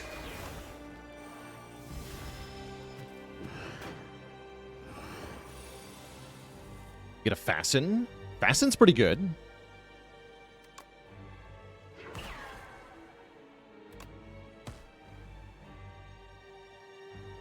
Yeah, we can play Fasten here.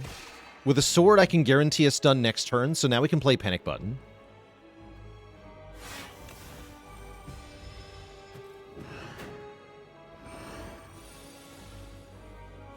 Get a free Omni Slice, which does free damage. Another Panic Button.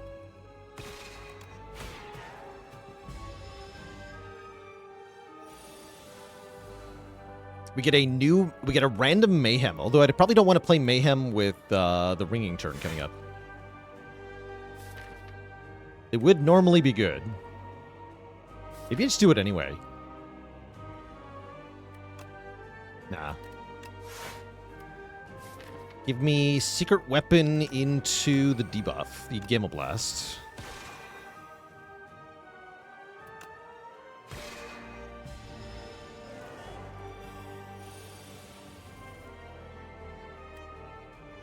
Then we can either just Bulwark or just Equilibrium. I want to just Equilibrium, so I hold on to Know Thy Place and Falling Star.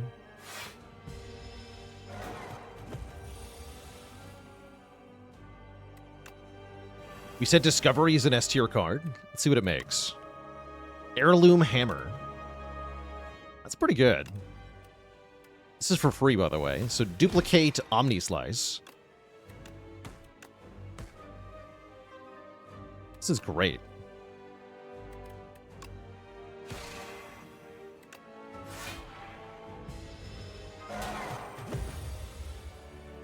And then it generated Splash. Splash turns into a free Ashen Strike, which does 36 damage. GG. So we absolutely stomped the boss. Didn't even have to use potions. 7 stars is here. These don't feel very good. Could maybe take Genesis here.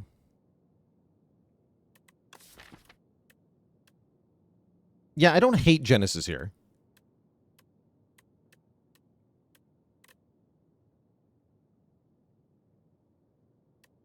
But I think I just skip. Gilded Fur, thanks for that gifted sub. And I missed one earlier too.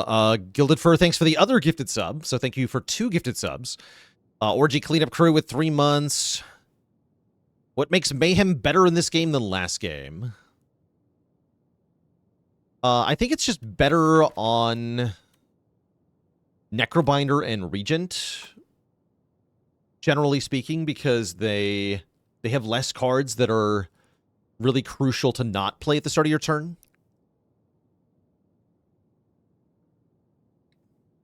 That's kind of how I feel about it. Yeah, I'm going to skip these. Tez Katara is here. Big Hug is back. So we could remove all the strikes again. That's not a bad idea.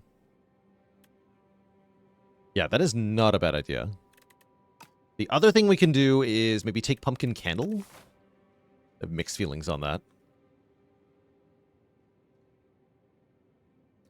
Yeah, I think we'll kind of dominate the act if I remove all the strikes. And that also is card creation, so we can get synergy with that.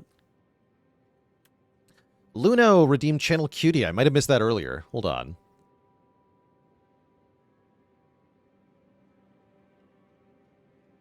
Let me have a see. Yes, you totally did do that earlier this stream, and I definitely missed it. So my apologies for that. Thank you for informing me. Let me get you added right now. All hail Twitch chat. We got a new cutie on the list. Oh, yes.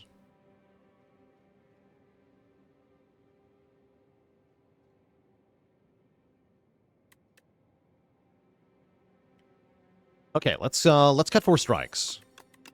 Goodbye. Poof. Deleted. Cards aren't real. And then I would like to fight probably 3 elites here. We have lots of money, so we should hit a shop early-ish. That means we're going one direction, not the other. Looks like we get one more rest site on this path, right? 1, 2, 3, 4. But if I go this way... I might take the events here. 1, 2, 3. Or we get one less elite. How do I feel about these events? We don't have to go to them. We can take combats instead.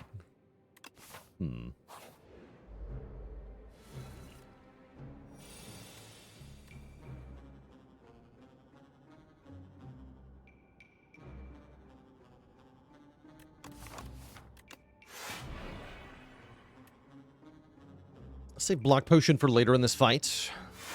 Take 2 is fine. Oh no, yeah, take 0. You dare. That's my Omni Slice.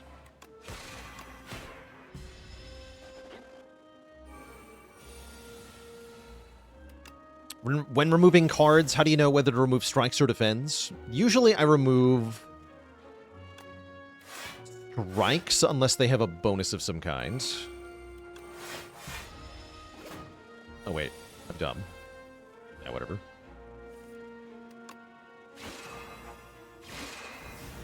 That is, they do bonus damage somehow.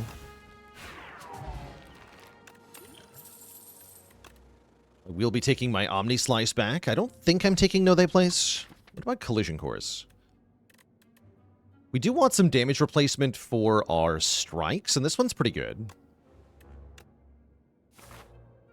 Yeah, always strikes is not that far off. I agree.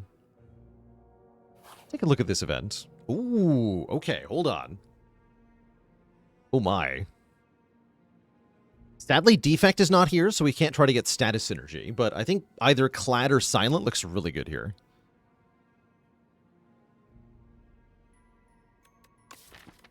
Clad could give me Strength or Exhaust Synergy. Exhaust Synergy would be really good, a Feel No Pain or a Dark Embrace. Shivs are kind of funny because we could get other card generation interactions.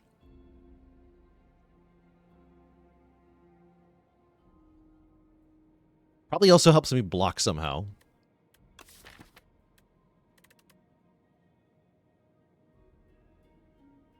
Yeah, I think with this deck, I want to try Silent cards.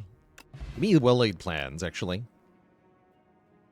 Sucker Punch if we want more weaken. No Shivs here. Acrobatics. Maybe Escape Plan. Storm of Steel. Abrasive is also here, which is also pretty funny. I like Abrasive a lot, especially if we take Acrobatics. Bullet Time is also actually insane. Wait, no, Bullet Time's amazing. Yeah, never mind. Give me Bullet Time. And then definitely give me Acrobatics. And then definitely don't give me any of these. Cool. Yeah, Bullet Time now works on Star Cost, right? Yeah, it does. Okay, that's a little bit silly.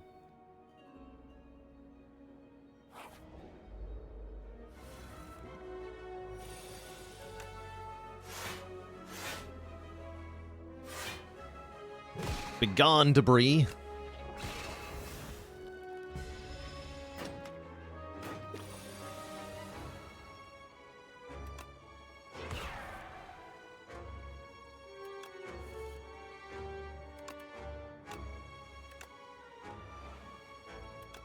Game Blast you, then Omni Slice you to kill the other one, but keep the debuffs on the front guy. That's kind of cool.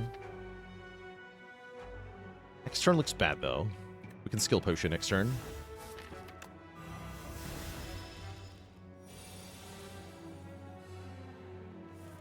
Or that. That works too.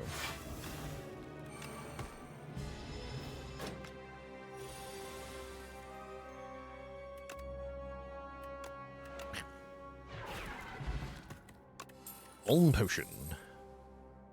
The Roasty Toasty with the Prime sub and 8 months of support. I'm going to keep the current potions. We have 300 bucks into this shop, which is offering us a lot of interesting things here. We've got Mini Cannon, we've got Bag of Prep, we've got Screaming Flagon, we've got another Spectrum Shift. I think we can do Bag of Prep, second Spectrum Shift, and we're going to be off to the races here. Yeah, I like that a lot. And then keep the rest of the money. Wonderful. Oh. You enter a hidden room full of dolls.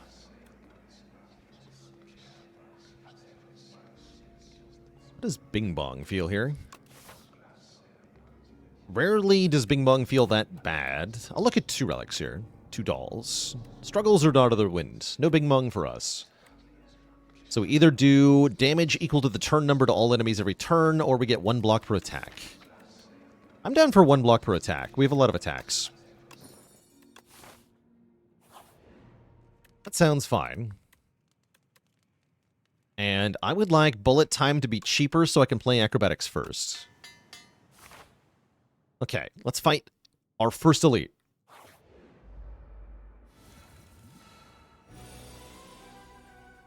Prism. This is a little iffy.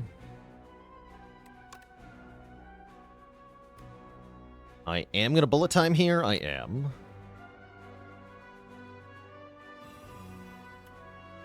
Take the card first. Actually, am I? No, I'm not. Going to play the Bullet Time, that is.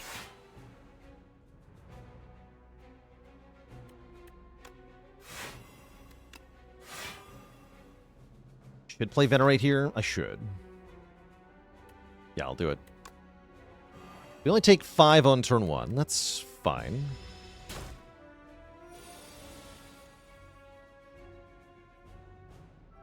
Don't... Actually, Panic Button's not bad, is it? Well... Bulwark's worth playing. Nothing else really is. This is not a bad Panic Button.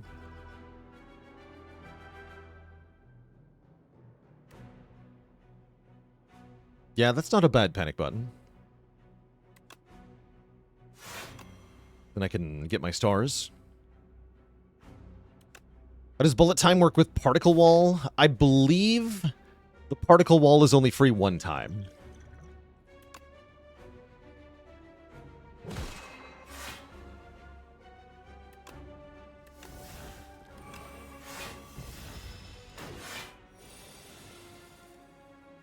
Yeah, Bulwark would have been good. Now I just get to play both Spectrum Shifts.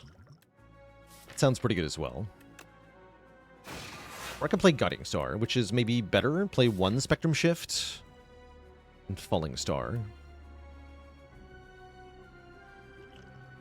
Attack Potion now. Devastate does the most damage. Guiding Star draws even more cards. I'll take Devastate.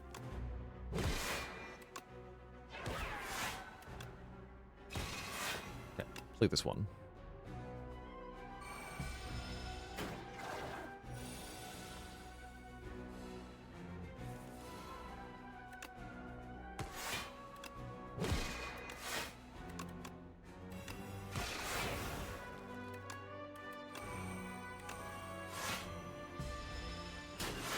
Now we get 2 cards per turn. We happen to get Volley. Plus the Bullet Time Devastate combo we've been waiting for. Look at that. 0-0. Boom. Okay, Prism was really not that bad. In fact, we practically healed thanks to finding the pair. Skip this stuff. Gambling Chip is insane with Bag of Prep. Amazing. We're going to upgrade the other Spectrum Shift, I think. Or maybe Acrobatics.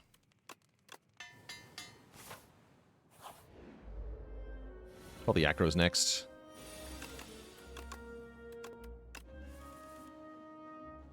Holy. Bullet. Yeah, random BS go.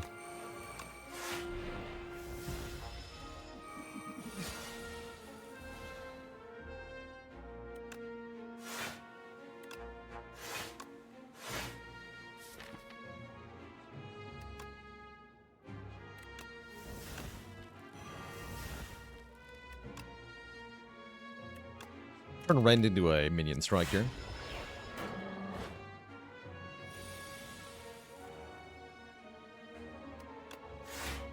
Mind Blast. Does 0 damage. Good try, Mind Blast. No, we can just retain you. It's fine.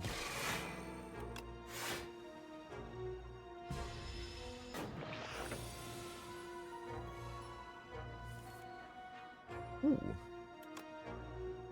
How fun.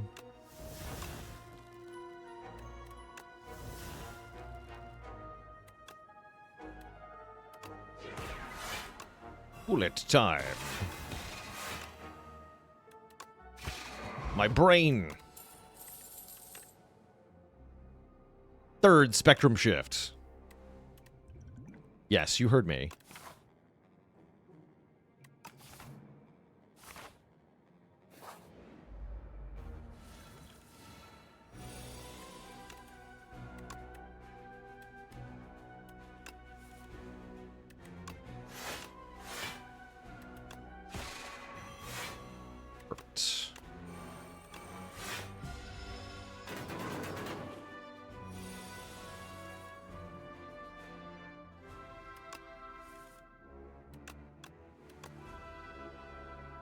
Don't think I want to play Bolas here.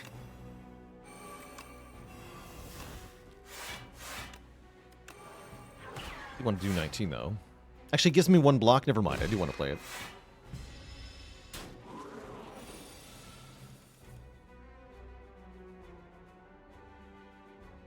Nostalgia to put the first skill I play on top. And then play Bulwark.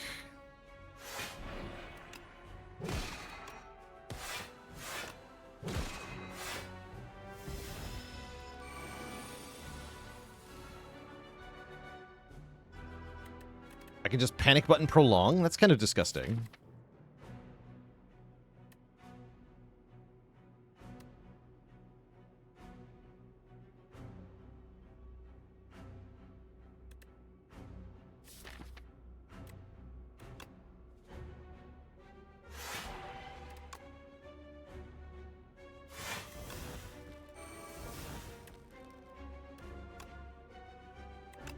Take entropy in play.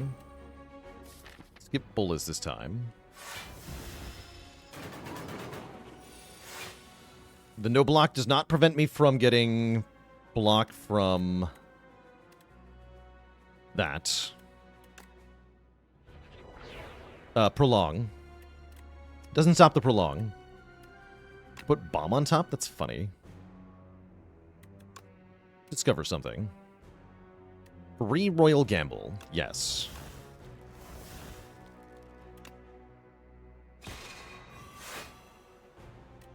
Then we play the bomb. Then we play Sovereign Blade, then we win.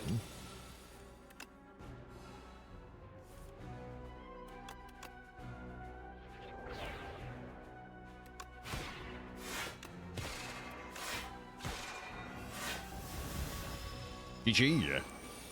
Pretty clean fight. The Regent.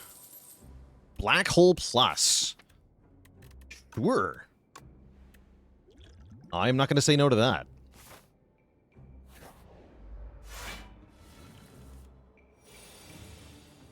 With that logic, so how Dodge a Roll works is that if you play Dodge a Roll before Panic Button, then Panic Button will not prevent the second block instance. But if you play Panic Button and then play Dodge a Roll will block for 0 times 2. Kind of weird.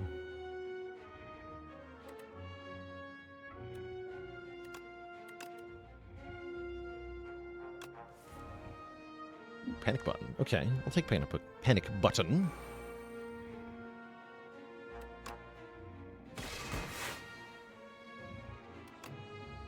Begone defend.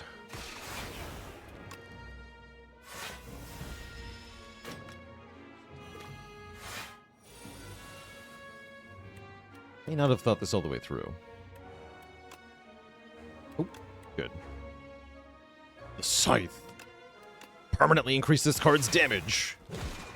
The power.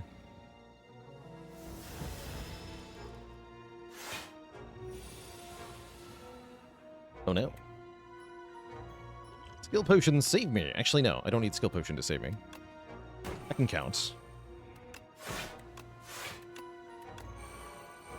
See? Counting. 16, 16. Easy. Oh, we get to bullet time our Eternal Armor here. That's cute.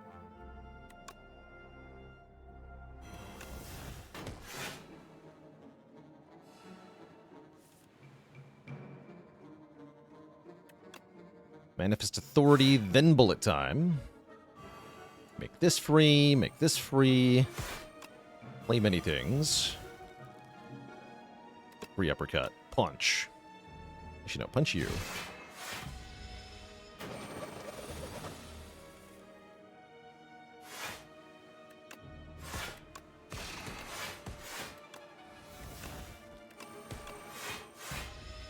Now we get a boulder in play. So this should start to show the power of these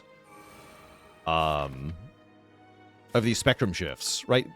Creating random colorless cards gives us more and more power as we can play. Gives us overpowered stuff we can do. Pretty good.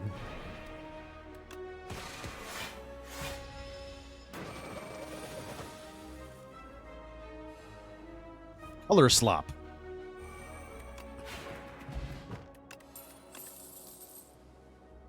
Child of the Stars is here. Might take a Child of the Stars. Really hoping we find Pillar of Creation instead. I'm going to skip this for now. Spectrum Shift was A tier in our tier list. It's not instantly overpowered, but it is scaling for sure. As hopefully this run can show.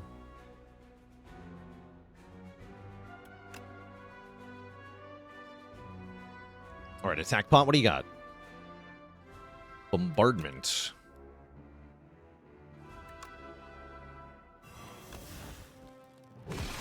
Prayer wheel better than driftwood.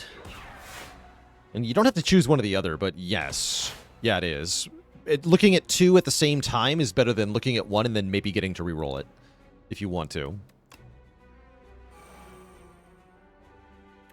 Will Cloak of Stars Gatherlight to block here? That's fine. Don't take any damage on turn 1. Plus we have Bombardment in play now. Seems good. Go Black Hole. Do I just double Spectrum Shift and Panic button? That's a bold choice. Seems maybe too bold.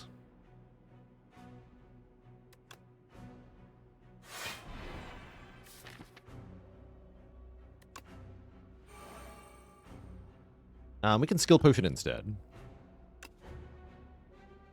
Yeah.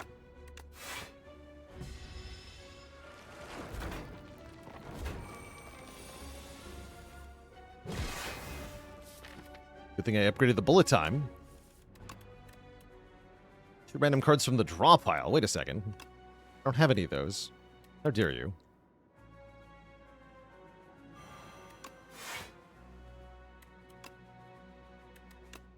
You would dare.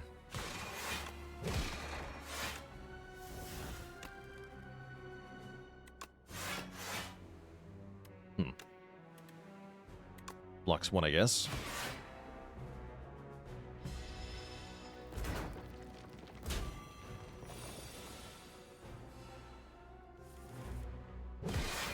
Fear the Mind Blast. Oh, fear the berry. GG. Get a bag of marbles, allowing enemies to be vulnerable on turn 1. More crappy, unupgraded commons get skipped. Who needs them? Upgrade 3rd Spectrum Shift. I think it's time to upgrade Acrobatics. As we go into Knowledge Demon here. This is a fight where I'm going to take the minus draw curse on turn 1. And the reason for that is that we effectively have bonus draw thanks to our Spectrum Shift powers here. Which it looks like we're going to get a bunch of in play. Yeah, we're going to get all 3 of them in play on turn 1. So yeah, I'm allowed to just do whatever I want here. Sick. Spectrum Shift, Spectrum Shift, Spectrum Shift, Black Hole, Hidden Cache. To Bulwark, we get to Gamma Blast. That's a pretty good turn 1. Now we'll just take the drawdown, since I'm making 3 new cards per turn anyway. Here we can play Mayhem.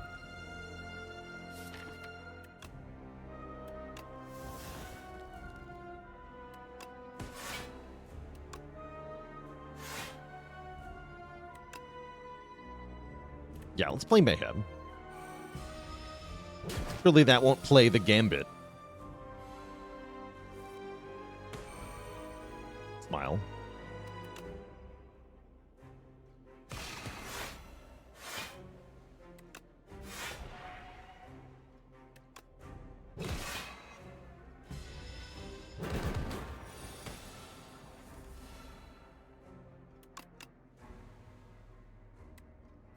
Should have... whatever. Me Collision Course. It's time to do damage.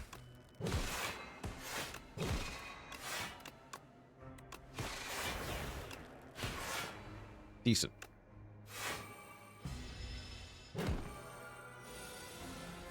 Oh, Calamity is here. We play that, I think. Pretty sure. Yeah, I'm pretty sure I'm going to play that. Whenever we play an attack, we add a random new attack to our hands. And we're definitely not going to take Sloth. Now we do start taking the damage per turn. Dying Star. So we can Anointed to get Gold Axe and Salvo in my hand? Might as well, right? Then Bullet Time.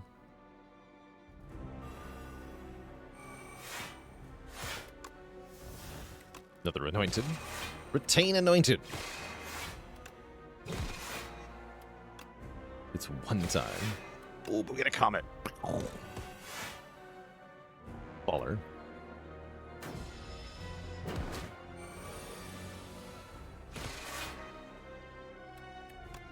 Womp womp. Bonk. Okay, we absolutely dunk on the Knowledge Demon with the deck that is mostly just 3 copies of Spectrum Shift. And we could take even more colorless cards. Is Bundle of Joy any good? Let's try it out. This feels like a Bundle of Joy deck, if anything does, right? Or we could just do Heirloom Hammer, actually. Wait, this is a good Heirloom Hammer. Yeah, we finally have a good reason to duplicate our colorless cards, actually. So let's take Heirloom Hammer. Heirloom Hammer is going to be especially good with Bullet Time, which is not something I don't think I'll ever get to say again. To my new friend, do I have something for you? We could have a Snecko Eye, a Black Star, or an Astrolabe. Wow, those are kind of crazy. Astrolabe, huh? I don't think I want to be a Sneck deck, although Bullet Time says maybe otherwise. No, I don't think I want to be a Sneck deck. How does Black Star feel? Actually awful? Where are the elites? Hello? What? Okay, never mind. The hell? Nice Black Star, idiot. Okay, probably Astrolabe then, looking at the other options. Because if you go fight the 2 elites, you don't even get to spend any of this money, right? That's horrible. That's really bad. That's really bad. Do something like this. Maybe even look at 2 shops. Do I just transform defends because they're terrible? Kind of, right? 2 defends and venerate, actually.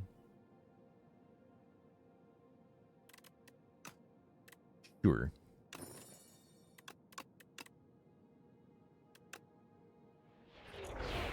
We got another Bundle of Joy. Excellent. Okay, actually, no, we get a first Bundle of Joy. And we get a Decisions, and a Pattern. Bundle deck. No, it's nice to have an upgraded bundle. That's cool. So we get it anyway. The Decisions is going to be especially fun with Bullet Time. Play Bullet Time 3 times. Also, I want to be taking regular combats over events. We get to look at 2 card rewards, which makes the regular combats pretty good.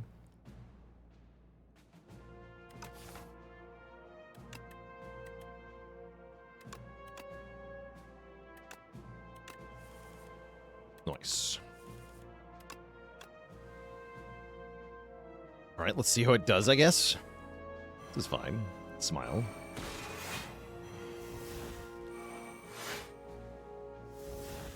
Okay, it made some stuff, but could I play any of the stuff on the same turn? No. That usually feels like the problem with that card.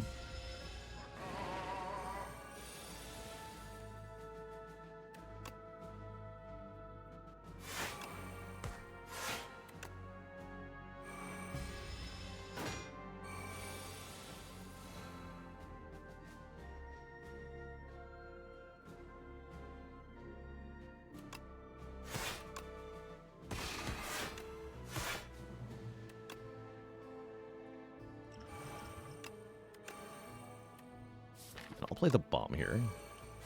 Well, I should have taken Stratagem, actually, so I could Seek on this turn. Yeah, that's what I should have done. That's what I should have done. Whoops. So I'll just play Ren for big damage. Then we blow it up next turn. Don't think I had to take that 6, though. Oh well. Gather Light with a plus, that's pretty good. Orbit, that's extremely good. I'll take them both.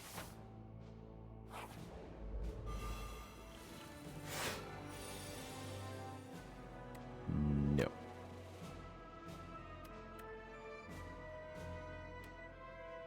don't think I get to play Orbit in this fight.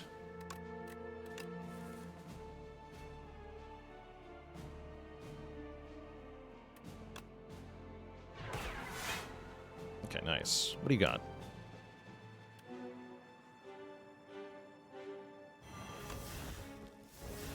Equilibrium. Have fun.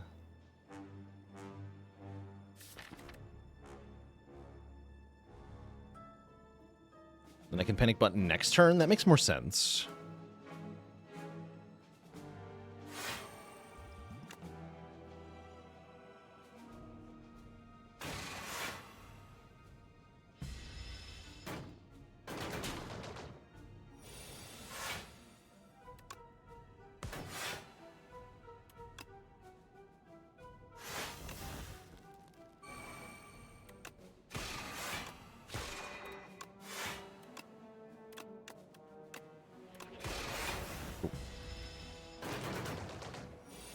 Then we have the no block turn while he's doing his stupid stuff.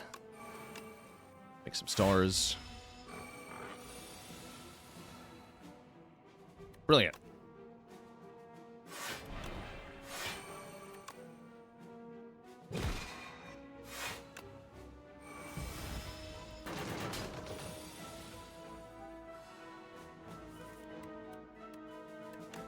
Gee, Baylor, how come your mom lets you have 2 swords?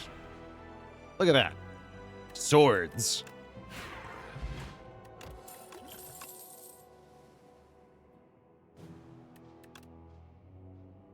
And I'll take 1 more Manifest Authority.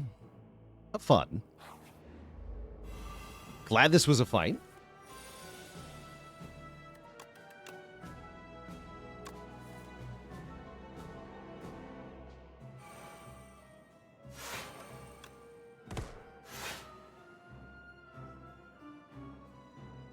Should use that Dex potion. That though, right? Yeah.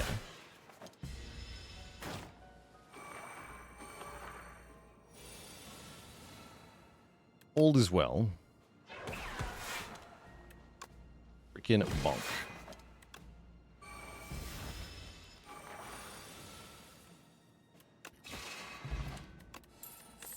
Our potion's back. Prophesizes here. All of the Stars is back.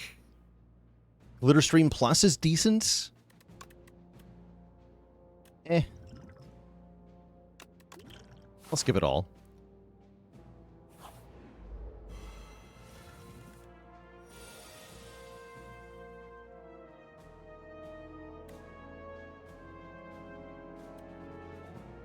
That's a perfectly good turn 1, actually. We get to go bullet time. Let's do the draw 1 first. Cool.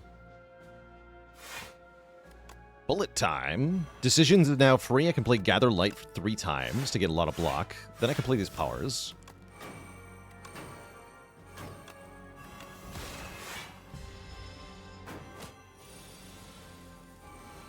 Brilliant.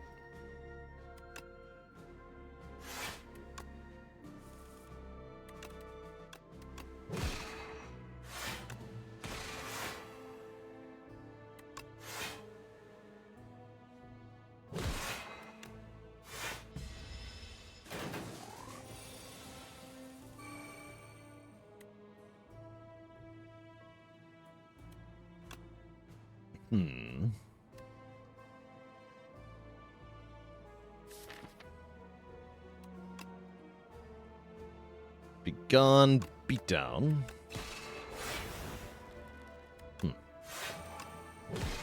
Take 3 here. Sure, whatever. Not too bad. And then we kill. Right. Touch of Insanity can be very strong, making a card free for a whole combat. Could take a Quasar here. Could take another Gamma Blast. I don't feel like I need any of it, though. There's been an alarming lack of Pillar of Creation so far. I'm going to go for 6 Divines. And I'm going to go for a big Divine first. Okay, we find the box immediately. Excellent. Plus an uncommon card. Take the potion 2. Don't give me a curse. Loads of money.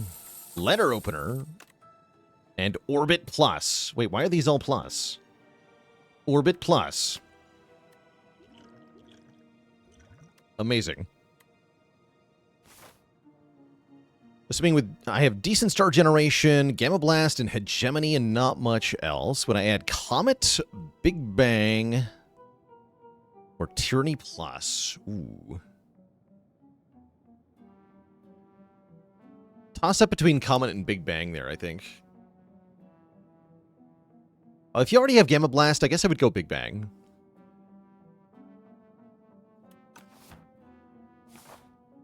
Comet's still pretty good, though.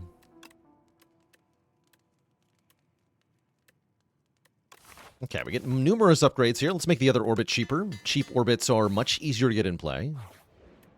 We get a Shuriken. This is one of the things we were hoping for. Excellent. Take another rest site. Upgrade.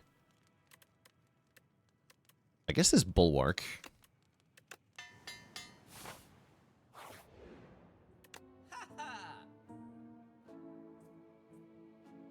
Start of each combat, add 2 random colorless cards to your hand, which I think I'm then allowed to discard with Gambling Chip. That seems really good. Mirror Bullet Time, Mirror Orbit, these are all good options. Mirror Orbit is kind of insane. Third Orbit goes real hard.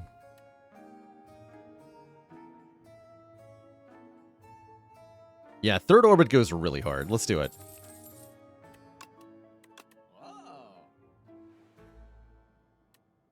Excellent.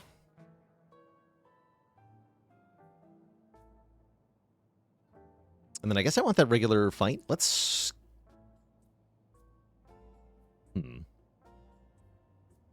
Face the elite first. Mecha Knight. Oh, that's a hell of a good turn 1, though. That's a crazy good turn 1.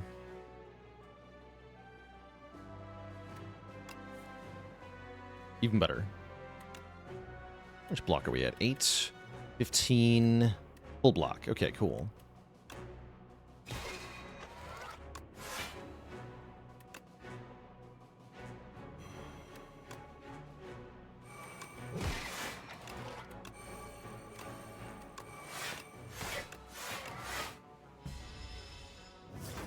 Transform 2 cards at the start of each turn.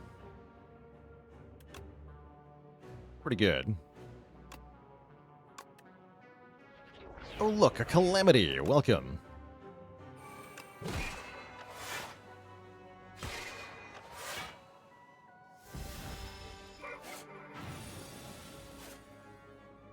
Gotta be careful transforming status cards, though. You don't want to do that.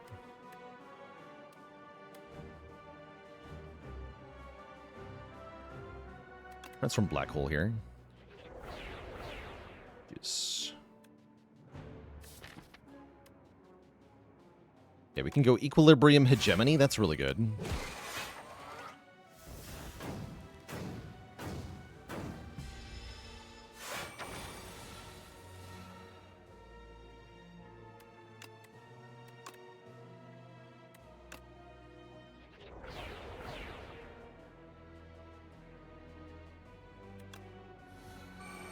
Now I have unlimited energy, essentially.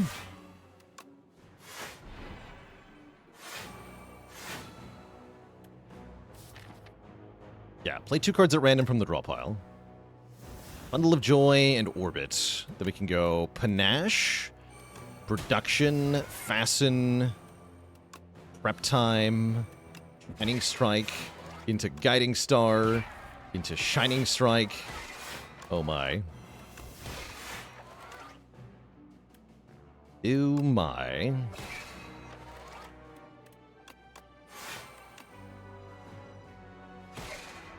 Into Guiding Star, into Shining Strike. Wait, what's happening? Now Radiate hits 8 times for 9 damage. You'd love to see it.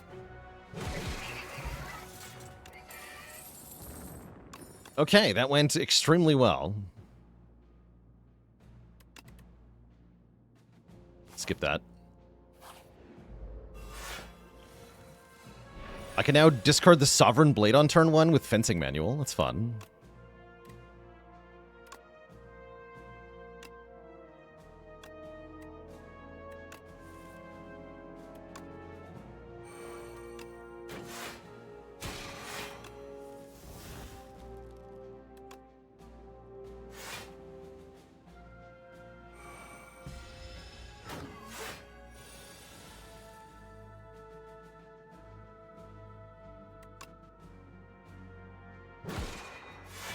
It's a bit iffy, actually. Looks like I'll take some damage here.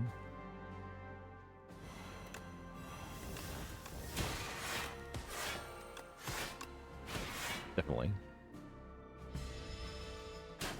No preventing that with a potion, either.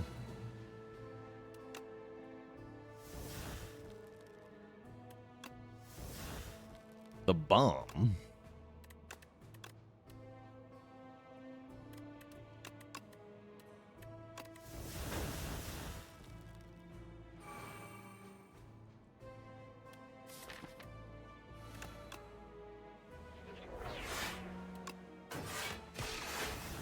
Almost made that work for a second. Cute.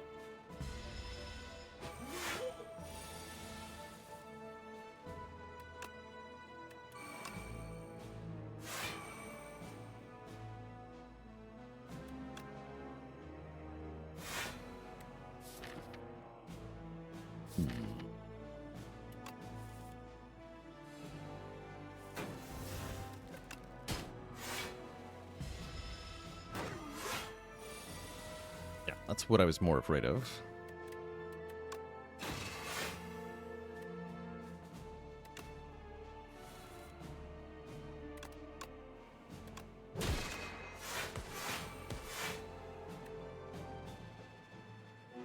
Attacks at random will not kill. Guess we Catastrophe. Okay. Good enough.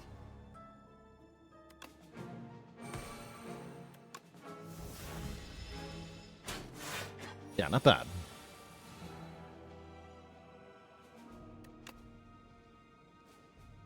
Not great, though.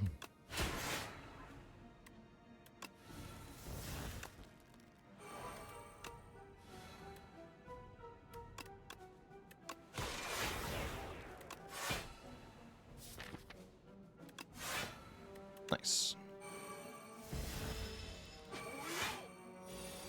Okay, here comes 50, but I'm pretty sure we just win.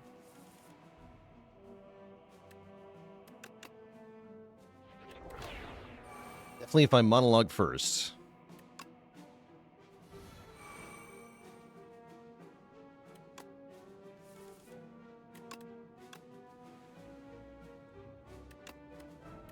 Yeah, that should do it.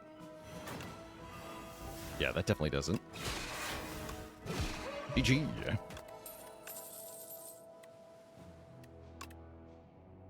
6 more common cards. All right, that's fine. I think we have enough good cards to win against our bosses here. We're not even fighting Aeon Glass, so this shouldn't be too bad. We can spam cards to our heart's content. We also have 95 gold, which is just enough to buy either a potion or a power at the shop. So let's make one last stop to the shop. Look for Pillar of Creation one more time. This furnace here. There is Particle Wall, though, and I have a Touch of Insanity. So I could use that. That actually just wins one of the boss fights for free, because we have Letter Opener. That seems pretty good. I could buy a second copy of Touch of Insanity, but then I can't have the Particle Wall.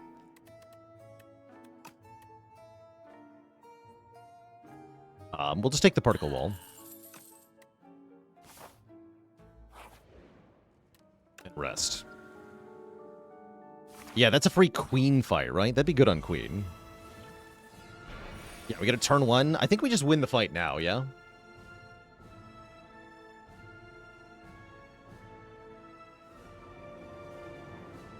I only have to play the card 300 times. Well, I'd better get started then.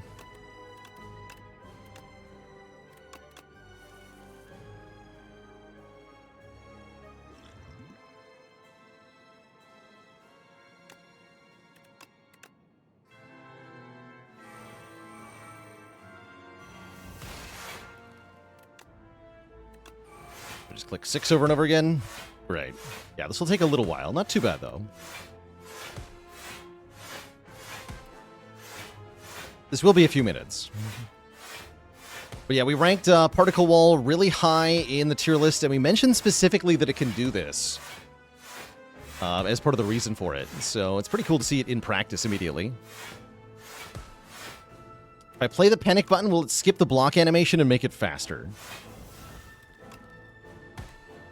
Oh my god, you're right.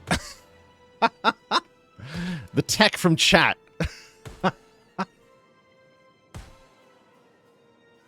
Genius.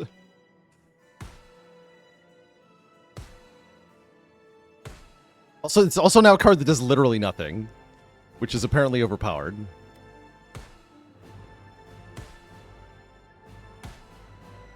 All I have to do is play 1,000 cards in one turn that don't do anything. Something oddly unsettling about it, right? It doesn't look like it's working right.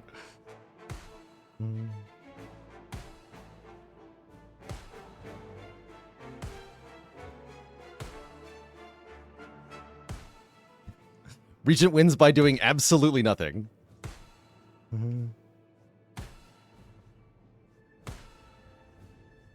This is peak gameplay. You can't convince me otherwise.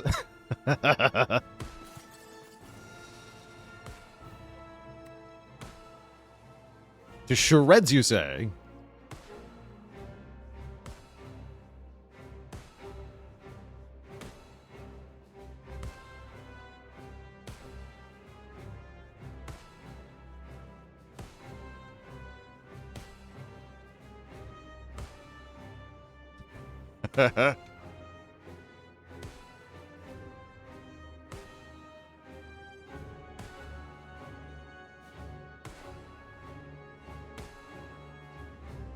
Is 999 block the limit? No, you can actually get 1 billion block. Or, well, one short of 1 billion block. We already got a Ironclad Body Slam to do 999, 999, 999 damage, and then we got 1 strength, and it didn't do exactly 1 billion damage, so I was really pissed about that. The strength didn't add anything.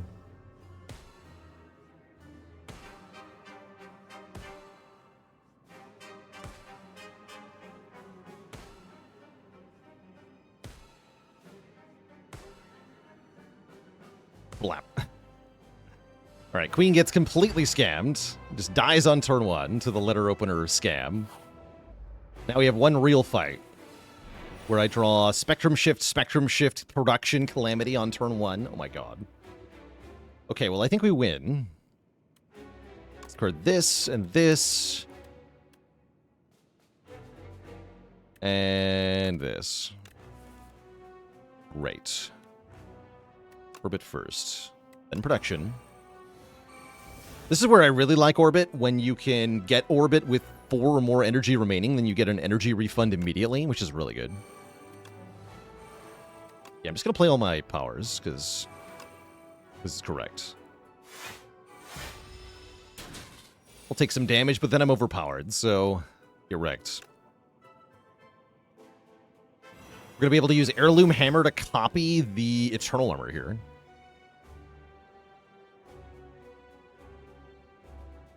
Might as well drink the Star Potion. No reason not to, right?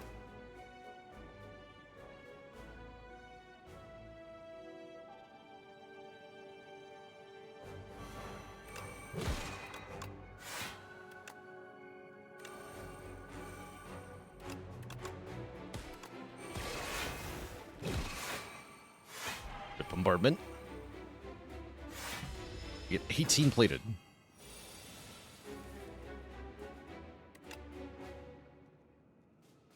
You're doing how much damage? Hello? More plating! The power.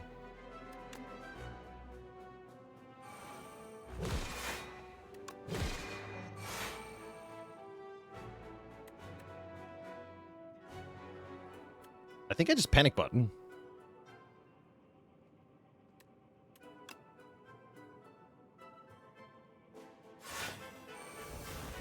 Nice.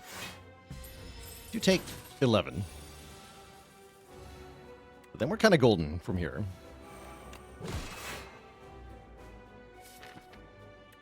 A bundle of joy.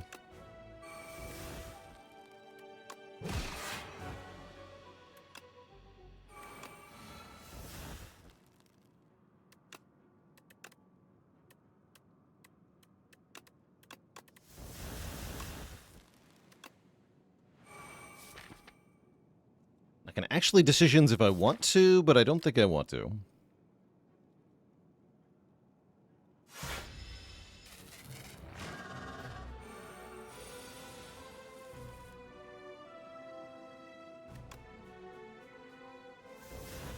Nice discovery. What do I discover? I discover a bombardment. That seems good.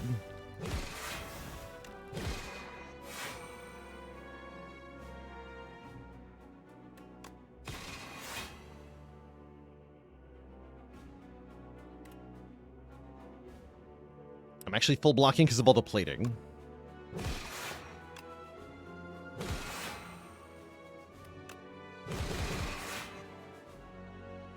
You can live for one turn. You can live for one turn.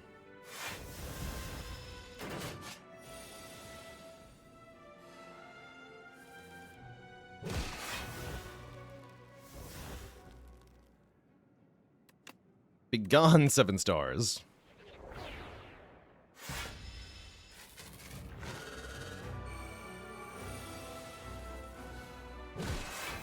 Plating's just reverse poison. Yes. Correct. What if I had double calamity? Is that insane? That might be kind of insane.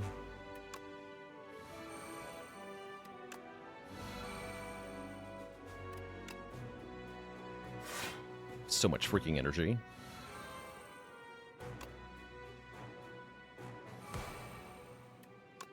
Heirloom Hammer the Prolong. Maybe double Prolong.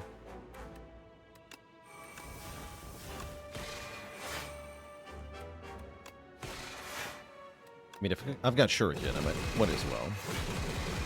Oh my god, the beat into shape. Double beat into shape. Let's freaking go. Forge 80. Forge 80. With the beat into shape. Then radiate for more. And then forge 100. Okay, we just have to find the sword. Wait, there's another one. Forge 105. Yes. Yes, we must get the sword. I must find it. Supermassive does an equal amount of damage, by the way. 369 damage. Nice. Is pretty good. But I want that sword, dang it.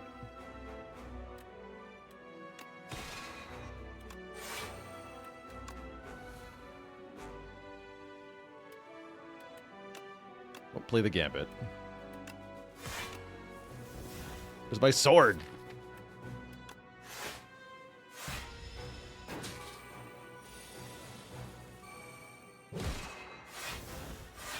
Where is the sword? Oh, here it is.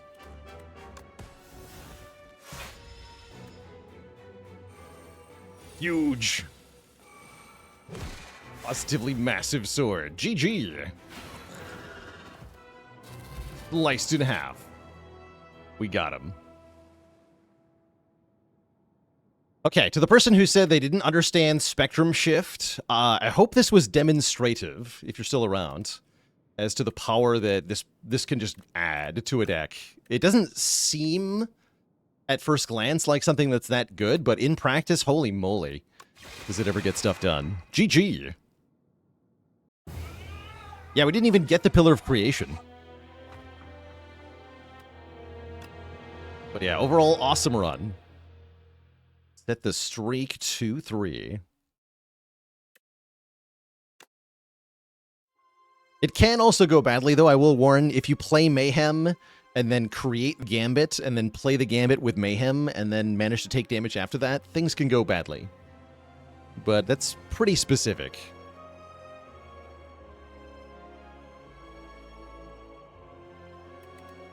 But yeah, the average colorless card is just really good. And so if you make a lot of them, you're going to have a lot of good stuff. Do I think Spectrum Shift could be rare? Yeah, exactly. If you have Mayhem and Redraw Gambit, the fight should be over. I agree. Swapping place with Bundle of Joy. Bundle of Joy at uncommon, Spectrum Shift at rare? That'd be kind of cool. I think Spectrum Shift would still be good as a rare card.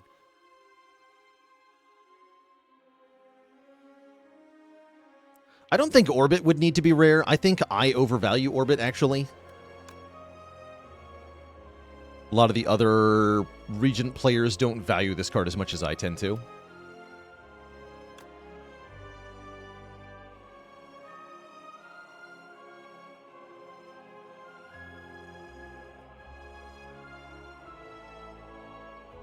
But it is nice to have more energy, that's for sure. Orbit is a card that Necrobinder really wishes she could have. Almost always take the first copy, even in Act 1. Okay, that's pretty high praise. That's roughly where I am.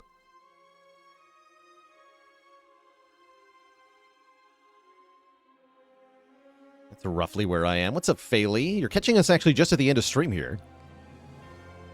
As I've actually got to get going here. So that will be our last run for the day, but there will be more tomorrow.